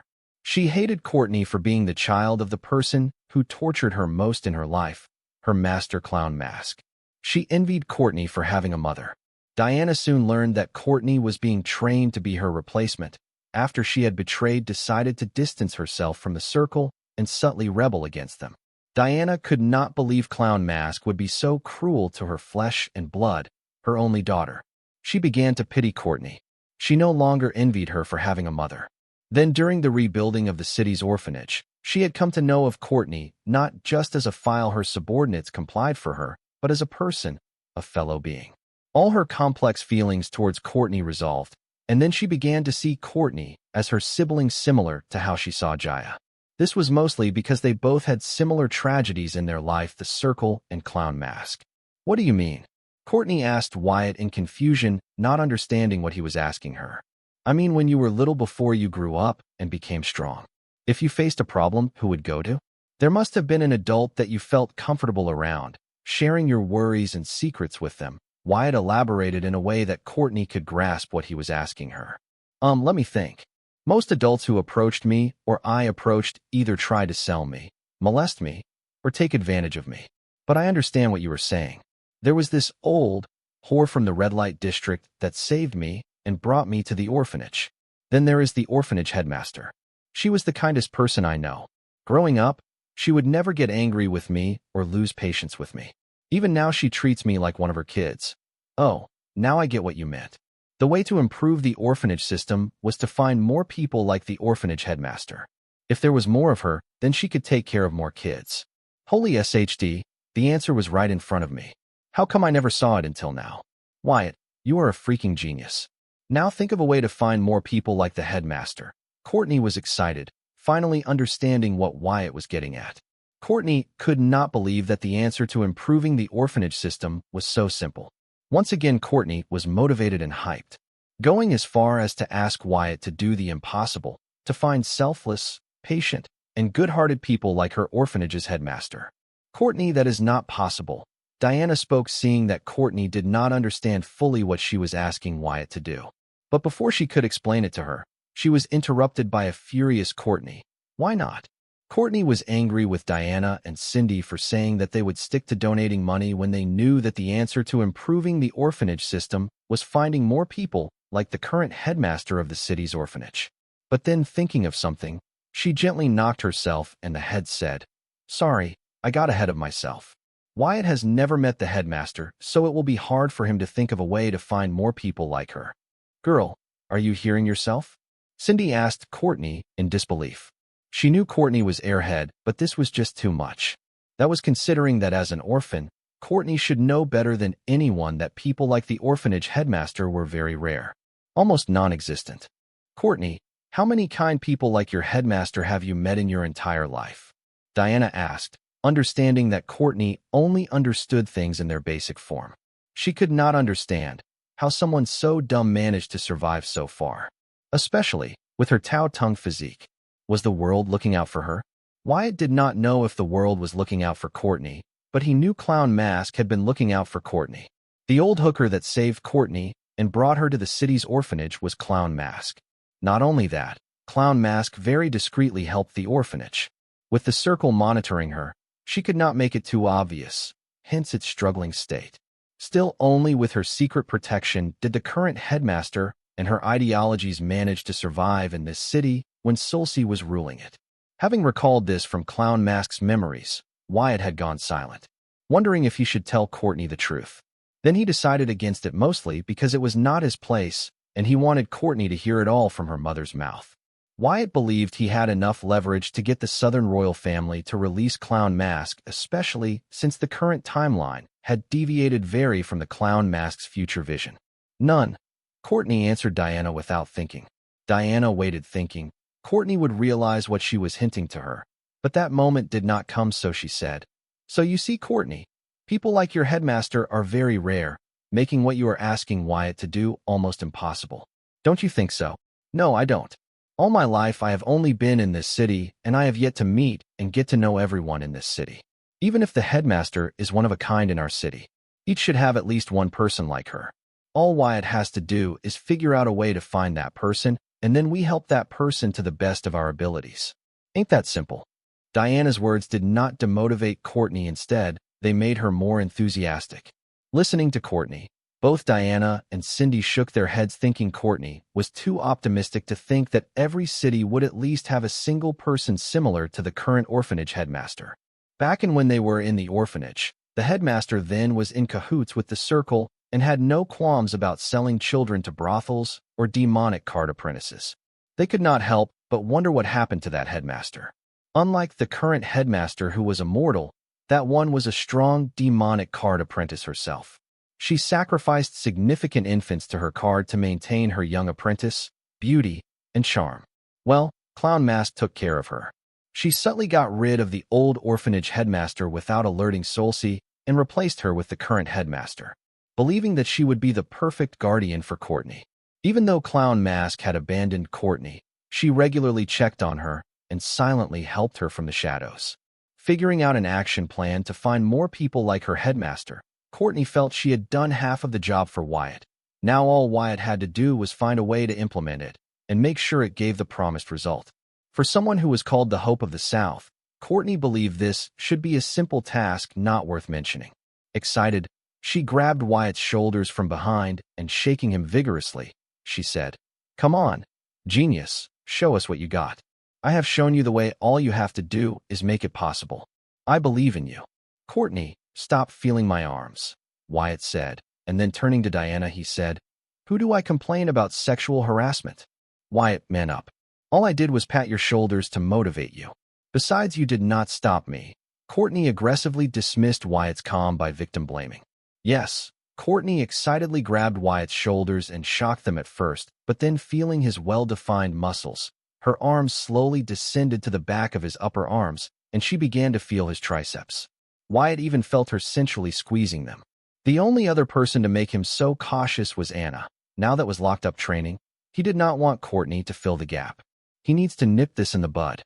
"She is not a fine gold employee, so I cannot be of help to you, boss. But you can try the local authorities, but good luck proving that she sexually harassed you," Diana said helplessly, but her eyes stayed glued to Courtney's hands that were still feeling up her boss's triceps. She could not believe that Courtney was so bold and had the galls to defend herself by victim blaming while continuing the act she was blamed for. Her actions led Diana to wonder if Courtney was in heat. "Let go of my arms already." Wyatt shook his shoulders in annoyance. He could not believe Courtney would be so shameless. Well, it was not a surprise considering how open she was about her dress and sexuality. "Boss, I have a better, faster, and hassle-free idea. Tell this to Her Highness Southern Emperor or Manager Susan. They will take care of her," Cindy suddenly proposed. Diana agreed it was a good idea to let the lionesses protect their meat. Ahem. Courtney cleared her throat to gather everyone's attention. "Guys, I was just joking with Wyatt. Who knew he could not take a joke?" "TSK," Courtney said condescendingly. Then, she continued saying, "Besides, aren't we losing sight of the important matter here? Wyatt, now the ball is in your court. You have to find kind people like the headmaster to govern the orphanages we open in other cities. Something like this should be simple for you, right?" Courtney eagerly waited for Wyatt's reply. Even Diana and Cindy, who knew finding kind people willing to sacrifice themselves for others was harder than finding pearls in the ocean, could not help but perk their ears in anticipation. They hoped that Wyatt had an answer to this, just like the numerous miracles he had created. However, they would not be disappointed if even Wyatt did not have a solution. After all, kindness was subjective. Finding people based on that would be impossible, because something kind to someone can be cruel to someone else. Not to mention, Diana and Cindy felt it would be unfair of them to expect someone to do what they would not do. After all, what they were asking was not something simple, but to sacrifice their dream, goal, and life. Unlike them, Courtney felt differently. She felt there were people out there waiting to do good. She wanted to find them, give them the opportunity they waited for, and enable them to do their best. Wyatt, on the other hand, did not even bother to grace Courtney's demand with a rejection. Not that he could not do what Courtney was asking, but because he could do what she was asking. With the VR universe on the rise, a simple algorithm could easily sort out its players based on their activities in the VR universe. In a realistic universe simulation like the VR universe, it would be hard for genuinely kind people to go against their nature.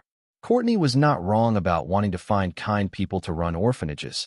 It was just like a nation trying to find brave people willing to fight for their nation. But that would open up another ethical conundrum.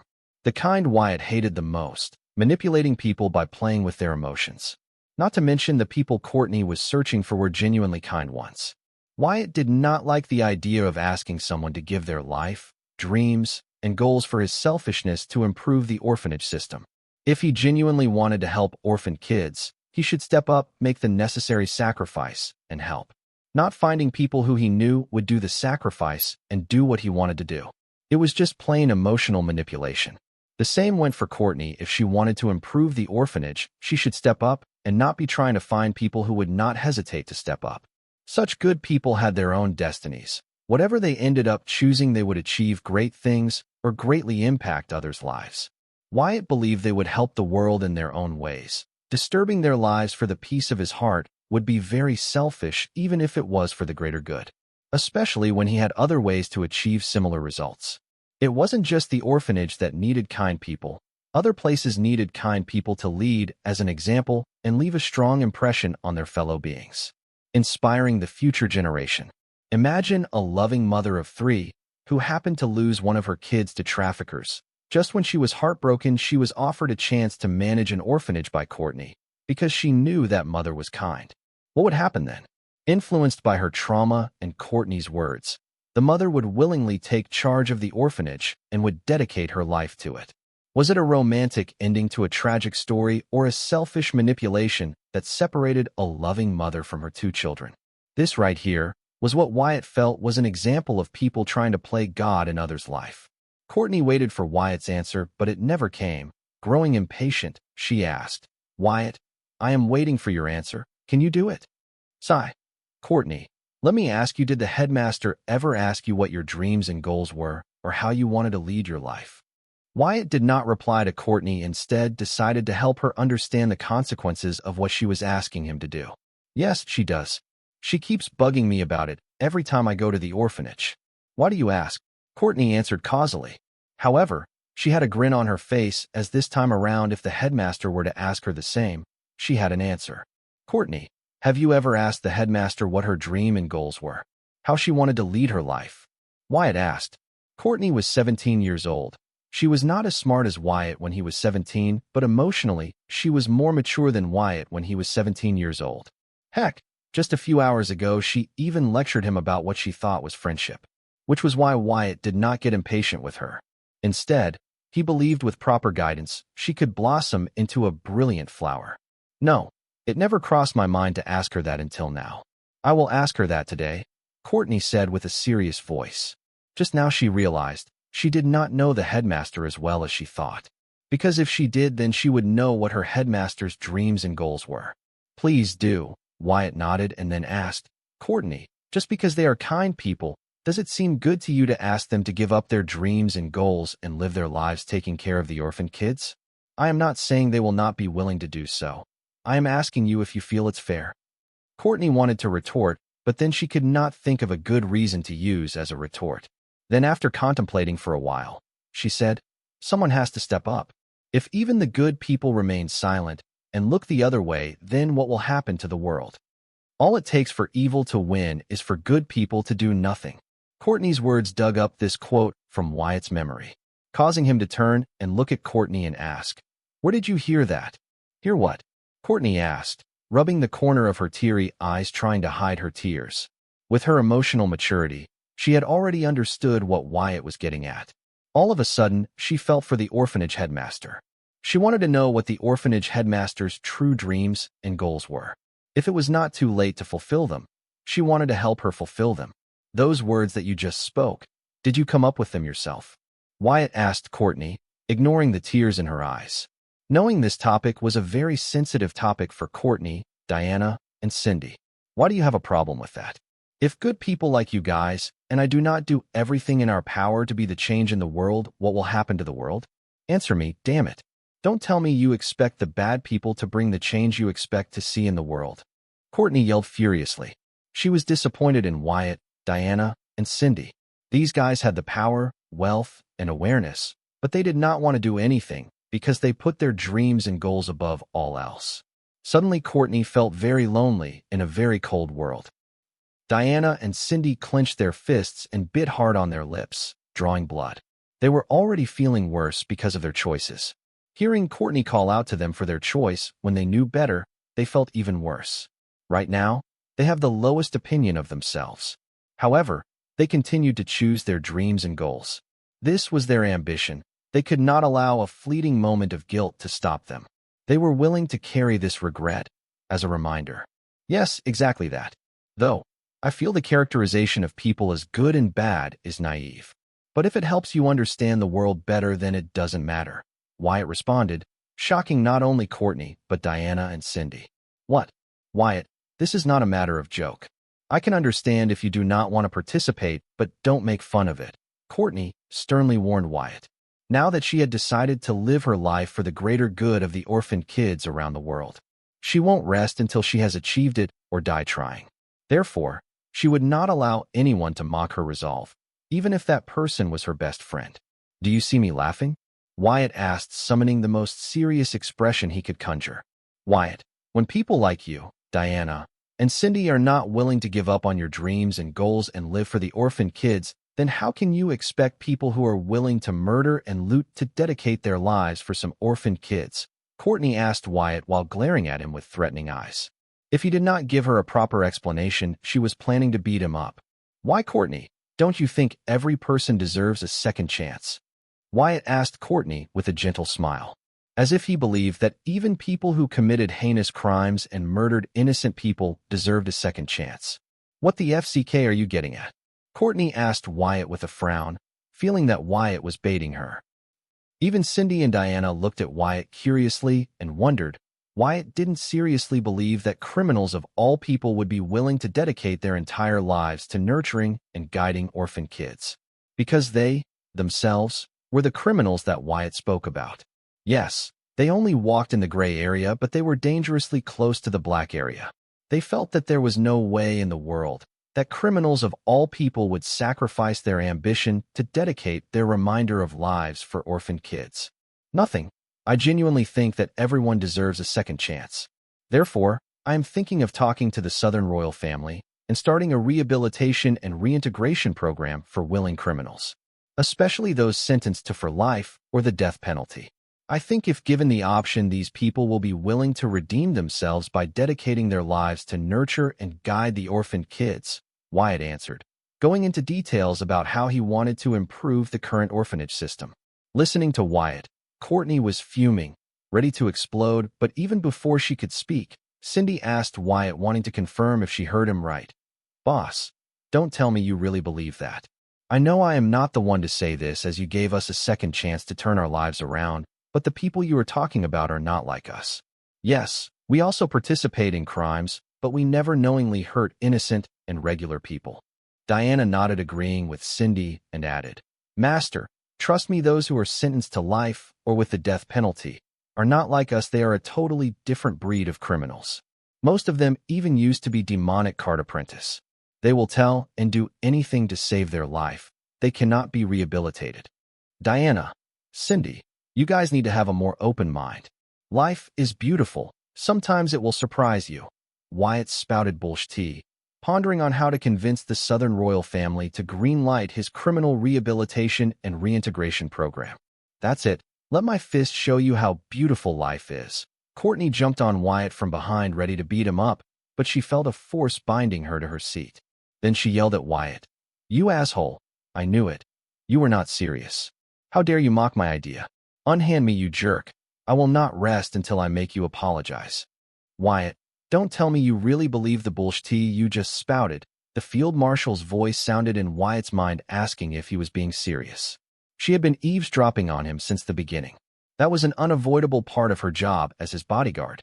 As someone who fought most of her life for the southern region, the discussion that Diana started, Cindy supported, debated by Wyatt, and carried on by Courtney was like a song to her ears, even if the topic of debate and their approach to it was a bit naive.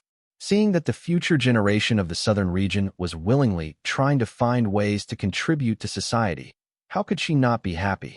The field marshal felt like a farmer watching her corps grow bountifully. Even though she knew this debate between kids might not lead to a change, it was the thought that counted. It was better than them debating how to rob a bank or something. However, when Wyatt proposed to use criminals sentenced to the death penalty to manage orphanages, spouting stuff like criminal rehabilitation and reintegration programs, the field marshal lost it. She could not believe someone of Wyatt's caliber would propose something like that. She wondered how he could think that people who would not hesitate to sacrifice toddlers to gain power could be rehabilitated and be fit to run an orphanage. Worried that Wyatt would cook up some weird idea and insist on seeing it through, the field marshal decided to speak up and guide the hope of the southern region toward the right path. Only she would never guess his response. Your Highness, how can you be so closed-minded? The human heart is so beautiful. With proper care and affection, we can guide tainted hearts to salvation. These criminals might have committed heinous crimes in the past, but with timely guidance through proper means, they will not only change but redeem themselves in the eyes of the world. Wyatt preached the field marshal, leaving her speechless. Taking a second to process his words, she stuttered. They are beyond help. The sooner you understand this, the better for everyone. It was hard for us to build your image as the hope of the southern region. Don't go ruining it. I knew it. It was you guys. Otherwise, how could the general populace go from calling me a fraud to their hope in a night? Wyatt immediately called out. Hey, we just told them the truth. It is not our fault that the citizen decided to consider you as the hope of the South. The field marshal hurriedly defended and tried to change the topic by saying, It seems you have become very proficient in borrowing the world's celestial force. Good job. Entering one with the world state both physically and spiritually with ease, it shows that you will become a very strong demigod if you manage to stay alive till you reach that realm. The field marshal misunderstood that Wyatt was borrowing celestial force from the world to bind Courtney to her seat. This misunderstanding stemmed from another misunderstanding that Wyatt's ability to exist in both planes simultaneously as him entering one with the world state, both physically and spiritually. The only reason the field marshal could notice Wyatt existed in both planes was because of her unique eyes, which to her eyes looked very much like entering one with the world state, both physically and spiritually. The reason for this misunderstanding was the field marshal's knowledge and experience being mostly limited to Card World. She had never come across a being other than celestial bodies that could wield celestial power or exist in both planes simultaneously. Therefore, she tried to explain the abnormalities in Wyatt with her limited knowledge, leading to the misunderstanding. Wyatt rolled his eyes at the field marshal's attempt at changing the topic. He was not bothered by the field marshal's misunderstanding as long as she didn't bother him with it. However, Courtney would not let it go. She screamed at him. Wyatt, you asshole. For someone so smart, how can you be so dumb? Bloodette, start practicing. We'll grow stronger than this jerk and beat some common sense into him. Okay, right away, Bloodette agreed without any hesitation. If it was some other time, she would not have agreed, but right now Courtney was angry. She did not want to further enrage her by refusing her. Courtney, will you still think that I am dumb if I were to tell you I am planning to make your mother in charge of the criminal rehabilitation and reintegration programs? Wyatt said, detonating a bomb in Courtney, Cindy, and Diana's mind. All three of them had their experience with clown masks, some more than others, but they all were clear on how cruel and merciless Clown Mask was. Neither believed she deserved a second chance. Either you are the dumbest person in the world, or you are just doing this to hurt me. Since the entire world believes you are a genius, I take it you are doing this to get back at me. Courtney said grudgingly. She had lived with her mother, trained under her, So she knew better than anyone that her mother did not deserve a second chance, even if she was currently redeeming herself by cooperating with the Southern royal family. But then, shaking her head, Courtney asked Wyatt, "That woman killed your parents in cold blood. How can you of all people be willing to give her a second chance?" My point exactly. That should tell you how much I believe that everyone deserves a second chance, and that my criminal rehabilitation and reintegration programs will work, Wyatt said, trying to sound as sincere as possible. Only by acting in such a way could Wyatt continue to sell the world his facade to enlist powerful criminals as his calamity daughter gems. This narrative was his selling point to the world of why he was enlisting the worst of the worst criminals into his ranks. Clown Mask, who had killed Papa and Mama Wyatt, was the perfect face to sell his narrative. If he could forgive someone who killed his parents, he should truly believe what he preached. That's what the world would think, and never stop to doubt his motive to recruit the worst criminals the card world had seen. Forget the criminals. You are beyond help, the field marshal sighed, having listened to Wyatt's words. All it takes for evil to win is for good people to do nothing. These were some wise words. They fit the earth, but Wyatt believed that they would not fit the card world. Rather, these words would fit the card world well instead. All it takes for good to triumph over evil is to get the bad people to do good deeds. Back on Earth, this would not be possible, but here on the card world, with Wyatt's Calamity Soul gem, it was not only possible, but Wyatt was willing to do it. Since the criminals here were not mostly driven by their unfortunate circumstances, but by their hunger for power, Wyatt would not have any problem targeting people willing to forsake their humanity to quench their thirst for power. Wyatt would be lying if he did not have another agenda to recruit the criminals in the ranks of the Calamity Daughter gems. With Gideon Grimm helping Belphegor prepare an army of hypnotized card apprentices, Wyatt believed it was time for him to create his army. His first choice as the target was the worst criminals across the card world. These people were not only strong, but they were a variable that needed to be dealt with before the second demon invasion if it were to happen. So if Wyatt were to build an army of Calamity Daughter gems using the worst criminals, not only would he be gaining strong pawns, but he would be ridding the world of a variable, and as a bonus, he can give Courtney the selfless people she was searching for to manage the orphanage that she was planning to open across various regions. They were not kind, but they did what they were told without any hidden agenda. Besides, they all had Hive AI that they could use to properly manage the orphanage and guide the kids. Wyatt had long thought about building his army, but until today, he could not think of a fitting reason to act on it. Wyatt needed a fitting reason to recruit criminals for two reasons. 1. The world leaders would not sit by as he built an army, let alone the Southern royal family. 2. Wyatt was gathering criminals under his banner. Even if the world were to be okay with him assembling his army, they would not sit by if most of them were the most heinous demonic card apprentice the world has seen, especially with his questionable association with Dark Realm. Thanks to Diana, Cindy, and Courtney, Wyatt found a perfect reason to assemble his puppet army of heinous criminals. Once he realized this, Wyatt led the conversation to get conclusion that would help with his agenda, especially with Field Marshal eavesdropping on their conversation. He had managed to beautifully set the stage to create this army under the disguise of the Criminal Rehabilitation and Reintegration Program. Listening to Wyatt say he was willing to forgive the murder of his parents and give her a second chance, Diana and Cindy, who were preparing to persuade him to change his mind, gave up. Hearing him put it that way, they strongly felt they were in no place to tell Wyatt not to give other criminals a second chance. After all, Wyatt had given them a second chance. Only someone who truly saw good in people could be willing to give people like them a second chance. Diana and Cindy looked at Wyatt in a new light. They no longer just admired Wyatt for his capabilities, prowess, and achievements, but they started to worship him for his qualities. Diana and Cindy no longer planned to persuade Wyatt against his plan to rehabilitate and reintegrate criminals into society, but they wanted to help him with everything they had so he could succeed. They did not feel this way when Courtney called on them to help her with the orphanage issue, but for some reason, even without Wyatt asking them for their help, they had already resolved to do their best to help him. As for the field marshal, she was shocked to hear Wyatt was not only willing to forgive Clown Mask, but also give her a second chance. However, knowing the truth of Clown Mask's life, she could not deny the fact that Clown Mask deserved a second chance. This suddenly made her scared. She finally understood why her father used to say that foolishness was infectious. The field marshal could not believe that she almost started to believe in Wyatt's foolish idea of giving the heinous criminals who sold their humanity for power a second chance. Without their humanity, they were no longer humans. They were no different from the monsters and demons. These people did not deserve a second chance, they deserved death. This was why she said the following harsh words to Wyatt. "Forget the criminals. You are beyond help.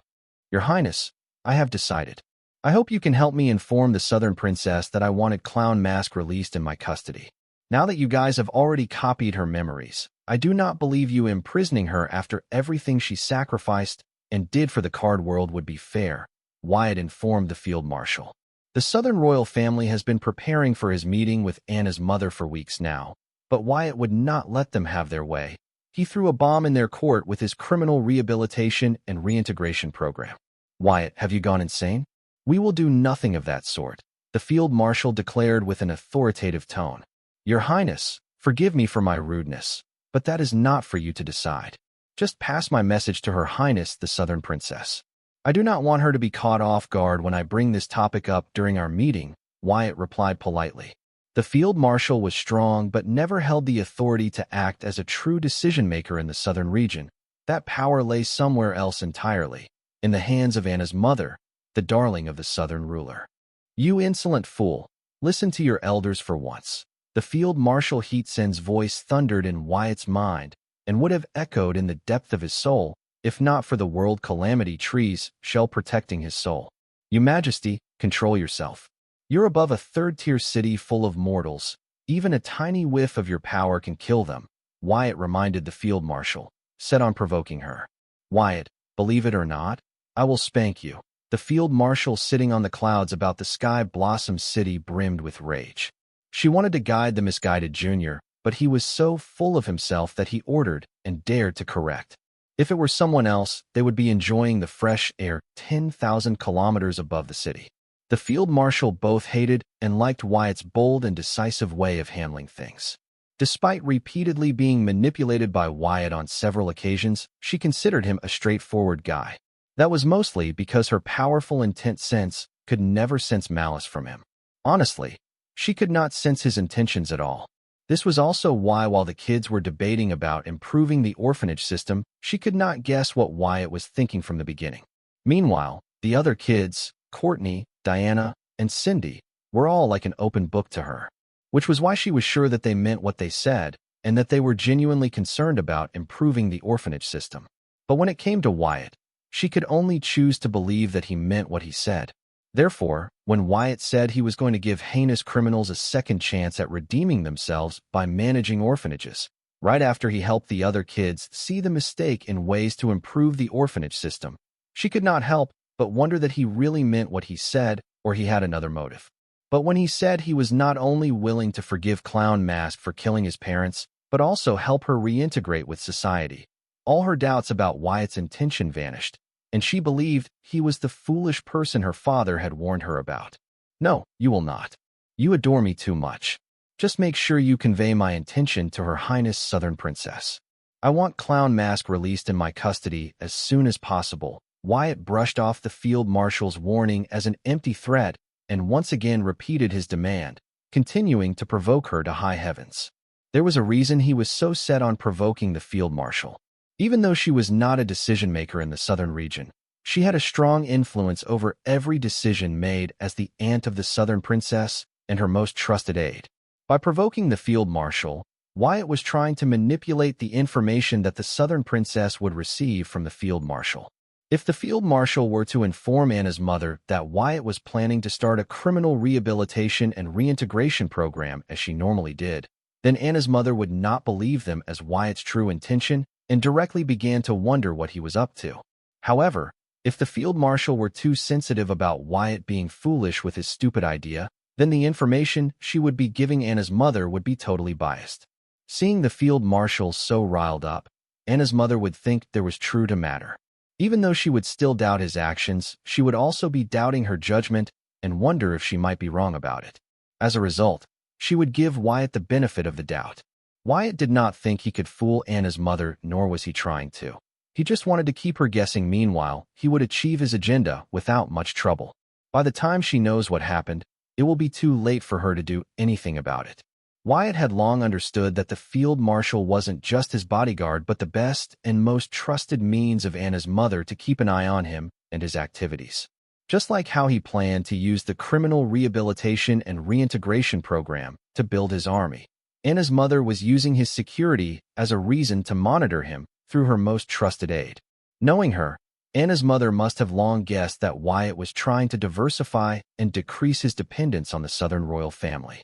Wyatt also guessed their upcoming met would mostly be about her trying to increase Wyatt's dependence on the Southern royal family by any means possible. I will not do such a thing. Not only is your idea foolish, but who do you think you are to ask me to act as your messenger? Boy, I do adore you, but you are asking for an ass-whooping now. The field marshal's patience was waning. She could not believe the person they believed to be the future of the southern region would be capable of thinking something so foolish. Fine, I will get her out myself.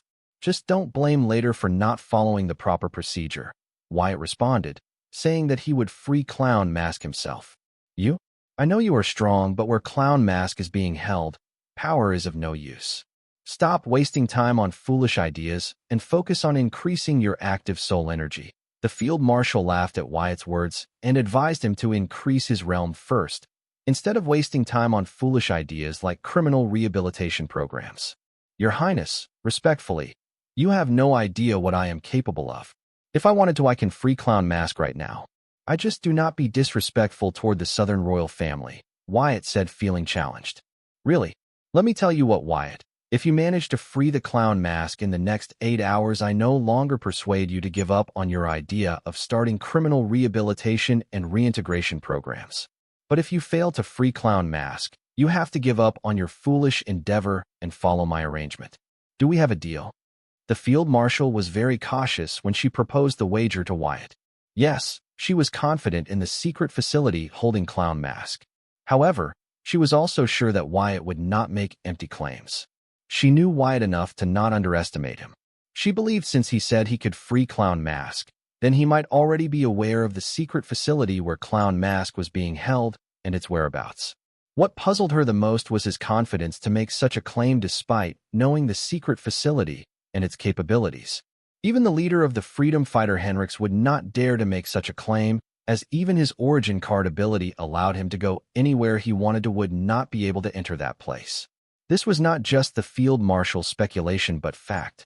After Luna defected to the freedom fighters, it was clear that she had informed Henriks about Clown Mask and her future vision. Yet he never came to kidnap her. That was because of the secret facility. In there, everyone was mortal regardless of their realm. Even the field marshal was a mere mortal in there, but thanks to her unparalleled bloodline, she could retain her physical prowess. So it was puzzling to the field marshal that Wyatt would claim that they could free Clown Mask. She even doubted if Wyatt had no idea about the secret facility, which was why he had made such a bizarre claim, but then she did not dare to underestimate Wyatt. Therefore, the field marshal added a strict time limit to her wager. 8 hours. Wyatt had to complete the wager in 8 hours. That was the minimum amount of time it would take her to reach the secret facility at her maximum speed. But it was a different story if she used a teleportation card. So she would like to see Wyatt free Clown Mask from the secret facility in the next 8 hours. Not to mention, she had already contacted the personnel in charge of the secret facility to upgrade the security of the facility to maximum security and a separate security detail to constantly monitor Clown Mask. This way, even if Wyatt were to somehow manage to reach the secret facility and infiltrate it, he would never be able to sneak Clown Mask out of there with security constantly monitoring the Clown Mask.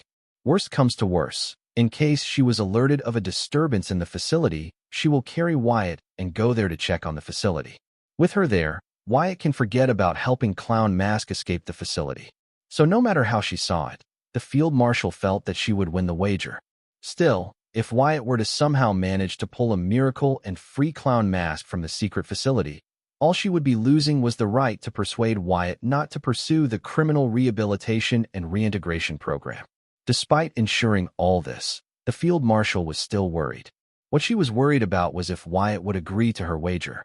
And she had good reason to be worried, as Wyatt did not agree to her wager, saying, Only a fool would agree to that wager. Seeing her worry come true, the field marshal felt bad and a little happy that she did not enter a wager with Wyatt. After all, was someone who fooled the devil. The devil was so infuriated that it had sent its incarnation to kill him, yet failed to kill him. Field Marshal could not bring herself to underestimate Wyatt, so she was a little relieved that Wyatt did not agree to her wager. It saved her 8 hours of constant worry. However, her relief had arrived too soon, as Wyatt was not done. Rejecting her wager, he requested better stakes for the wager. "Your Highness, I will agree to your wage if you are willing to increase stakes. If I win the wager, I want your full support with regards to my criminal rehabilitation and reintegration program." "That's it?" the field marshal asked in puzzlement. She thought Wyatt would try to increase the timeline of the wager, but to her astonishment, he did not. "Yes, that is it. So do we have a wager?" Wyatt asked. Gentle smile graced his lips, feeling that the field marshal was cute. Did she think that he did not know that the 8-hour time limit wasn't even sufficient for him to reach the secret facility unless he used a teleportation card to get teleported to a location near the secret facility? Unfortunately for the field marshal, no matter how cautious she was, she had no idea about the means at his disposal. Stuck in the card world, the field marshal's experience and knowledge were seriously limited for someone of her strength. Wyatt wondered why she never tried to venture into the dark realm like her ancestors. Was it because of the southern region's poor state? Well, when her house was not in order, how can she have time for adventures? Wyatt did not believe that the southern royal family did not have a way to enter the dark realm when their ancestors had managed to successfully stop a demon invasion. After all, it was impossible to kill a devil unless they were slain in the dark realm. Listening to Wyatt's proposal, the field marshal contemplated hard whether to enter a wager with Wyatt. She found it funny how she was the one who proposed the wager, but now she was hesitating to agree to it. In the heat of the moment, she wanted to agree to the wager, but seeing Wyatt's confidence, she could not bring herself to agree to it. Not to mention, if she lost, she would have to support him with his foolish idea. After a lot of contemplation, she still could not ignore the change to guide Wyatt back to the right path, so she agreed. "Fine. You have 8 hours starting now." Listening to the field marshal agree to the updated wager, Wyatt chuckled. His manipulations seemed to have worked a lot better than he had thought. But then, he thought it might be because the field marshal genuinely cared about him. Otherwise, he could not see a reason why an esteemed demigod like herself would be bothered to propose such a wager in the first place. This made Wyatt feel a little guilty, but this was also why he did not ask the field marshal to take an oath or enter a contract for the wager. He trusted her to uphold her stake if she lost, just like how she trusted him to do the same. Wyatt's relationship with the Southern royal family was very complicated. The Southern royal family was like the overbearing parents who constantly undermined their son and wanted him to do as they said, while Wyatt was like the rebellious son who did everything in his power to get his way and prove them wrong, even if it meant manipulating his metaphorical parents. Hopefully, one day the Southern royal family and Wyatt managed to get past these games and trust each other. MMH. Courtney kept struggling to say something with her mouth gagged by celestial force. She could not get a single word out. She then resorted to using Bloodette as her mouthpiece. "Wyatt, Courtney is telling when she manages to get herself free, she will kick your ass and make you apologize to her." Soon Wyatt's head manifested next to Courtney and reasoned with her. "Courtney, I know you do not agree with my opinion, but as my friend, can't you support me?" Listening to Wyatt's words, Courtney stopped struggling, and then after a quick contemplation, feeling the restraint on her mouth vanish, she said, "Why should I? When you did not support me. This was my idea until you made a mockery of it. Not only did you not apologize to me, but you dared to restrain me and ask me to support your foolishness. You have some nerve, Dalton Wyatt." Hearing Courtney call him by his full name, Wyatt knew she was genuinely mad at him this time. However, knowing Courtney's weak point, he replied with a hint of sadness, "I know I have been a bad friend, but Courtney, I need you. Please, can you forgive me this once and help me?" Listening to Wyatt plead for her help, Courtney's eyes widened. She did not expect him to apologize to her, let alone plead for her help. Her expression finally eased, and she muttered, "Well, since you asked it nicely, I will help." As impulsive and wild as Courtney was, it made her too predictable, making her an easy target to please. With Courtney's anger handled, Wyatt turned to Diana and Cindy, but before he could speak, Diana said, "Don't worry, boss. You will always have our support. Though we do not think people willing to kill to pass the time can value human life, we have full faith in you and your decision. So, we will do our best to help you." "What the FCK, Diana?" Courtney yelled in disbelief and then complained. "I begged you to help me so many times, but both of you gave up without trying, but now you are going all in his foolish idea, even him, without having to ask you to him? He is our beloved boss. He will always have our support. Besides, he knows what he wants and how to do it, but you had zero idea what you wanted, not to mention how to do it. You wanted us to give you all the answers. But he has all the answers and just needs some assistance," Diana said with firm eyes. Cindy nodded her head vigorously, agreeing with Diana. "Kiss ass," Courtney commented, listening to Diana point out the flaws in her way of asking for help to them. "Enough about this. Do you guys have something else to update me on?" Wyatt changed the topic, feeling Courtney might explode if they continued on the same topic since Diana and Cindy did not have her back when she needed it. "Yes, boss." Diana nodded, and then looking at Cindy, she said, "You should report it since you are leading the project." "Thank you, Diana." Cindy thanked Diana for not trying to steal her role and then reported to Wyatt. "Boss, during our recent investigation, we have learned that someone in the north is selling mass-produced pleasure cards. Their concept is the same as our pleasure card business model, but since I was unable to get my hands on their pleasure card, I have no idea how good or bad their product is. But according to the customer reviews so far, it is said to be worth the price and satisfactory. It appears someone beat us to the punch and has already claimed the central region market with their mass-produced pleasure cards. It would not be long for them to spread to other regions. As for us, we are still nowhere near improving the response and reactions of our slime fairy pleasure cards. However, seeing that we already have a competitor, I think we should release the unfinished products in the market. They are good enough. Because the other pleasure car monopolizes the market, it will be hard for our products to enter the market, let alone become a success." Wyatt patiently listened to Cindy's report and recommendation.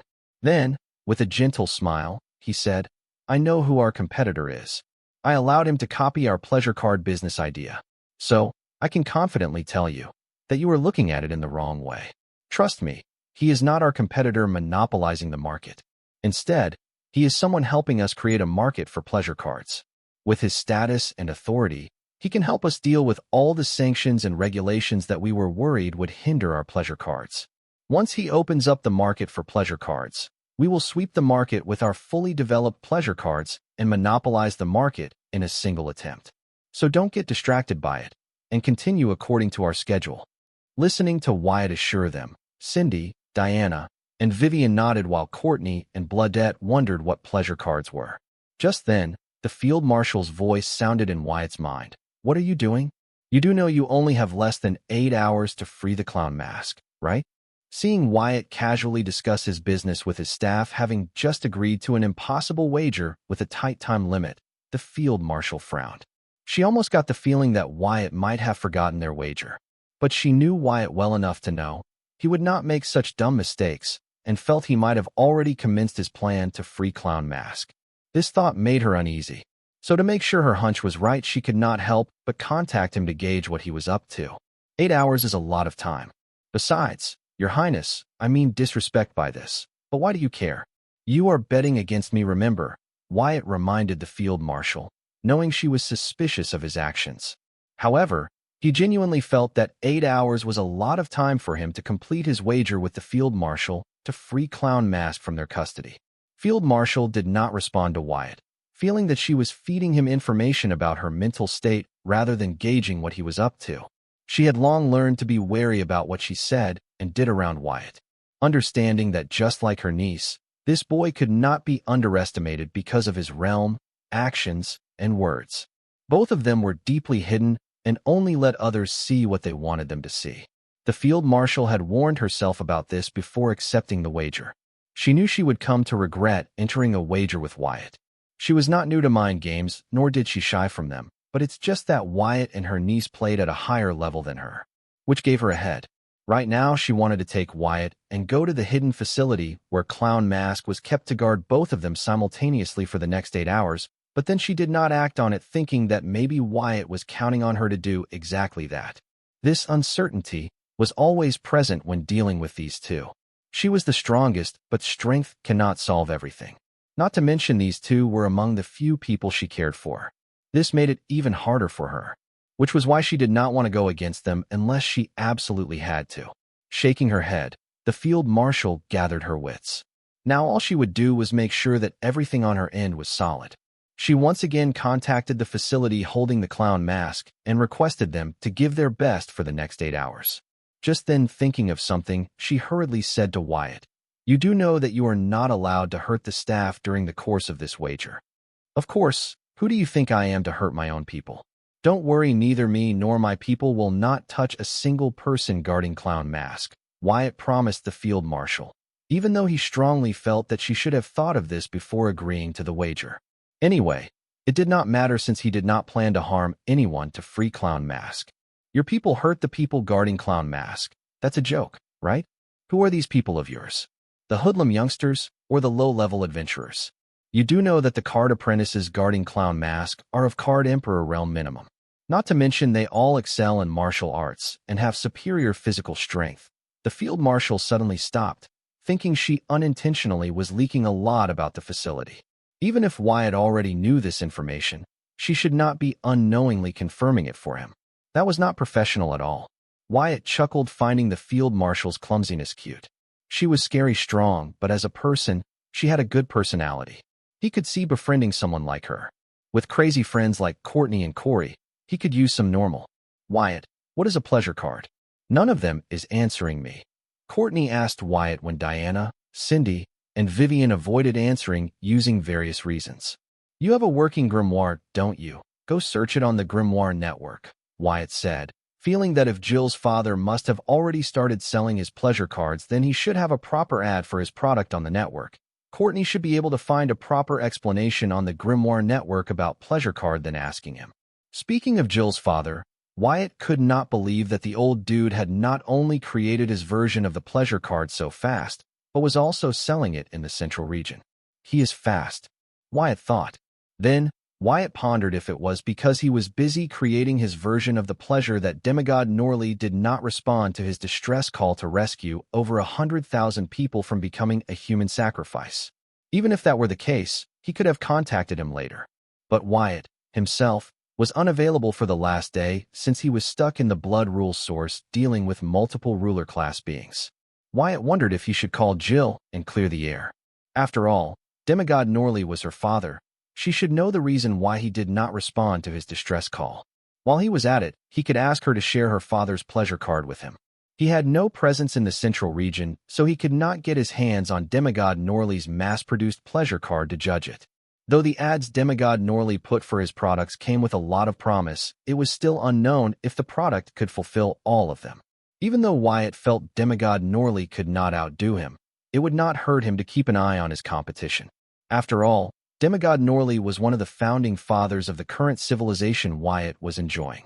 Nothing good would come from underestimating someone of demigod Norley's prowess and status. "Wyatt, tell me your pleasure cards come in the male version. Because I can't find any in the grimoire network," Courtney suddenly said, shocking everyone in the car. "Why would you ask something like that, Courtney?" Diana asked, as she did not think someone as beautiful and outgoing would require a pleasure card to meet her needs. "It just does not seem fair. Women also need pleasure as much as men do. Why is it that they are selling pleasure cards for only males and not females?" Courtney replied, with a pout, recalling a few women in her life who could use a male version of a pleasure card to bring more diverse kinds of happiness to their lives. Since Courtney's doubt was from the market point of view, Diana had no problem answering it. That is because the market for the male version of pleasure card for women is not that big. In the market, except for cosmetics, clothes, and apparel, when it comes to bold products like these, it is a fact that men create demand and soon women follow. Take the example of the tobacco and liquor industry. It is not that they don't want to create a male version of the pleasure card for women, but it still isn't time for it. "Oh, I see. Women get all the cool stuff late," Courtney said, recalling how hard it was for her hoverbike card to come in pink shade. She had to pay extra to have it custom painted. She was not like most women. As the Tao tongue of her generation, Her beauty was way above average and never needed cosmetics and apparel to enhance it. Meanwhile, the field marshal was wrecking her brain trying to think of Wyatt's game plan. It had been several minutes since they had agreed on the wager, yet he was having a casual discussion with his staff and friends. His nonchalant demeanor was getting to her. Because if it were her in his place, she would be hurrying to get to the facility, holding Clown Mask, before the wager time limit concludes. 8 hours might seem a lot, but it was not enough for one to make it to the facility, infiltrate it, take Clown Mask out of it, and hide her in one's custody. Not to mention the time required to come up with a detailed plan to infiltrate and break out Clown Mask without getting noticed. Why isn't he doing something? The field marshal screamed in her mind as she could not see what Wyatt was up to. If he just planned to give up, then why agree to the wager? Thinking of this, the field marshal shook her head, believing, Dalton Wyatt, I know, doesn't give up. He is up to something.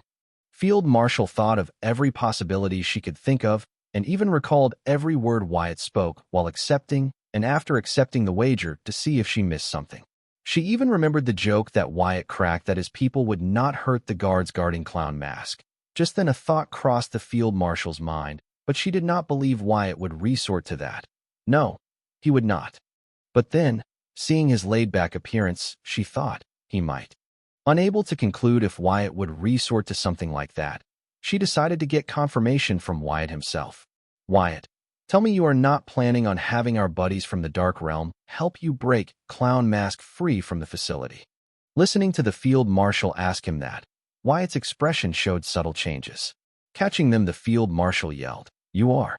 How could you collude with dark races, Dalton Wyatt? So now you trust them more than me and the Southern Royal family? You do know that that facility is sealing quite a few tricky devils and demons with weird abilities that even our ancestors could not kill? I knew I should have nipped this in the bud when you started borrowing the devil's powers and exchanging information with them. Look where it has gotten you. You guys are now partners in crime. Don't tell me you agreed to help them free those devils in exchange for their help. You didn't, did you? Just from the subtle change in Wyatt's expression, the field marshal thought the worst. How could she not? This was the most she had gotten while trying to read him since their meeting. When interrogating him, getting a subtle reaction was already a win in her book, as this kid was a tough nut to crack. Somehow he was able to evade the deduction of her intense sense and manipulate her. No, why would you even think that? What makes you think I would release a few sealed devils just to win a wager? Is that what you think of me? Wyatt denied it, as he would not need to join hands with dark races for something as little as this. Then what was that sudden shocked look on your face when I asked if you planned to get help from your dark race buddies to free Clown Mask? Don't you dare lie to me, Dalton Wyatt. The field marshal sternly inquired Wyatt. That is because I planned to use something I gained from the Dark Realm to free Clown Mask, and I was just astounded to see you get so close to guessing my plan, Wyatt replied honestly. He was really surprised that Field Marshal almost guessed his plans. It appears she was a lot smarter than he gave her credit for.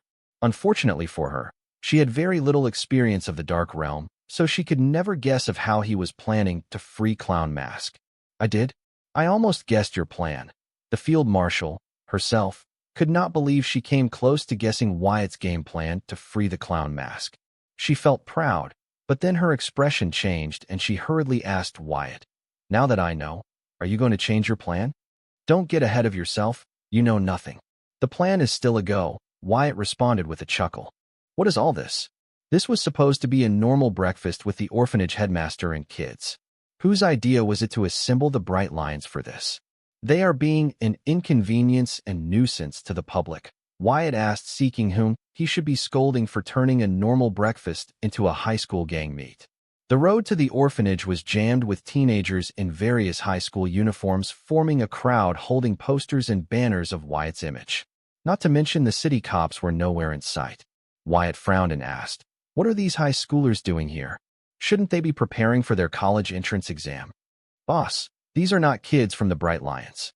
You see the kids trying to manage the crowd. They are members of the Bright Lion gang, Diana informed Wyatt, only to hear him sternly say, So it was you who ordered the Bright Lion gang to assemble by the orphanage. Boss, I know you do not like all this attention, but you are the hope of the southern region. You are a huge celebrity now. Kids from all over the southern region have run away from their homes and cities to join the Bright Lions. Diana prepared to give a stimulating lecture so that Wyatt would understand why she did what she did, but was interrupted by him in the middle. Wait, what do you mean by kids are running away from their homes and cities to join Bright Lions? Boss, it is not like what you think. There are many troubled kids in this world. They saw Bright Lions as a beacon of hope and came running. If it wasn't Bright Lions, they would have chosen to join some other organizations like the Circle. Cindy hurriedly explained, not wanting Wyatt to misunderstand that they were up to no good again. Diana nodded in agreement and elaborated.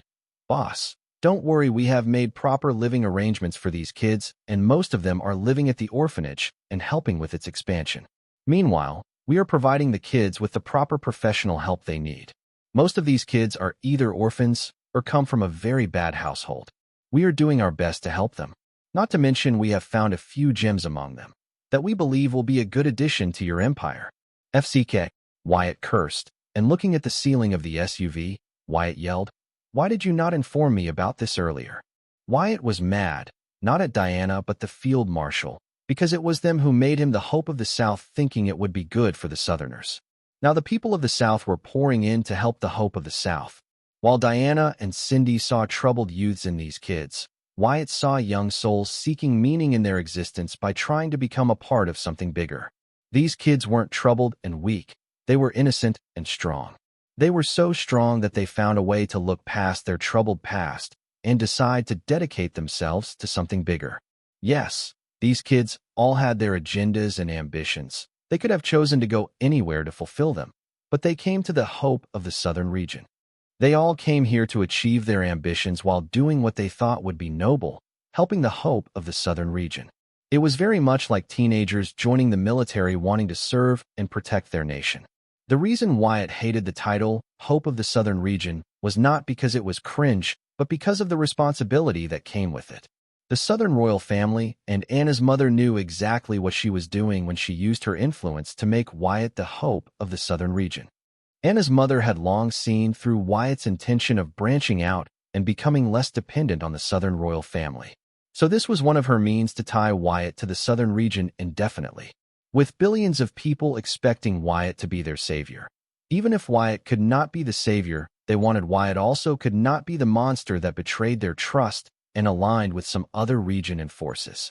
Anna's mother knew regardless of how indifferent Wyatt was to the fame, he could never bring himself to become a traitor who betrayed the expectations that came with this fame.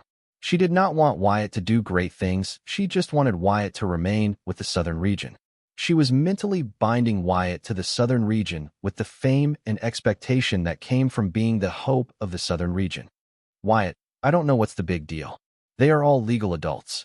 They are free to choose what they want to do with their lives. Honestly, I think you guys are overreacting, Courtney said, seeing Wyatt curse and yell. But Wyatt ignored her and waited for the field marshal to reply. However, the reply never came. The talkative field marshal suddenly went quiet. Boss, it is not just the Bright Lions. Many capable people have shown interest in joining the Fine Gold and TSR guilds. Many have offered very reasonable conditions to help us expand our business to the 2-tier and 1-tier cities around the Southern region.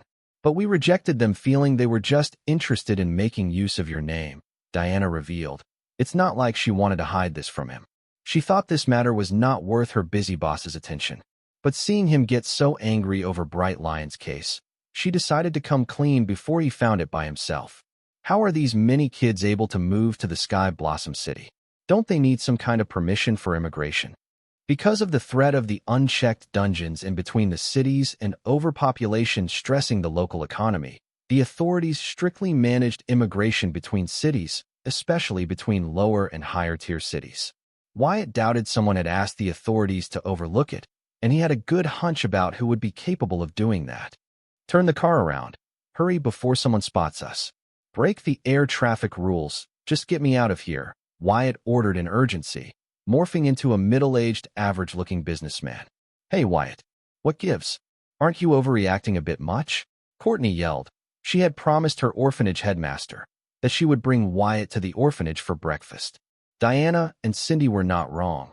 Wyatt was indeed a big-time celebrity, and the kids in the orphanage all admired him. They would love to see and have some quality time with him. It was not easy for these kids to meet people they admired. Courtney understood the importance of the headmaster inviting Wyatt to the orphanage for breakfast. So she was taken aback to hear Wyatt order them to take him back.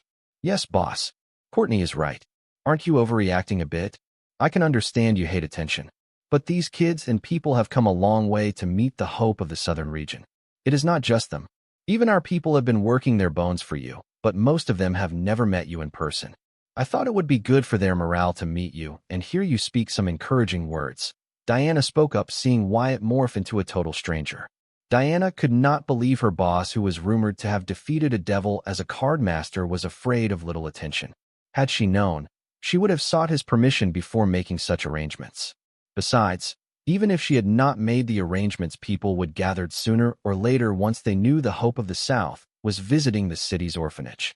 After all, her boss's popularity was not less compared to any of the southern region's royalty. Boss, I hope you will adjust this one time, because your public appearance will be a huge boost to the morale of our people who have been working day and night to manage the extra work that came with your sudden fame. They deserve this. Cindy would just pay the employees of Fine Gold, TSR Guild, and members of Bright Lion's overtime wages, but that was not enough because they all have been pushing themselves out of admiration for their boss. The fact that they were working for the hope of the southern region meant the world for these people. They were willing to work for free if there need be. Especially the members of the Bright Lions. These kids had pulled their act together. Once they felt that they were all part of something bigger than they could imagine, there was no stopping them. They took the initiative to work, which was very rare. Having been part of a high school gang, she knew this from experience. Wyatt, I don't care about your phobia of fame. You promised you would have breakfast at the orphanage. Even if you don't mind not keeping your promise, I do. I promised the headmaster I would bring you, and I will do just that. Driver, you hurry toward the orphanage before his jerk does something. Courtney yelled and ordered the driver, who did not know whose order he should follow. If not for Cindy's assurance, he would have turned the vehicle by now. Are you guys done? Wyatt said, glancing over Cindy, Diana, and Courtney. Since he had morphed his appearance, he no longer felt as urgent as before. What the heck, Wyatt? Don't you understand what I am saying? A promise is a promise. You don't go breaking them just because you feel like it.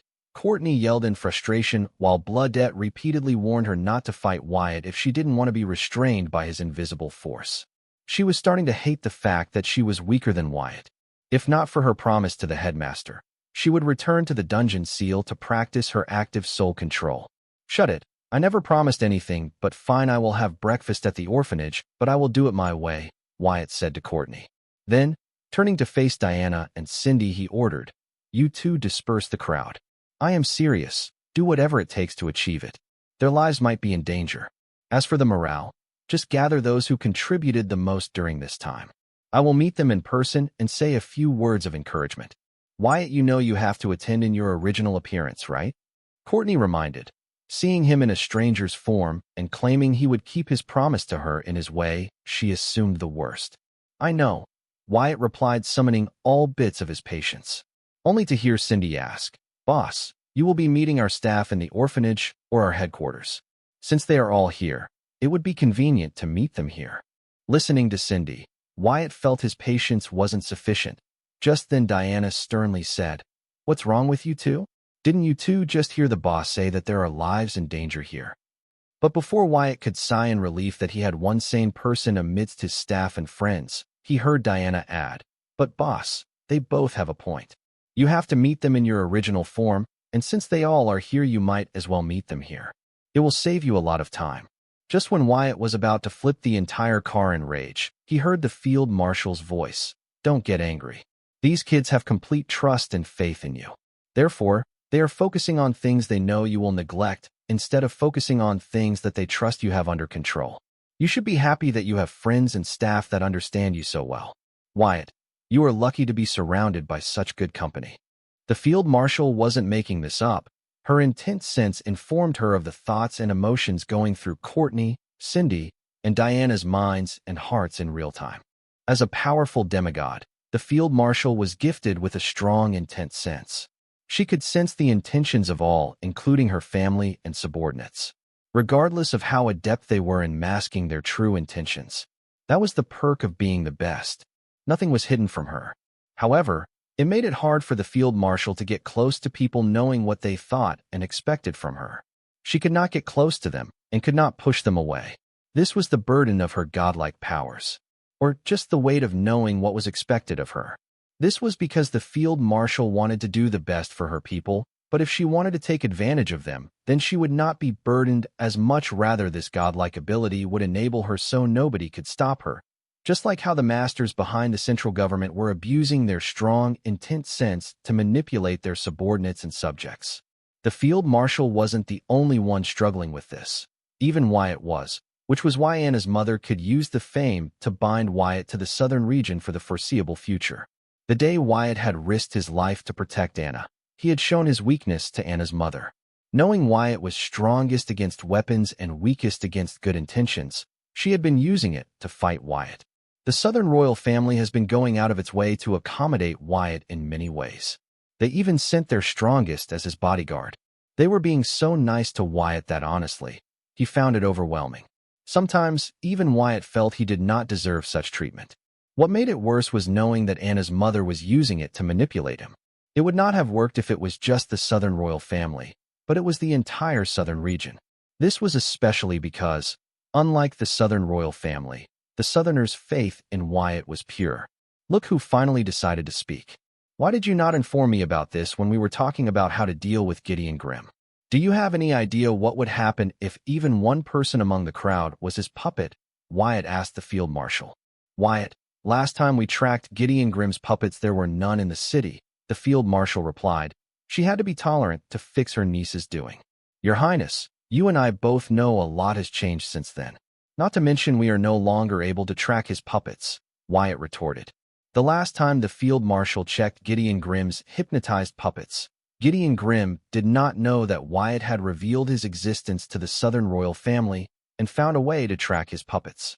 Not to mention turning him into the most wanted in the world. A lot has changed since then. Who knows how Gideon Grimm planned to get back at him? Even if a single person were to detonate themselves in the crowd, the casualty would be devastating. Wyatt only agreed to Courtney believing that it was a spontaneous request. Had he known about people immigrating to Sky Blossom City to help the hope of the southern region, he would never agree to the request. Instead, he would be focusing on mass-producing cards that would detect if someone was hypnotized by Gideon Grimm's origin card. Wyatt, you are overreacting. With me watching, no one in the city would be able to detonate themselves, let alone a few in the crowd. Just boldly go and greet them all. Give them what they came for. Embrace the glory and show the world that you are not afraid of anyone. The field marshal encouraged Wyatt while subtly using words like not afraid to provoke him. You contacted Anna's mother, didn't you? Did she ask you to get me to play the part she has arranged for me? It's no use talking to you about this. Just tell me when she is going to meet me, or do I have to go personally meet her? Knowing her ego, she is waiting for me to find her, isn't she? Wyatt finally realized why Anna's mother never came despite Colleen and others repeatedly telling him he would find the answers during his meeting with Anna's mother. I don't know what you are talking about. With me here, what are you afraid of? The field marshal denied all of Wyatt's claims and continued to persuade him to go into the limelight. She could not be more obvious. Well, she can forget it. I am never going to seek her. Heck, I will force her to come to meet me, Wyatt said, with the most sadistic grin he could fathom. Wyatt, why does it always have to be your way? Can't you just let it be? The field marshal said, fearing the worst, the clash between her niece and Wyatt. Why does it have to be her way then? Wyatt retorted, instructing his super brain card to search for Anna's mother's location and learn what she was up to. Well, the field marshal could not find an answer that would not simulate Wyatt further, so she said, how about this? I will arrange a meet between you two at a neutral place, date, and time. I will decide when, where, and how you two will meet. What do you think? Is this enough? So you agree that Anna's mother never planned to meet me, but was waiting for me to find her. I should have seen this a lot sooner. Ha! This is going to be fun. Feeling challenged after a long time, Wyatt laughed, thinking he might as well enjoy this since it was not often he would feel this way. Why do you keep saying and doing the exact opposite of what I ask of you? The field marshal said, feeling helpless. The field marshal Heatsend could not believe she who used to rule the way beyond was reduced to a mere mediator between the mother-in-law and son-in-law pair. Both of them were overbearing control freaks, who did not know how to take a step back. She blamed demigod Norley for this. If he had not shown up, her niece would not have had a proper reason to send her here to spy on her great-nephew-in-law while acting as his bodyguard. Wyatt, whatever you are up, I suggest you give up. Because if you escalate things, she will not back down, the field marshal advised Wyatt, seeing the most ominous grin she had seen pasted on his face. There was another reason why the field marshal felt like it was her duty to mediate between Anna's mother and Wyatt. It was the fact that Wyatt figured out what Anna's mother was up to while talking to her of all people.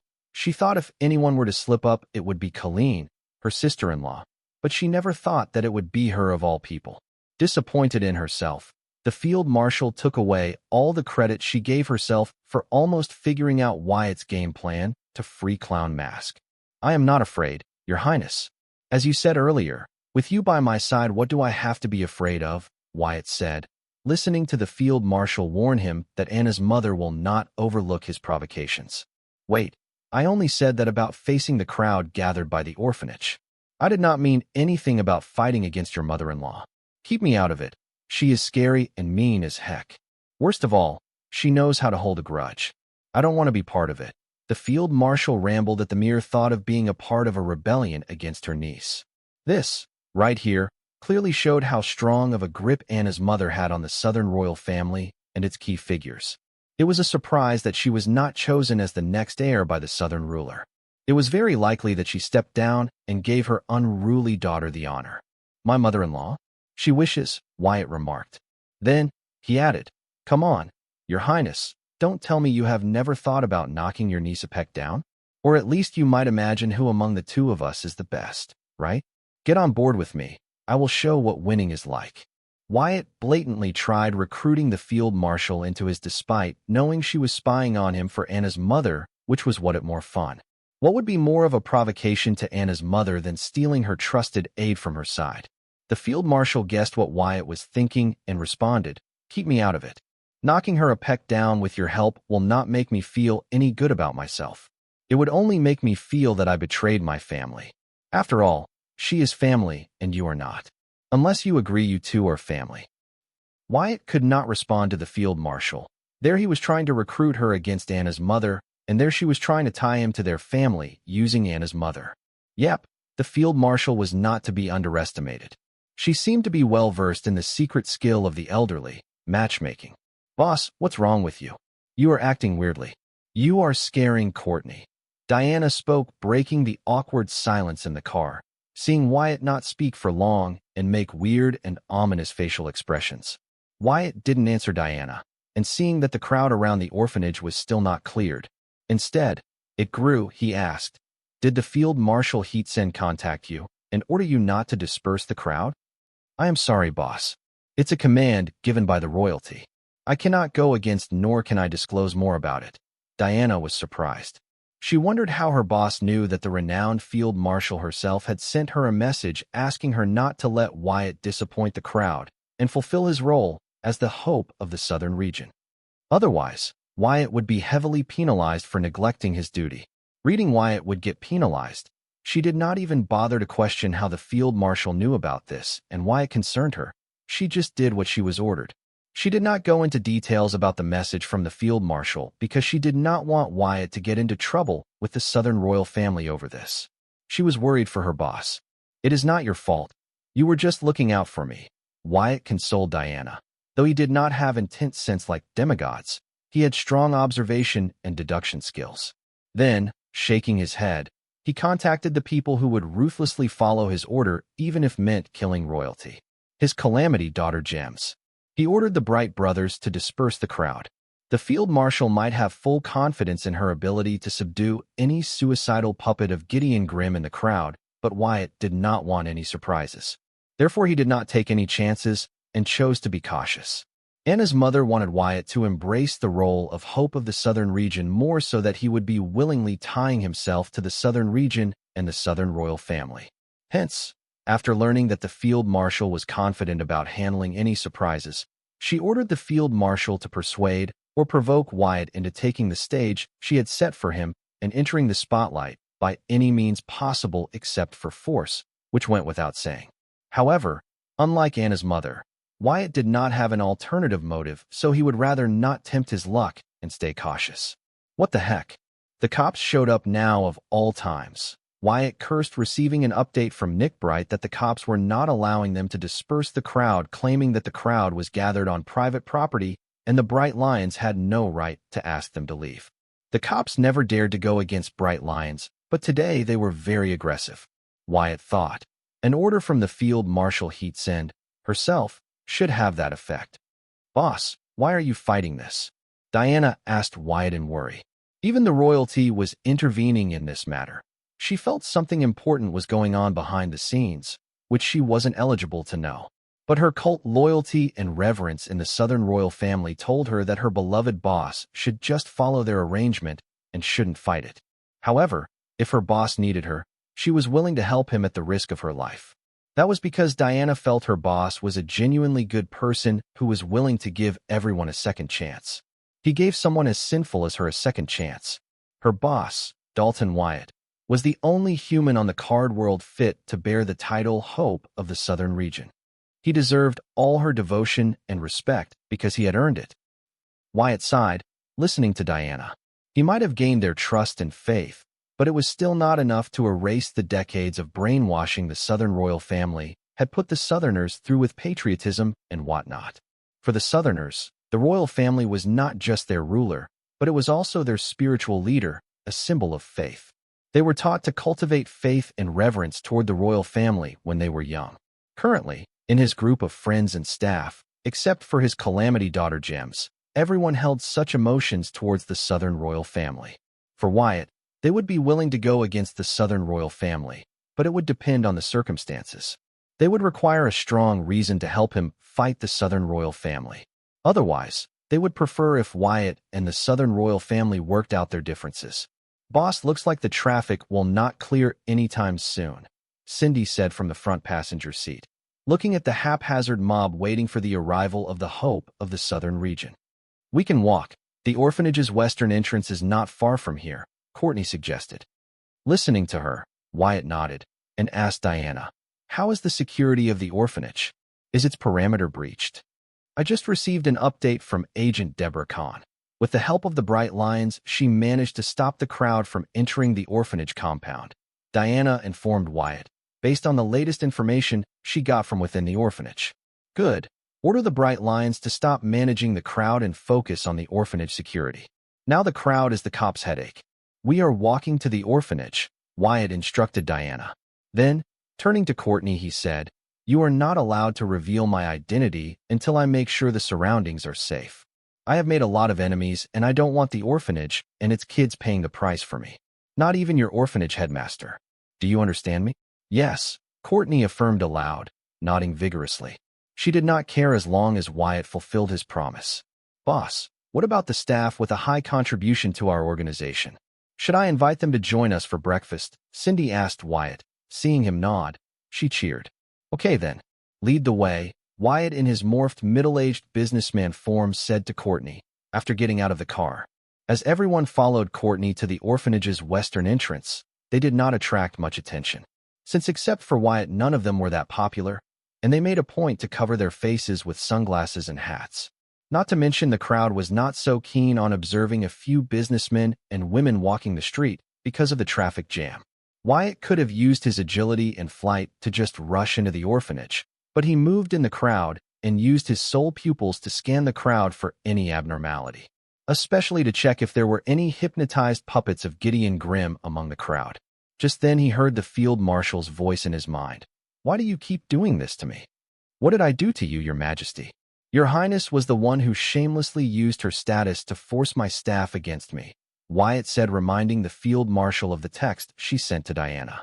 He did not bother to mention how she used the cops. I was just using every means at my disposal to complete my mission, the field marshal responded, saying she did what she had to do for the mission. She knew if she did not use extreme measures, Diana would not go against Wyatt's orders and directly snitch about her to him. She had first-hand experience of how much everyone in the SUV trusted and respected Wyatt. So, she did what she had to. Then, the field marshal continued. Before I met you, my record was seamless. I had managed to complete every mission I was given successfully.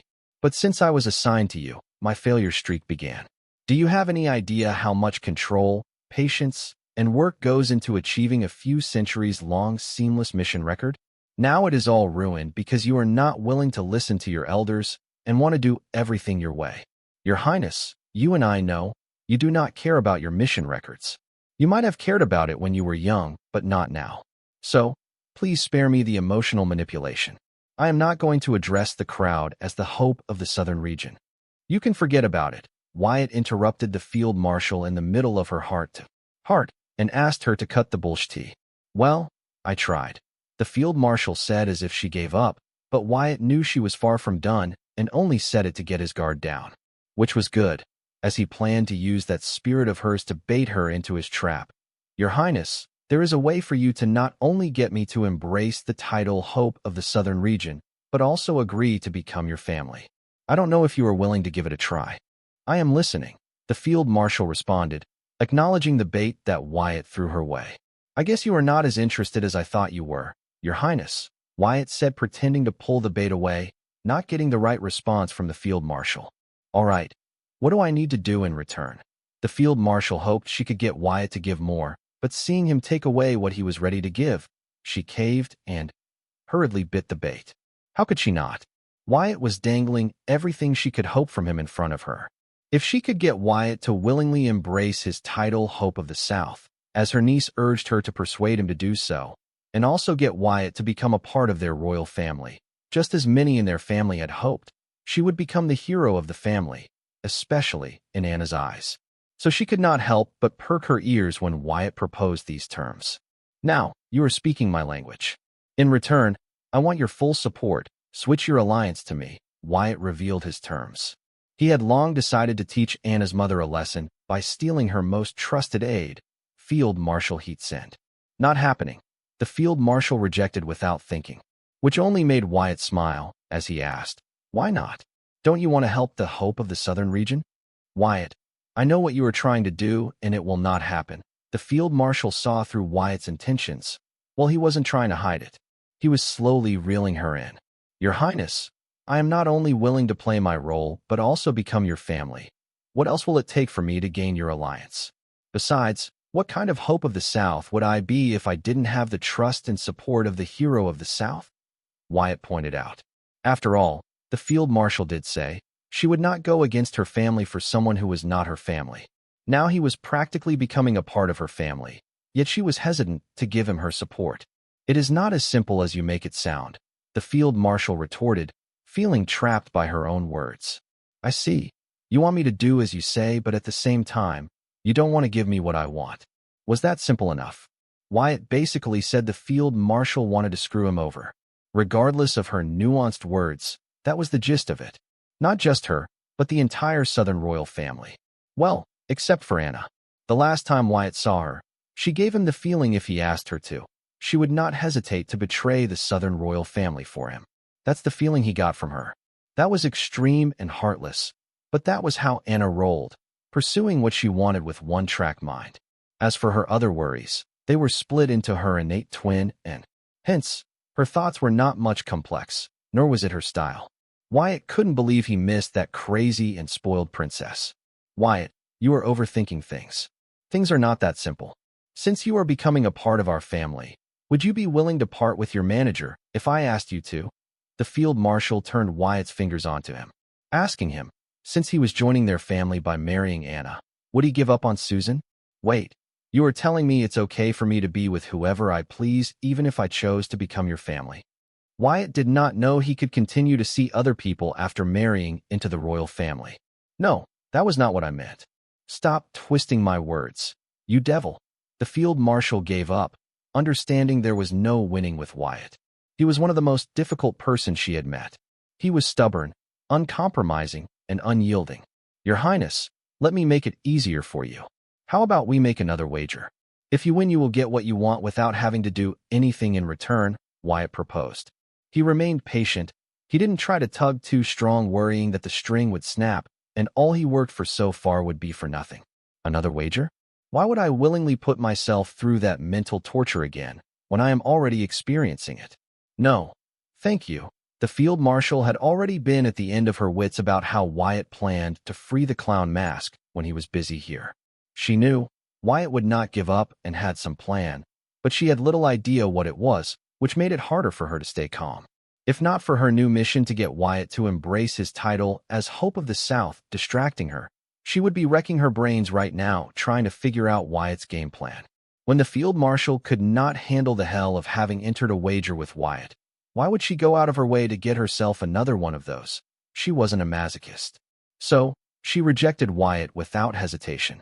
The stakes proposed by Wyatt were indeed very attractive, but she did not think her mind could handle another one of Wyatt's mind games. She wasn't up to the challenge. Fine, I will make it a lot easier for you. How about we bet on an already existing wager? Wyatt proposed to improve on their already existing wager, seeing that the field marshal would not even consider the idea of entering another wager with him. The field marshal contemplated for a second and then responded, "How do we do that?" Though she was unsure what Wyatt was up to, she decided to hear him out. Knowing what people wanted and what they would be willing to pay for it was a skill good. But knowing what they would be willing to risk for what they want and getting them to risk it, now that was the devil's work. Listening to the field marshal ask how they would go about betting on an already existing wager, Wyatt nodded in satisfaction. The fact that she was willing to hear him out was enough to give Wyatt the confidence that if said all the right words, he could get the field marshal to willingly walk into his trap masked as a game of wits, which she was confident about winning, believing that she held the dominant cards. Simple, we modify the existing wager. Like maybe add more conditions to it or increase its difficulty, something like that, Wyatt explained. Wyatt purposely proposed to bet on the existing wager, knowing that the field marshal would love to add a few more conditions to the wager they agreed to, especially now that she had tasted the fear of uncertainty and the unknown. The fact that Wyatt would be willing to make the wager more difficult for himself would be a huge warning sign for the field marshal. Knowing her, she would not make the mistake of underestimating Wyatt. So what was Wyatt thinking proposing something so obvious? It was the field marshal's confidence that he was counting on for her to agree to his proposal of wagering on the existing wager. The leader's mindset. Have you ever wondered what's going on in the minds of the people who carry their entire team through a project, mission, or a game? What would be going on in their mind? Disdain for their fellow teammates, or the thought that the task at hand was not challenging enough? Well, that varies from person to person based on their personality, but one thing was common among all of these leaders: they were all confident in their abilities. They were not overconfident or underestimating their enemies. They were just confident in their skills and judgment. They did not bother to waste their precious time worrying about what they could not control and would always give their 100% where it was required, since they were playing to win regardless of the odds. Such was the case of the field marshal. She too was confident about her preparations for her wager with Wyatt. It's just that she was not used to sitting and watching her opponent. This was new to her. The 8-hour time limit she added to the wager was now starting to feel like the amount of time she chose to be mentally tortured. "Wyatt, you seem confident that you will be able to free Clown Mask." The field marshal could not help but say this. Listening to him propose that they add more conditions to wager and make it difficult. The field marshal understood that Wyatt was confident about his means, but so was she. In a game, both sides would be confident about their team's win. However, this doesn't mean that one side should just give up without playing. The winner isn't decided until the game concludes. Therefore, what would have been a sign for others to back away was not that much of a sign for the field marshal. Instead, it was a sign of provocation. She felt Wyatt was challenging her and the Southern royal family's ability to watch over their prisoners. Just because she was currently reduced to a babysitter for a teenager did not mean that the field marshal was to be underestimated. She was one of the top 10 strongest in the card world. She was a direct descendant of the unparalleled demigod. She was the hero of the South. Feeling her presence, the supreme beings trembled and dared not to misbehave at the way beyond. The records of her achievements were long and outstanding. How could she back away from a challenge? It should be Wyatt who should have thought twice before provoking her. He should be the one to reconsider the wager, not her. "Yes, I am, Your Highness. Otherwise, there would not be a point for me to enter a wager with you, especially with such high stakes. Isn't that the same for you too, Your Majesty? If you are not, then I can understand." Wyatt was polite, but his words were aggressive. He basically asked the field marshal if she was not feeling confident, she should quit while she was ahead. Ha ha ha, will you look at that? Boy, if your idea is to provoke me, then you are successful. Let us discuss the terms. The field marshal laughed, listening to Wyatt's words. The field marshal was drawn by the attractive stakes that Wyatt proposed, but now she was staying to show Wyatt that he should not underestimate his elders. She felt Wyatt looked down on the Southern royal family and its capabilities. Yes, during the course of their partnership, they did drop the ball on 1 or 2 occasions, but what about the trouble they avoided for him without even him knowing? If not for them, Wyatt, his friends, and his family would not be enjoying a peaceful life in this third-tier city. Sure, what do you have in mind? Wyatt smiled, feeling the fish was almost in his grasp. Before we begin, I would like to update you about your aunt, Kathy.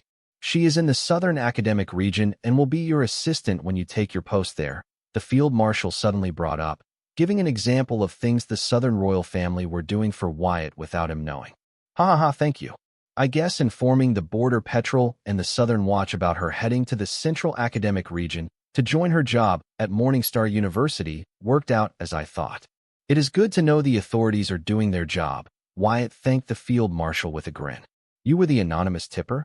It wasn't anonymous, I told them who I was. It is not my fault that they did not believe. Fortunately, they bothered to follow up on my tip, Wyatt said causally. Listening to his words, the field marshal felt his actions were irresponsible, especially considering the person in question was the only true family who did not want to take advantage of him. So, she sternly asked him, why did you not report this to and/or Colleen? They would have handled it with more care.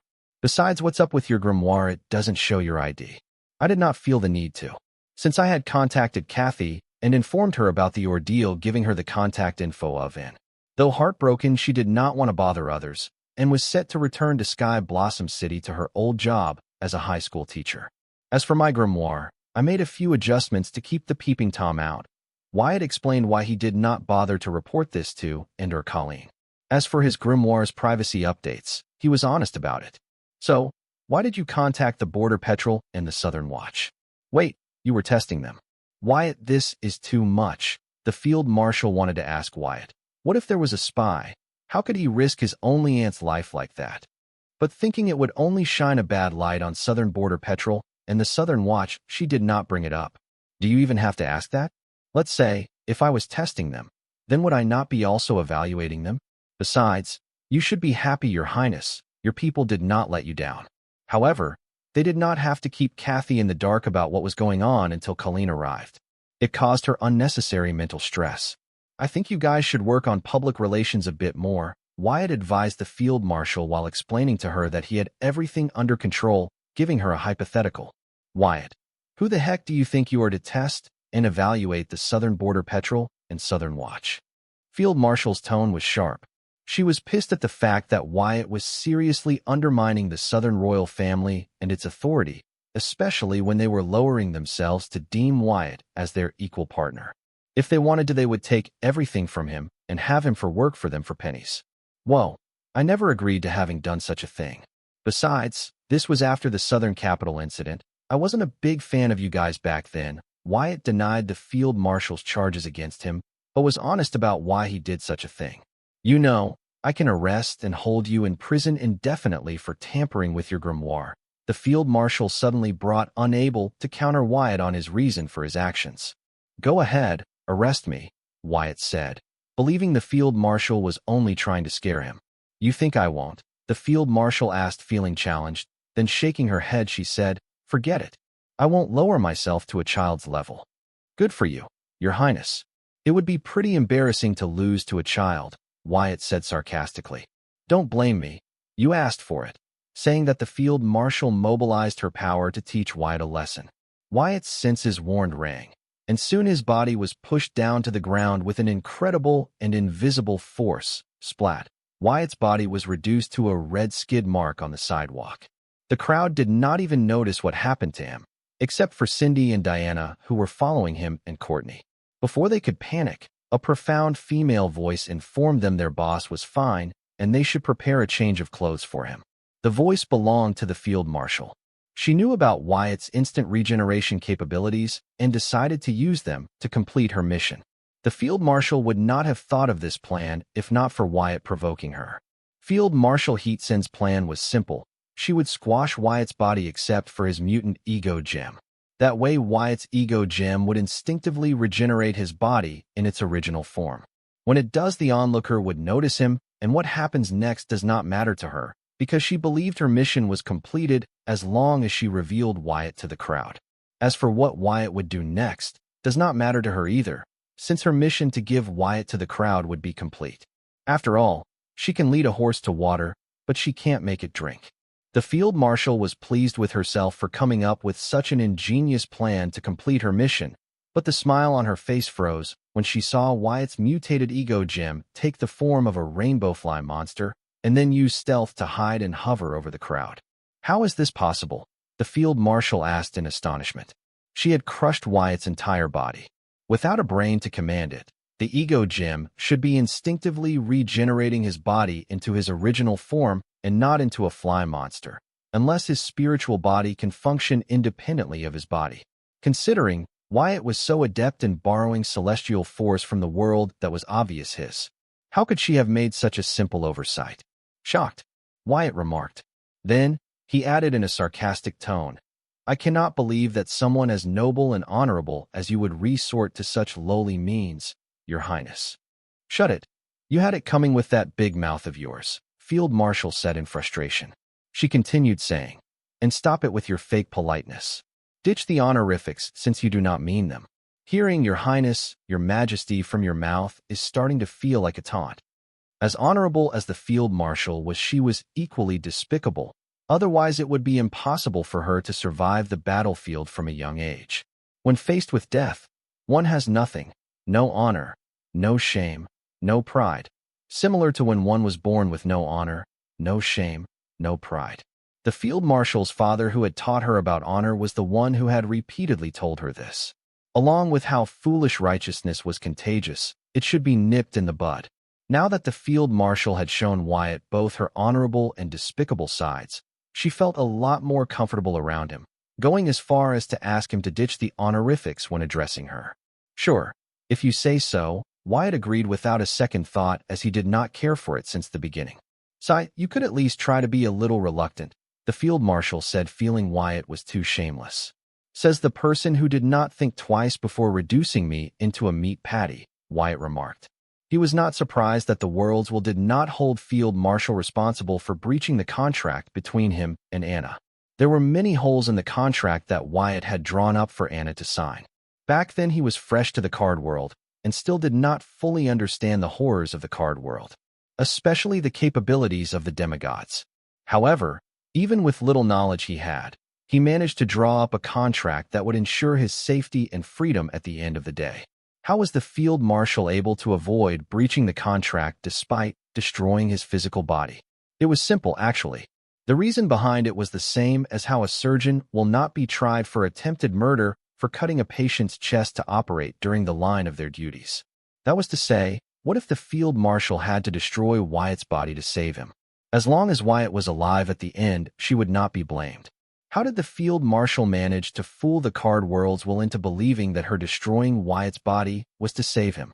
Simply by erasing all the malice in her intent and replacing it with benevolence, using her advanced control over her powerful intent sense. Not many in the card world could pull off something like this. It was Wyatt's luck that he ended up with a family that had quite a few people who were capable of doing something like this. Not to mention, Wyatt was also partially to be blamed because he had partially turned his body into an immortal.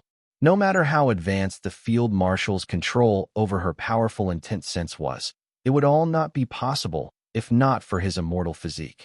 Regardless of the Field Marshal's intent during her action, if she were responsible for Wyatt's death, then she and her family would have to face the worth of the Card World's Will, so she would not have attempted something like this in the first place if not for his partial immortality. Well, let us talk about the terms for our wager, shall we? The Field Marshal quickly changed the topic, as she did not want to continue talking about the incident. She knows she could get competitive, but showing it against a child, no matter how abnormal he was, it was embarrassing for her. Fine, let me make the new stakes clear. If you win, I will give up on the criminal rehabilitation program, embrace the title Hope of the South, and become a part of your family. But if I win, not only will you support my criminal rehabilitation program, but switch your alliance to me and swear your loyalty to me on your honor. Wyatt let the field marshal change the topic because he was waiting for her to bring up the wager, to not seem eager. Then, he recounted the updated stakes for their wager to the field marshal. These stakes would only be valid if they managed to agree on an updated wager. If not, they will go with old wager and stakes. Whoa, hold up there, buddy. Nobody agreed to swear their loyalty to you. My loyalty will always be with the southern ruler and the southern region. The field marshal hurriedly corrected. Swearing one's loyalty was not a small matter, especially for someone of the field marshal's status and personality. This was also why Wyatt didn't bother to ask her to sign a contract or take an oath. Besides, the stakes are not equal, the field marshal added, feeling that Wyatt was getting the better end of the deal. How are they not equal? If anybody should be complaining, then it should be me. Because I agreed to marry into your family. Do you even know what that means? If not, you can ask Lorenzo. Wait, that would not help my case since he traded up by marrying into your family, while I would be settling by marrying into your family. In the heat of the moment, Wyatt was caught up in his own words. Boy, aren't you getting too comfortable with me? I asked you to drop the honorifics, but don't remember asking you to treat me like one of your mates. And what the heck do you mean by Lorenzo traded up by marrying me? He and I are equal partners in this marriage. The field marshal was starting to regret permitting Wyatt to stop being polite with her. Who are you kidding, Your Highness? Lorenzo is not here. You can drop the act, Wyatt said, using honorifics to sound polite, but that only highlighted his rudeness. Listen to me, you brat. Lorenzo is a kind and brilliant man. At least, he knows to respect and listen to his elders. The field marshal raged, unable to control her emotions. I'd love to hear from you. Thanks so much for watching. Did you enjoy this video? If you did, make sure to hit that notification bell so you never miss an update. And don't forget to subscribe and give this video a big thumbs up. Your support means the world to me, and I can't wait to see you in the next one. Thank you.